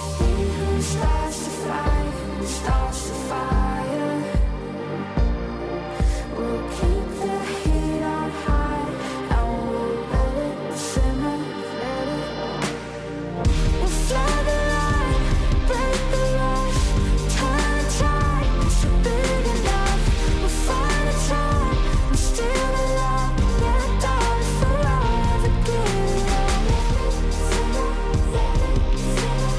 Yeah, darling, forever give it up. Yeah, darling, forever give it up. The boiling point as we know it is close to frozen. What a time to feel alive. We'll be by the river when the floodgates are open. I think about it all the time. Stars to fire, stars to fire. We'll keep the heat on high, and we'll let it simmer, let it. We'll fly the line, break the rush, turn the tide. It's big enough. We'll find a time and steal the love. Yeah, darling, forever give it up. Yeah, darling, forever give it up. Yeah, darling, forever give it up. What a time to be alive. We've reached the boiling point. It's overflowing. We'll climb the gates or tear them open. We'll fly the line, break the rush, turn the tide. It's big enough. We'll find a time and steal the love. Yeah, darling, forever give it up. Yeah, darling, forever give it up. Yeah, darling, forever give it up. Yeah, darling, forever give it up. Yeah, darling, forever give it up. Bonjour and welcome back. We're getting ready to go into our French. Where are we at? We're at the fourth game in this series. Sorry, I'm so scattered because we've come from one series directly into the middle of another. We're in game 4 of this series. BDSA are on match point, and picks and bans are off. And it's already so different to the last series, isn't it? Again, we didn't get to see a full picks and bans. Look, KC got their feet up. It's like Callista's like, I gotta chill out, I guess. One of the players isn't even there. Okay, well, who's doing pick ban? Yo. Now, last game, Abadage kind of threw it a bit. I'm not going to lie. Yeah. I'm not going to mince words. That's kind of how the game found its way into the back end. But as we get a rel ban here, I mean, it's a very different series in the sense that, like, things like the Sejuani is open. The Vi, if they want to go that angle. What else have we got? Rel's not open, but Leona first pick is still valuable. Porky's been a first pick. We've had a Yone as a first pick today. We can go literally anywhere. We don't know KC's priority. Yeah, thinking about his final ban here for the side of BDSA. They take away the Cassante. Ezreal first pick. Yeah, you've got the likes of the Ezreal, Leona, the Yone, like you said earlier as well. Misfortune's up as well, something we haven't seen for a little bit. I mean, the obvious things are also like the likes of like the Ashe and stuff like that you can go for. Rumble. But, oh yeah, Rumble. Of course. Yeah. Rumble's open. Well, they banned Cassante, so it means that, again, like some people have been willing to handshake, and when I say handshake, I mean lose out to the Rumble lane, but know that you're going to outscale and play the team fight better. That's not an option here this game for Genax, and it's good because on the red side, I want to see Genax get a good counter pick here. There's an option of things, you know, I'm going to call counter pick like Renekton. I'm trying to think, like a range top to outplay it. But if we get a Nidalee here, then that would tell me that we are going to play for the soul lanes indubitably. Yes, definitely. I don't expect Skumon to be picking He that does one up. play this, so that's the problem. I'm very much aware that he plays it, but I feel like you probably want to play something a little bit more. But there it is. Okay, so the AP top laner. This also opens up something like a Sejuani once again in the top side. I mean, we saw 113 take it. I mean, honestly, Yone and Sejuani is not a bad pick here for KCB. Obviously means they save their bot lane until way later into the draft, so maybe they'll look towards that, picking up potentially the Misfortune here for Khalees. Ash Leona's also good. Ash, yeah, I personally prefer the Ash here, but yeah, the Ash Leona's probably a pretty solid shout here. Ash Leona or Ash for Khan is another option. Ash Nort against Ezreal for that lock on. Let's pause on that for a second. I'm not even going to acknowledge that. I mean, we also have things like the Braum, but obviously the Braum typically is picked into things like MF and stuff like that. But it is also a really solid pairing.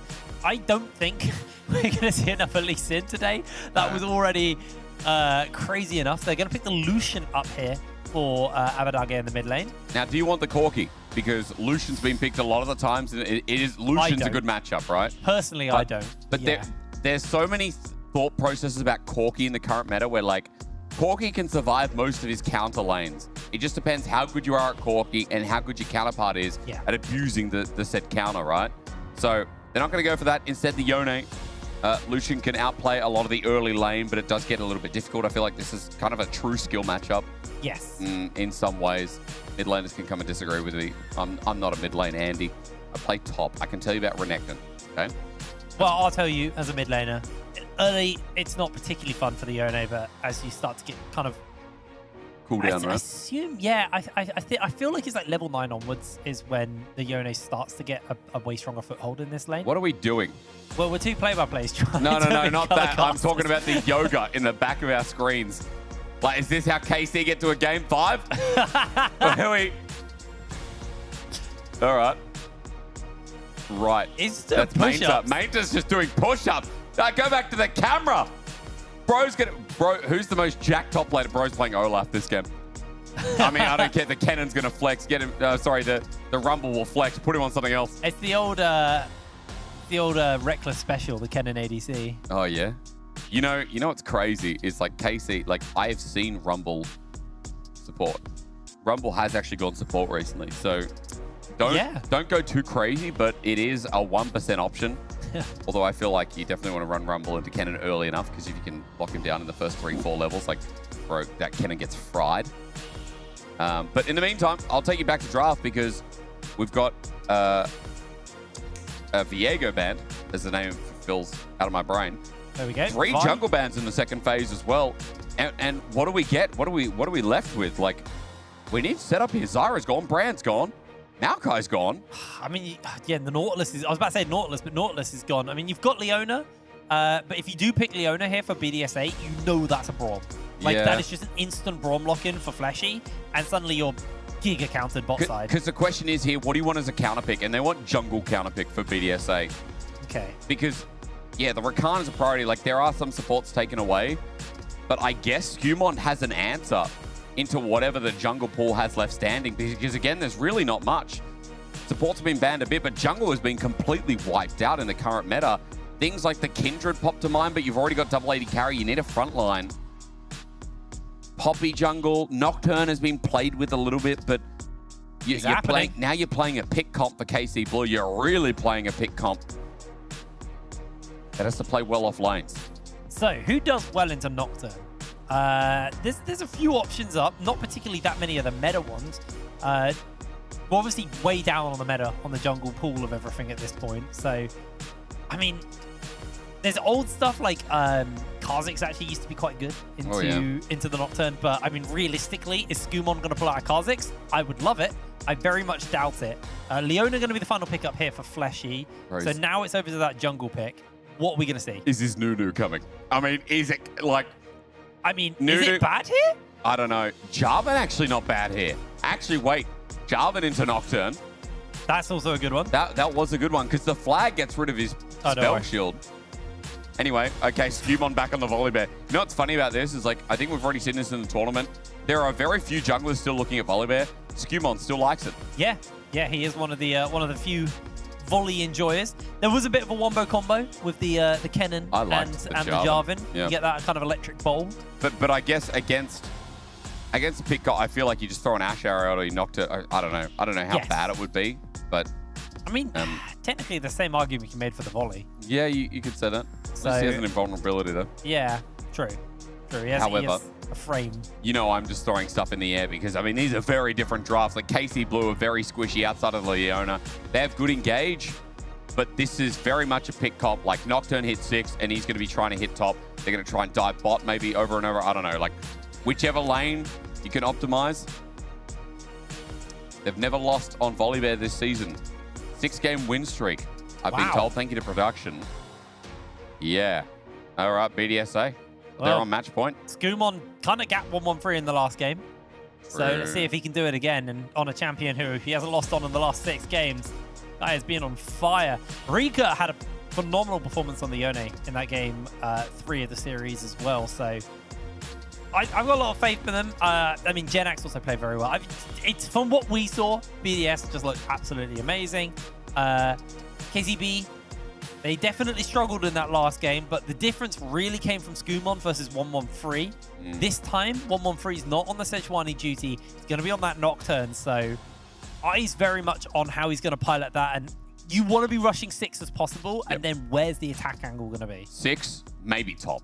I think top is the easiest setup because top, to me, feels like the most influential lane. Yes, mid can snowball as well, and yes, you could argue that KC Blue's bottom lane like has a lot of win potential through dive too, but I think top is going to be the most snowbally, flaky lane. And as you said, level 6 needs to be hit, but the power of BDSA is in these early ganks. Skumon, he can do his partial clear. He can then make a surprise gank. He's got more options here in the early game, and this Volibear doesn't have to hit that 6 threshold to be as relevant as 1-1-3 does in comparison.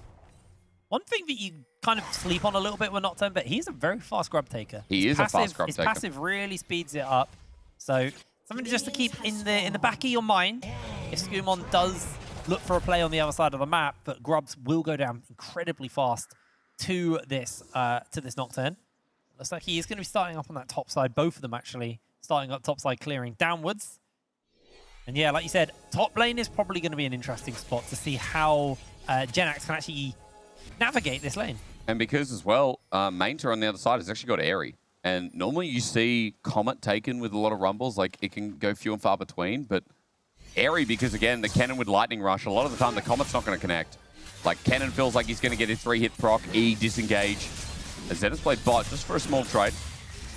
This is always going to be a very, very miserable level 1 for the side of BDSA, and that's exactly why Skumon is clearing downwards.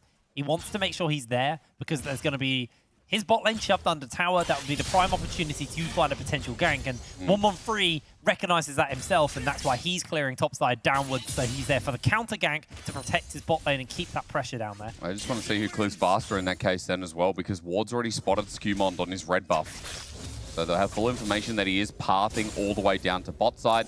See Mainter as well is just waiting for this wave to push in as Genax comes on in amidst the wave. And that burst trade comes through as Airy procs on the after end as well, but this top lane is still going to be versatile, or rather volatile, whether junglers are involved or not. Yeah, as we expected as well. See Abadage getting the pressure in this mid lane versus Rika. There's not really much Yone can do in the earlier stages of the game. Almost have a bit of survivability. More points in his spells before he can really take over this one. So Abadage just continues to have that pressure. As we do see Skumon actually skipped his wolves and went straight to blue. So to me, that says he knows 1-1-3 is going to be looking to counter gank.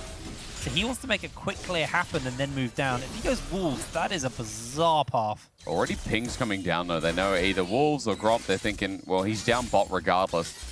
You're right, it is a bizarre path. He might flip and try and wrap up the top scuttle. Yeah, and that's then gotta be it. Look for an option on Genax. Sorry, not Genax, but Mainter.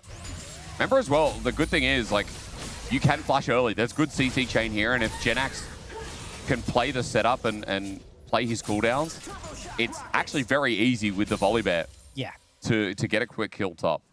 So I think what we saw there was Skumon recognized that there wasn't actually a gank angle on the bottom side.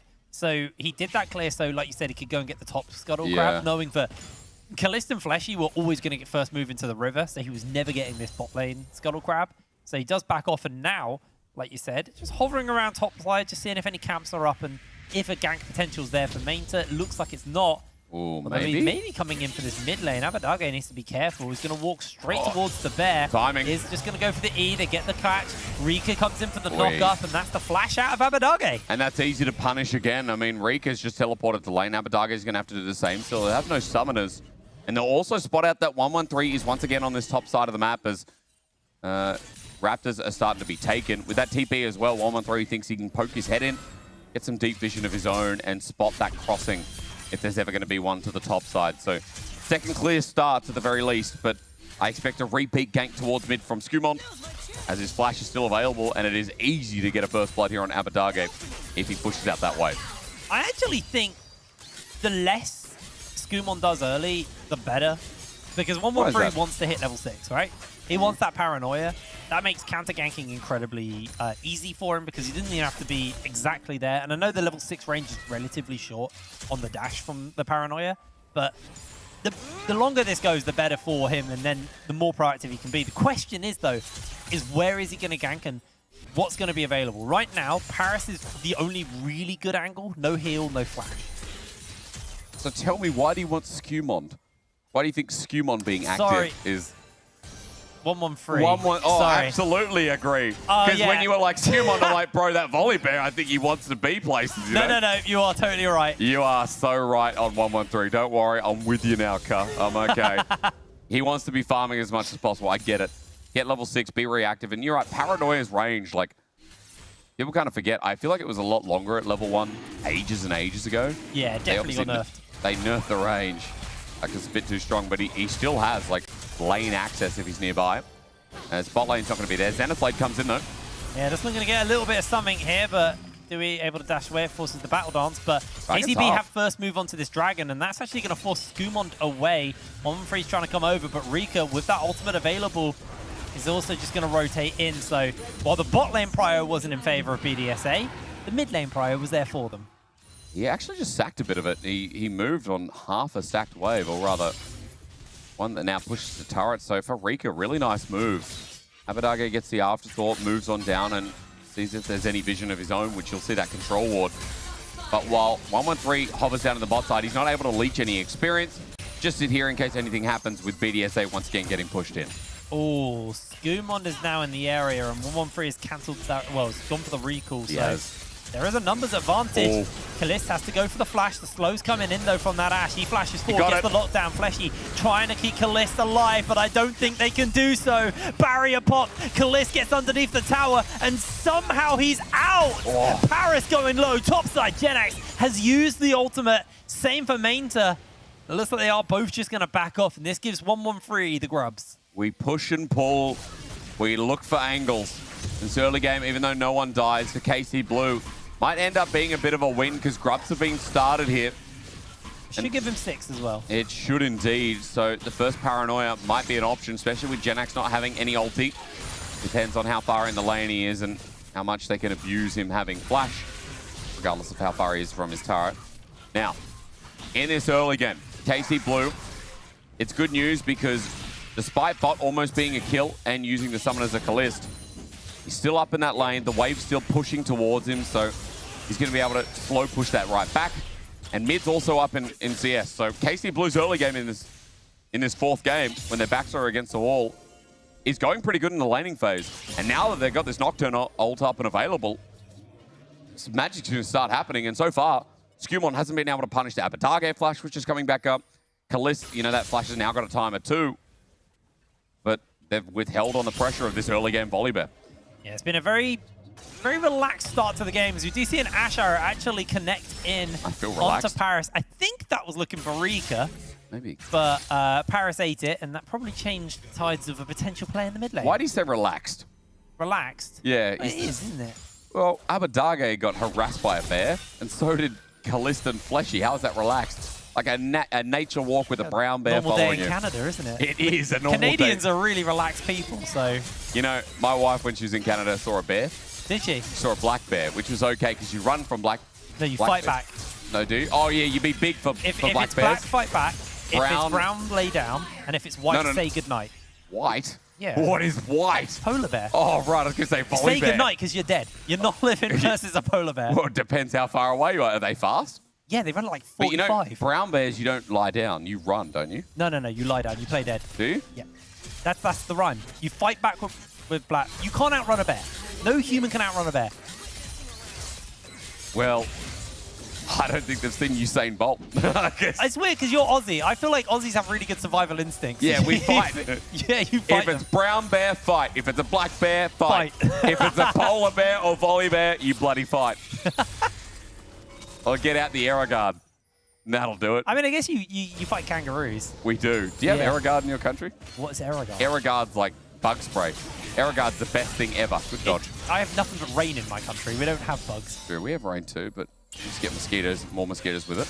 Yeah, true. As you know, we're talking about mid-matchup. Yeah. Abadage, he dodges to the side, and that's pretty much it, right? You dodge, that's great. And then Yone, once he runs out of steam, you get to cut it forward and play it out. Skumon, meanwhile, is trying for a gank up in the top side. Mainta still has his flash available. He might get punished here. He has that equalizer. Let's see if he can use it. Remember the Stormbringer. Turn the tower off, so it makes this dive a lot more playable. There they go, jumping in for the lockdown. Stormbringer unnecessary. Yeah. Equalizer will somewhat trim the wave and actually stop them from being able to take more than maybe just one plate. Actually, it's not even a single plate. They don't have grubs, so it's no plate. That equalizer was brilliant in the end anyway. Flash was burned by Genax too, so it's not like it was an above-board trade, as that was close. Nicely played by Rika. But as I was saying, Mainta burns Flash, Genax burns Flash, but Skumon with his ulti down for a little bit, as well as the cannon ulti. I don't think that's all that half bad. The next wave, of course, crashes in, and that's the downside that Mainta is losing half of this wave, which I don't believe is a cannon wave, from what my brain recalls me watching mid. But at the very least, with that being down, remember, Dragon's up in 15 seconds. Equalizer versus Slicing Maelstrom. What is the timer there? About even, but Skumon will not have his ult for this Dragon fight. Yeah, that's going to be pretty big. Skumon maybe a little over-eager dropping the Stormbringer, but with the Dragon spawning up, BDSA look to try and stack them, which is actually a bit of a difference from the last game, because they were actually stacking Grub's topside objectives and actually putting emphasis on getting the Dragons later. This time around, they are the ones stacking those Dragons. It's an Infernal. See if BDSA are going to be able to make the moves in. Skumon's ulti, I'm looking at it, nowhere near. Crucial Barrage does a tag, and TP for KC Blue says, we really, really want this. Yeah, Skumon's still looking for an opportunity to come in. It's going to go down pretty quickly here. Going to jump onto Abadage, instantly jumping in. Fate Seal comes onto Abadage, who dashes away, uses the flash to put some distance. Oh, and he's able to break away. Ash Arrow does hit onto Rika in the backline. One kill's already been picked up. The dash comes out from Rika, the flash forward into the Zenith Blade. 1-1-3, looking to chase onto Paris, but Paris able to break away. And that is all they're going to get off that. But they pick apart the pieces, and Dragon does go down to KC Blue in the end, so no steal there, which means they can move up to Grubs as well. They used a lot of tools, but the health bars are in their favor, and BDSA lost their jungler, had to reset and now crawl out of base. This could be a 6 Grub game. Like we said last game, KC Blue were down 6 Grubs. At least turning the favor in this game 4 is a big, big deal. And I love it. I love watching this KC Blue draft play out because, you know, as we look at the replay, they play these pick tools and they need to play it well. They need to land it, of course, like any comp in existence of League. They first lock down the Baron, Dragon. Then we look at this all-in. Exhaust is great. Abadage's ult, not good. But you can see once Kallista's able to launch an arrow and they're able to use their Leona, their Nocturne to chase, BDSA is struggling to get out. And every single time BDSA are found with less numbers, KC Blue can just pick it up. They've got good damage at this point in the game as well. And give a kill over to Abadage. Now, it is only one, but one right where they need it with a 400 gold lead mid.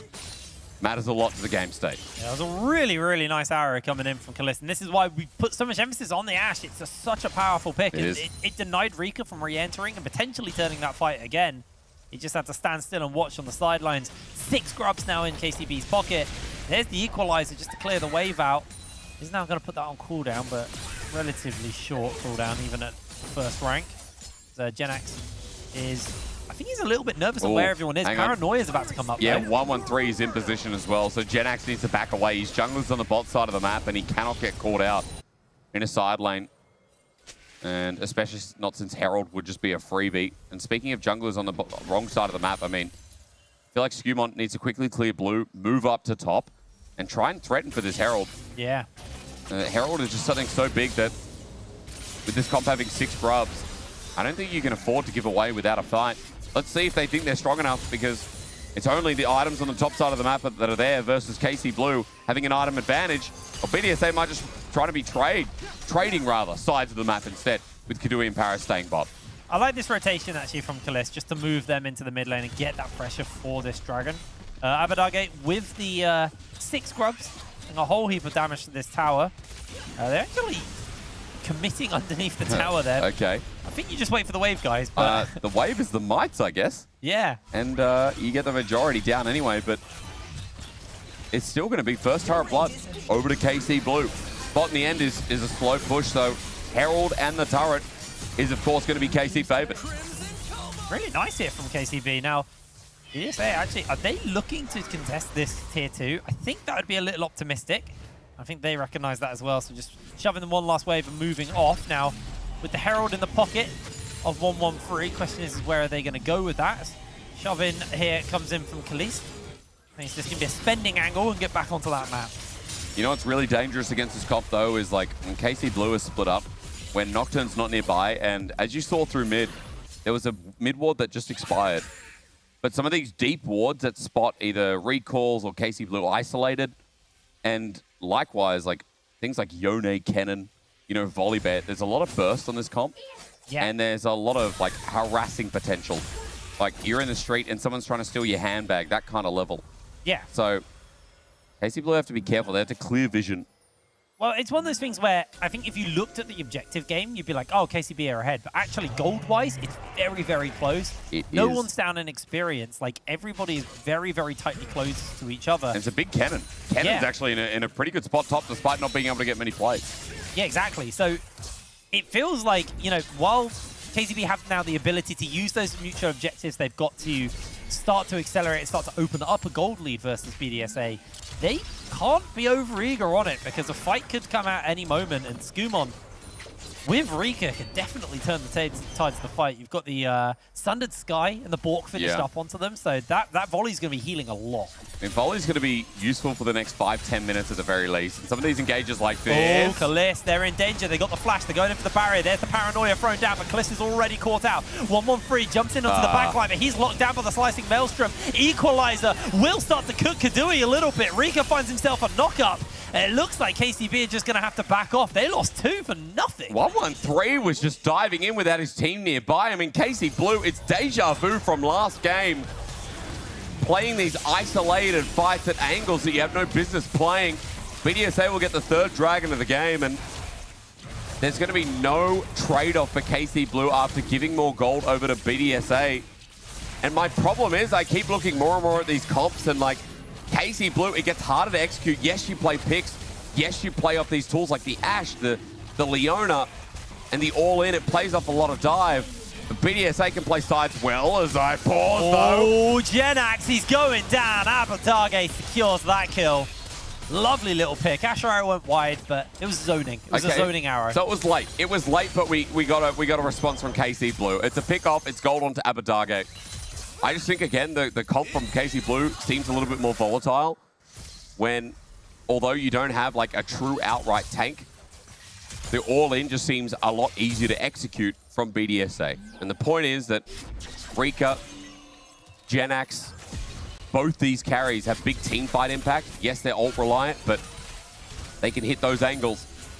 And I think, even though I'm not explaining it perfectly, I think you all at home understand what this old man's trying to say.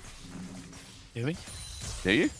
It's easy to execute. I think KC Blue's comp is a little bit harder to execute. I think pick tools like Nocturne ulti and Ashe arrow, it's like you got to time your windows.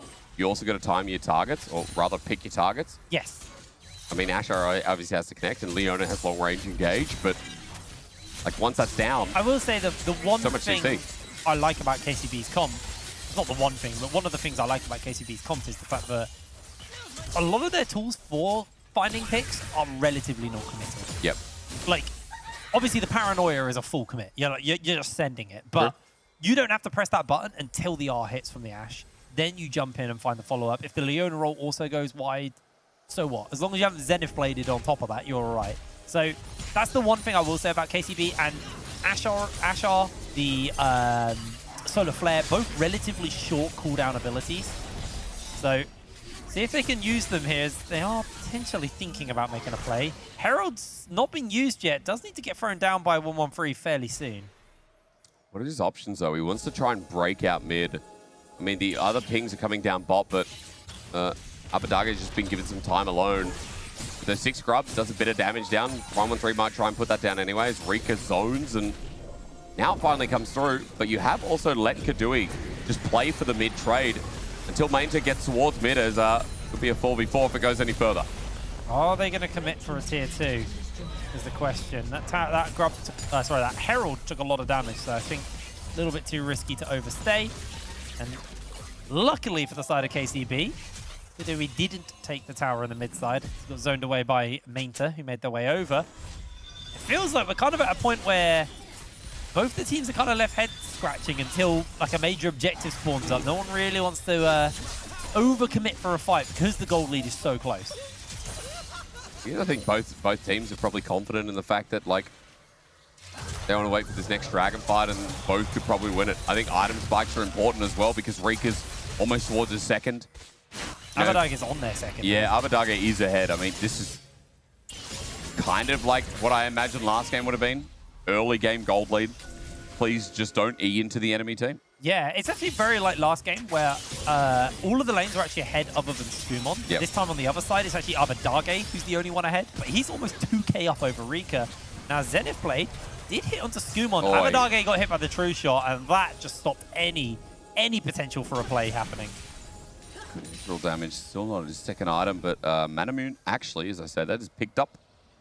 So BDSA running into some of their troughs. I mean, Ezreal, like some of the stronger, not the strongest he'll be in the game, but you know, this is one of the high points, as everyone keeps saying.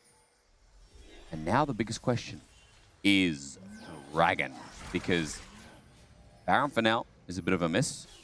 Top side gets pushed out. And BDSA, their focus should be towards getting Soul Point here. A lot of leverage with that as well. When you're playing Yone, Cannon, like you want to force KC Blue into some of these fights. As you said, it's non-committal engage. If they commit, and they get in range of Yone or Cannon, yeah, that's what makes this. That's why I prefer BDSA's comp, because I think it is easier when you have to fight around these objectives and you can't afford to give BDSA, a Soul Point, because. Further to your point, and why you are actually quite smart, right? It's a compliment. I've not heard that before. Well, you should hear it. You should listen. Is because non-committal engage, a lot of the time, when you can't win a 5v5, you want to find picks before the objective. You want to find picks in the lead up, right? Like now. You want to set up, oh, are they isolated? Oh, there it is. Kadui forced to cleanse. Wonderful little one there. They do lose the tower. They do indeed. So mid is open. I mean, the arrow is down for a little bit, not the biggest cooldown, but they're running into Baron Pit completely blind. Trying to just force some vision out there, as Rika will answer out with another tower as well. So 2 towers for BDSA in a very short period of time. Gold lead now starting to go into their favor somewhat. Skalis, 1/3 of that Ashar. Crystal Arrow almost back up and available. There's a cheeky proto belt there from Mainta just to poke Kadui. I mean, the setup though, because they got top turret, they trade that for the dragon, so BDSA's eye was like, let's just open up top. We give individual gold to the Yone. But because of that, it means that KC Blue get the second dragon of the game. We're going to see what's more worth. I feel like the dragon stacking would have been the better call. I feel like the setup would have been so much more worthwhile. Rika had teleport available too. And on his back with his Noon Quiver, still hasn't been able to pick up his Infinity Edge. Infinity Edge? My old school? No, Infinity Edge BF sword and big axe, isn't it? Yep, that is a shield bow. It is a shield bow. God, I wish items didn't change every 2 seconds. But then again, you got to change league otherwise. It'd be so stale. Otherwise, it would be stale. There's a shield bow. I would take changing items over mythic items. That was... Did you like mythic items? I absolutely despised them. I mean, it made it easy for like people to build, right? It was like when... Do you remember when League of Legends Because I thought mythic items were like, hey, for new people introduced in the game, it's easy. You should build this item, and then everything else you can build like on top of it, right? It was like there was. I just didn't like the inflexibility. I didn't like how you know some champions just didn't really have a mythic item, and some had multiple, and it just like it for me, I just didn't like it. It made the game feel less flexible, and what I love about League is the ability to build whatever the hell you like. I mean, Skumond is doing a Sundered Sky Random and Zoman build, but we also, you know, we have the Roa Flickerblade build on the volley. Oh, true. That's what I love about League. There's a lot of flexibility in it, and I feel Mythics reduced that somewhat. I feel like it made it easier for new people coming in as well, I will say. Oh, I totally agree on that. And I think League did that with a couple of things. Do you remember when they did a patch where, like, if you missed CS by 10 or 15 health, it would give it to you anyway? I don't know if you remember that. I do not remember that. That must have been before. That was a small, like, part of a patch where they came in and they decreased it by 3 every patch. But ignore me, we're fighting. Skumond has found himself the lockdown, but there's a beautiful equalizer into the Ash Arrow. They are getting toasted by this one. Fleshy comes in. That's going to be the lockdown as they get the slicing Maelstrom onto 2. Genax gets a double. BDSA struggle to push forward, though, due to the Ash slows. They can just go straight to Baron. And Rika missed everything. Otherwise, I think it would have been so much worse. Why BDSA's comp is easy to execute. Oh! Flash onto Kalist. TP coming in. They don't want to give up Baron, but I think it's dead. This is going to be a hard one. Mainta doesn't have a stopwatch available. They'll Culling turn. not up either. Going to put some damage down. Rika gets himself a lockdown. Shut down in the pocket of Kadui. Mainta's trying to do his best, but it's an ace. It's the Baron. BDSA in one single play just jumped massively far ahead. And that's where I'll have the tactical pause right there. We go to the replay first, though, and look, when the pick lands, rather the tools, it looks good for KC Blue. Equalizer in a choke is great, but they disengage. They get on out. Stormbringer through. They go a little bit deep, though, in Fleshy. And remember, Genax wasn't in, so no exhaust. Rika missing the ult means it's not worse than it currently is, but then the Baron is there for the taking, and in live, oh boy, it's getting worse. I will say, we've seen Fleshy get caught quite a lot in this series, and we've not even watched the full series. Bro has got Shy in his name. I mean, he's doing me proud. What a play, though, from the side of BDSA, and suddenly what was a very tight game is now 6,000 gold separating the two teams, and BDSA, they're not even done with this Baron. They've used this effectively to take all of the towers other than that tier 2 top side outside of the base, and now they're pressuring up for yet another tower. Attacking on 2 fronts in the mid and in the bot, and I don't really think there's much, but KCB can really do. They're just going to have to watch this tower go down. They do indeed. Inhibitor target open up. Solar Flare, Equalizer. That's a nice little combo they've got coming out. Everyone's going very low. Forces the Stormbringer down. They need a kill. Zenith Blade goes wide, but KCB were not on the same page. The Paranoia was used, didn't pull the trigger. They just didn't want to go. I mean, Fleshy with a good ulti setup. You're right. It was beautiful. Mainta's ult had been layered really nicely, but they're scared to go in. If 113 goes in, I mean, the turn is just too much. Yeah, I don't agree with their decision not to go in, but I do understand the thought. I think at this point, when you're that far behind, you're right. Like, maybe, but sieging with the turret up might have been a better option. Timing, I think, was another big thing for KC Blue, and much like the last game we watched, timing is very important. Absolutely, and speaking of timing, BDSA did exactly what they did in the last game. They've desynced the Baron and the Dragon, so now they don't have to worry about the Baron. They can just put the pressure on this Dragon and start stacking those up and get themselves towards that soul point. With it being a Hextech map as well, it's very potent, because the power of KCB is the fact that they've got the Ash for all those like AoE slows. You now have a way to answer back with that Hextech slow. And you notice as well as BDSA, you know, obviously going to get this Dragon, and they're going to find mid push too. They're grouping up as 2 3-man unit because they're not giving an option for KC Blue to get a pick back into this game. With a Kalist Ash Arrow or with 113 getting a Paranoia, it's only Rika who kind of ventures out by himself. But look at the movement. They're like, hey, can we punish this? We don't need to go alone. We've got the map under our state, and KC Blue are overstaying this massively. Oh, they know where they are. Spotted them with a Scryer. Paris has got himself the quickness. The 2-man knock up into the Maelstrom. There's the fate sealed. And I think that is the fate sealed on this series here for the side of BDSA. I mean, I couldn't have said it better. BDSA, we questioned them the other day, saying that this team didn't look as strong and definitely didn't look like a first seed. Well, KC Blue as a second seed have been trumped 2 games in a row on the English stream. The only question I have left is BDSA, your main organization in the LEC is a Swiss organization, but you're French. I'm confused. If someone can DM me and explain it, that would be nice. BDS, if you can explain it. If you're in the Twitch chat, as always. If you have the answer, Hipbrain, I'd love to hear it. I don't. Okay, well, I would have piped up otherwise. I will ask other people. I like that someone's probably explaining in Twitch chat, and they don't know we can't see Twitch chat. We can't right see now. Twitch chat. I don't know what you guys are saying. No. They're probably flaming us. Someone, you know, someone got upset because they're a KC fan, and look, to be fair, you know, KC, I would be upset after the last game as well. Being well upset right now. Last game was rough to watch, and I think even in the early game from this game, you'd say, oh, this is a really good start. Abadaga gets ahead.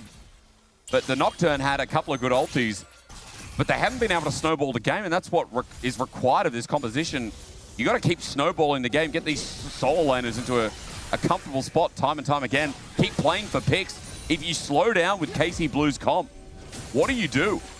Yeah, exactly. You get out team fought. Well, they jump in, they throw everything down on to Jenax, who pops the Slicing Maelstrom and the Zhonya's. He's trying to survive. He's unable to do so. The shutdown goes to Kalist there, as they do connect on with a huge true shot barrage from Kadui. Skumon, though, getting toasted by the Flame Splitter. They do miss out on the Yone ultimate, and the fire back comes in. 1-1-3 goes down. Stormbringer gets thrown down as Kalist, trying to slow Paris, is able to secure himself yet another kill. The pick comp finally starts to get some picks. The Lucian is on the wrong side of the rift, though. He's got a base away. I think they're still going to follow him regardless. True shot barrage might stop it. Ooh, they don't see him. Abadage still on the run. I think he's out. Might just be. He's going to hex portal to the other side of the map. He's back. But that was it. I mean, pulling the pace, like, you can't slow down. You got to keep trying to find these picks, even if you're 8k gold down. I think that's the power of this team, is even when behind, they have so much ability to kind of safe engage and then commit everything on top of that person, layer the CC, that you can actually find those picks. It's not like you have to death rush to get those picks. No, you don't. And you're right. Like, Arrow connects here and onto Jenax as well. Crucial target. You can see the timing is really, really good. They expect them to disengage and run back through jungle. And yeah, even though time is bought because Jenax is pretty far ahead, no one drops down. KC Blue get a shutdown over to Kalist as well on this Ashe. I think in the end, Abadage had really good zoning. Skumon turns around, we're fighting again. Slicing Maelstrom does come down. Equalizer is really nicely placed there. They're trying to get some damage out from the Yone. Thanks to his Rando and Zoman. He's too tanky. And BDSA just crushed KCB in the fight. I mean, Kadui just came in and shotgunned them to the face. That Ezreal ain't the same as that Ashe. And no matter what, even if we see a good pick from KC Blue, I hate to say it, I hate to be a broken record, but the Wallets have slapped people around silly today, as they might even go and end the series here and knock out KC Blue from EMEA Masters. It looks like 1-1-3 goes down to Paris, the Rakan of all people. BDSA, the first seed from the LFL, are going to take KCB out of the tournament and advance to the quarterfinals. Once again, KC Blue taken out at quarters. And once again, who's BDSA Hamote? Kalist doesn't get a chance to strut his stuff any further. Last time around, BDSA, I think, made it to semis, and Besiktas were the ones that stood in their way. This time around, who do we cast before? It's going to be who beat Papara? Do you remember? Do you remember? Heretics. Heretics. I've got it written down. Heretic. Yeah, I think it's Heretics versus BDSA.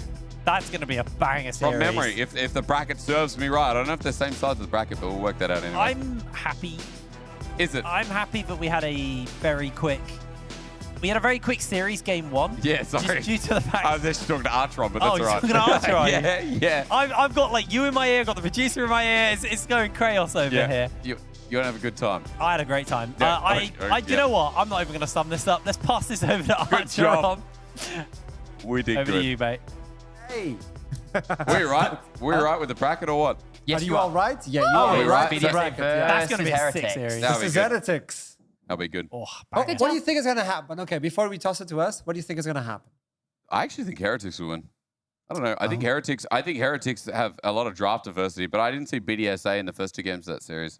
BDSA were bad when we saw them versus that team. We Yeah, can't not remember. bad, the name. but not- Nah, they were bad. They weren't I bad. was pretty You're not cooked. happy. You I are was- cooked. Nah. People I in was Britain sold on haven't them seen in the this sun. series, though. They made a redemption arc. Look at this power. Like, come to us. Okay, he's taking it back. No, he doesn't have it. It has some delay. I'm Portuguese. I have a bad Wi-Fi. There you go. Mate, I live in Berlin. You get to say nothing about bad I lived in Wi-Fi. Berlin as well, and somehow I had it's good bad. internet. You literally said the Spandau was in Berlin to me. No, everybody kept saying Spandau was not Berlin. I was like offended, and then I mean, they literally said that. You, Portugal Portugal is not Berlin. I'm like, all I'm saying Good to know. is, we did have a very like strong statement from Eintracht Spandau in spring about the fact that Spandau is its own place. They had their own anthem. They would talk about it in the interviews. Yeah, they're that good. They're that good. They didn't make Actually it here. that good. Huh? They didn't make it here, though. No, in spring, okay? Okay, it's like in spring. They didn't make it here, though. so They had can't some be that good. allergies on summer. It doesn't work. Okay. Hey, but what works is BDSA with the redemption arc. Just as Jake specifically said they were bad. I think those are mean words. But they came versus... By the way, not me. It was Aesthetics. It Oh, was okay. Aesthetics It instead was they were one bad. of the Jakes. Wasn't me. But the idea is they showed prominence versus Carmine Corp Blue. And I received tons of messages on Twitter saying that Carmine Corp would just take it. I mean, going off what we saw in that round of 16, it wasn't BDSA's best showing. For a number of reasons, we had a discussion about it in the pre-show. But actually, this time around, outside of the game one where they kind of got a little bit blasted by KCB, they had a solid stall in game three to come back to the one we saw. This one felt much more comfortable from them. The volley bear came online, they started diving, and they kind of never really looked back. And by the time Carmine Corp were finding picks of their own, they were already way down the hole. We saw, one pick onto Gen X at the end of the game from an Ash Arrow?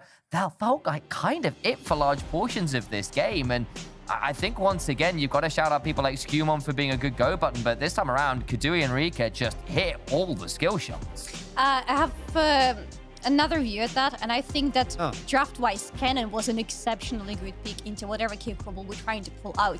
Because the whole idea for K-Corp Blue, and it's a good idea, is that you have Nocturne paired up with Ash paired up with Leona. You have insane pick potential with that, but you require the enemy team to be as spread wide as possible. What Cannon effectively does is he removes that because he wants to be forcing the team fights and very up-close team fights. Initials, you have a word for that. What is that? Counter engage, that one. No, not that one. Oh, the full contact, Yes. full contact legal. Yes. Yeah, there is something to that. And again, we see Genex do that a lot this series. So it took me a second to get on what page we're going for there. But yeah, exactly. When they engage, well, Kennen just waits around the corner and then just re-engages the people who are trying to follow up the engage. The Lucian very rarely got to free fight. Similarly with the Ashe. And again, they are relatively low mobility. Of course, Lucian has his E, and that gives you something, but they're not necessarily enough to get away from a rocket belt build on the Kennen with his flash, with his lightning rush as well. It is not easy escaping from that. And then when you add in the fact you've got the Rakan and the Volibear jumping on top of you with a Yone on top, the ability for BDSA to either counter engage or start the play themselves was still pretty high, and you can see it in the damage numbers there. Janax and Kadui really hitting some big home runs. But you also see that low damage on Nocturne, right? Because he was pretty much neutralized by that cannon peak. Because everybody's fighting so up close together with each other that even if the lights go down, you still see whatever is happening around you. So this very big advantage is no more there for K-Corp Blue. Yeah, and I have to echo the casters as well. Like both Jake said, look, I just think KCB's comp is that little bit hard to execute. And I think that was true. You really did need to kind of have a lot of your stars aligned to make the Nocturne ult stick. And yes, it was non-committal. You didn't have to have to throw your body in the line or throw your body down to get into the backline necessarily, unless of course you're the Nocturne. But the problem is then you still need something to land to go in. And that was easier said than done, especially when you did have to consider things like, well, where's this Kennen coming from? Where's this Rakan coming from? And that was harder as the game went on, especially once leads started to come on through. Even if you did land the CC, was it a good enough window to go in? Difficult to say. At the end of the day, BDSA are going to move on. They're going to be facing Heretics. We've seen that already on the bracket. Might as well show you the bracket to understand where we're going to move next. There you go. It's going to be BDSA versus Heretics. And whoever wins from that one will move on to finals. They're going to be playing finals live in Munich. You have the ability to buy the tickets and join them. On the other side, tomorrow we'll have Machko versus Team GO. Vitality B versus Team BKR. This is the schedule. When we look into this, like quick notes to understand where are we staying. On one side, you have France versus France, LFL versus LFL. but we didn't have Machko versus Geo. Machko, by the way, took down Desire.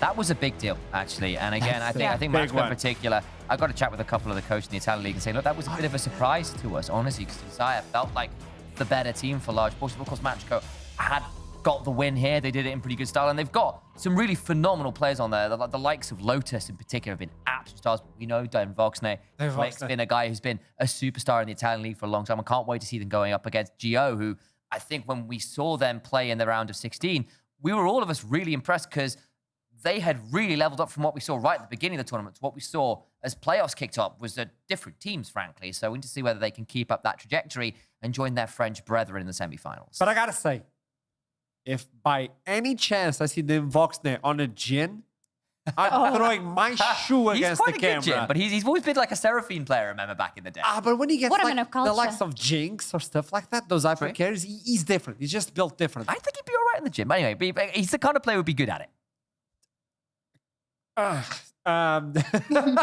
So before we tossed it for the night, we had a wonderful best out of 5. We had 2 of them, quite fast to be honest. I saw a tweet coming in from Heretics. They were wondering, is this the fastest best of 5 we had on the show so far? I reckon it was. I would like to see the numbers though, but they're showing some dominance. And when you look into the other side, who do you think is going to take it from the LFL versus LFL? Ooh, that's a tough one. I mean, it's gonna be. I have a feeling that it's gonna be LFL. I think with the way things are looking right now, we're going to have, I suspect, an LFL team in finals from one side of the bracket or the other. I'm not quite sure which. But I will say, I think if you're looking at these teams and someone who could run an upset such as it is, it would be Matchco or Heretics who are on really good form right now. And you see what Matchco look like tomorrow, of course. That'll be a big indicator for us. But I thought Heretics today stepped up a lot from what we saw in the round of 16. Some of those flaws weren't there. We had that conversation with Carlson saying, look, a lot of it was just coming in with our heads in the game and not just playing it by ear and feeling a little bit more present in the game, I think was a term to use. And they look really good. And I'll also say that that semi-finals matchup then becomes very interesting to me because if you chat to any of the players, the number one team, they say, well, it's BDSA. The other team, they say, well, it's Los Heretics. So the fact they're both playing off in that semi-finals should make that one really interesting. So we have the opinions of the desk, but I would like to get your opinion back at home. So head on to Twitter as soon as you see the tweet from EMEA Masters regarding tomorrow, the matches. I would like you to go there and tell me who do you think is going to win and why. That comment with the most amount of votes will get the opportunity to reach me one day in real life and ask me for 5 croissants. Why croissants? Why not? Why? Why? But why not? Where are you going? Are you just going to have them on you at all times? I don't know. Are you talking about the very small ones, or are you talking about the really big ones you have from Yes. spring? Huh? Just the giant ones from spring. Like, No. Is it like a lifetime No. supply of croissant equivalent? The winner of the comment will decide. Did you get like a 1 croissant of 2 kilos or 5 medium croissants? What would you rather fight? 5 medium-sized croissants or 1 giant croissant? They're your friends. This is not even the podcast yet. I'm just warming up. And it's already chaos. It's already chaos. Tell me, Jake, who do you think is going to make it tomorrow? Join in, Jake. Tomorrow, yeah. Other Jake's not here. It's just Jake, a chair. Jake. Wait, hang on. Vitality. I was going. You do it. Hello. Okay. I think Vitality. Nice. It's Vitality versus who? Vitality versus... BKR. I haven't seen BKR. All I know is Vitality's roster looks stacked. Yeah. And I don't know. I haven't seen much of Matchco, but I saw Go. And so, oh, hello. Oh, he's swapping. I don't know. I would like for diversity and for the sake of like having different representatives, I would like to see the Italians make semifinals. I can agree with that. And I would also not like an LFL versus LFL final. Because much like I said at MSI the other day, like as in at MSI when they got the LPL versus LPL, no one wants regional rivalries in an international final. And that counts at Munich. Please don't give us LFL versus LFL. Your region's good, we get it. That has to be the players. That has to be the players. I mean, Initialize. What do you think about that? I'm confused why Initialize's computer has no notes and it's just nothing but pictures of Meta from cars. It's just loads of pictures of Meta from cars. Really weird. I feel like I don't even know who that character is, so I'm going to assume it was a bad thing. of KCB. I heard something from Cars. Told you, it's all Meta. It's He more loves Meta. it. Manta is the top laner from KC Blue. I don't think. Also, the guy from Cars, the pickup Yeah, truck. that's what he said something from Cars. Oh, I think I've only seen desk. Cars like So once. wild. Artrom's smile looks like the smile from, Lightning McQueen. That's it. Wow. Ka-chow. Can you say ka-chow for us? Yeah, go on. Use ka-chow. Yeah. Because I'm that fast. So with that in mind, we're going to end it for the day. I'll see you tomorrow at the same time. Without you, it's not the same. So until then, keep climbing, and I'll see you soon. Another kind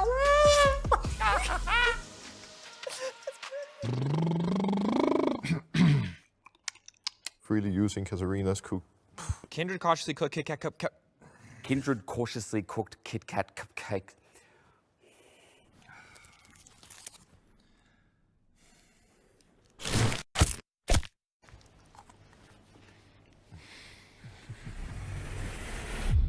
Even the biggest champ needs a break. Kindred cautiously Cook Kit Kat cupcakes. carefully using Katarina's cute cookie cutters. Ooh, I'm on it. I'm ready. Let's go. I know I'm bad, ain't come to play. So like a savage or renegade. I'm so chaotic, I show up, it cause a problem. They diagnose me a psycho, I'm taking off like a rocket. I know I'm bad, ain't come to play. So like a savage or renegade. I'm so chaotic, I show up, it cause a problem. They diagnose me a psycho, I'm taking off like a rocket. Stand-up guy, they asking me who am I. They wanna know who that, I tell her give them a try. They'll soon find out and move back with eyes open up wide. I'm here, the ruler's back to take it over for life. Yeah, I'm major, how I run it so iconic. They all treat me like the mayor. Everything that you did, I have done it all on paper. Super like I'm Sonic, see you later, get your weight up. Yeah, applying the pressure, swear on my soul that I will not let up. I'm on a roll and I'm in control, so get a hold cause I am that fed up. Don't need a poll to decide who is better. Never will fold and never will settle. They call me a problem, but I come and solve it. I promise the novice can't handle me, never, ever. I know I'm bad, ain't come to play. So like a savage or renegade. I'm so chaotic, I show up, it cause a problem. They diagnose me a psycho, I'm taking off like a rocket. I know I'm bad, ain't come to play. So like a savage or renegade. I'm so chaotic, I show up, it cause a problem. They diagnose me a psycho, I'm taking off like a rocket. I know I'm bad, ain't come to play. I'm so chaotic, I show up, they cause a problem. They diagnose me a psycho, I'm taking off like a rocket. I'm so alive, my enemies running high. They witness how I arrive. They all tucking their pride and cry. I'm so alive, my heart is cold as ice. I started, then I ride. They all ducking, they hide inside. Who gonna stop me? I am the man and they all a copy. Look at them stand, they licorice sloppy. I got these hands, they straight like it's Rocky. I got the plan of becoming a leader. You just a fan, so stay in your pocket. I am the plan, demanding you watch me. People they saying I'm really chaotic, yeah. I know I'm bad, ain't come to play. So like a savage or renegade. I'm so chaotic, I show up, they cause a problem. They diagnose me a psycho, I'm taking off like a rocket. I know I'm bad, ain't come to play. So like a savage or renegade. I'm so chaotic, I show up, they cause a problem. They diagnose me a psycho, I'm taking off like a rocket.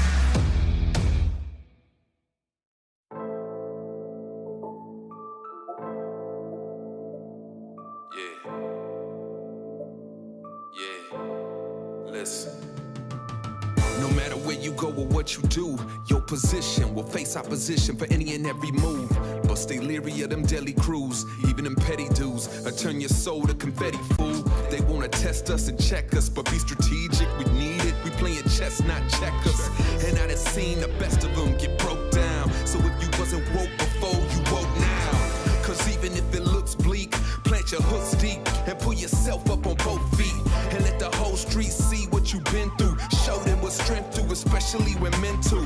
Y'all can punch me, kick me, stomp me, flip me, drop me, hit me, any of these I will get up. Stab me, grab me, choke me, jab me, broke me badly down to my knees. I still get up. You never gon' keep me bound. You never gon' keep me down.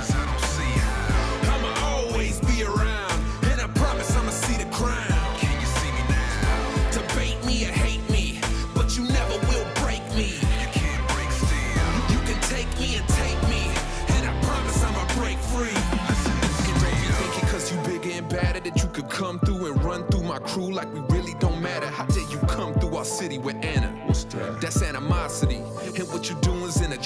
street. You thinking that you praying on the weak, but we ain't even weak, we just waiting on the creep. Creeping slow while we waiting for the sneak. Attack these foes and lay it to the beast. And your mans is frontin', don't stand for nothing. Don't need legs to stand for something. Feel my soul and feel me, dog. Don't matter what you cowards do to me, I will endure. Y'all can punch me, kick me, stomp me, flip me, drop me, hit me, any of these I will get up. Stab me, grab me, choke me, jack me.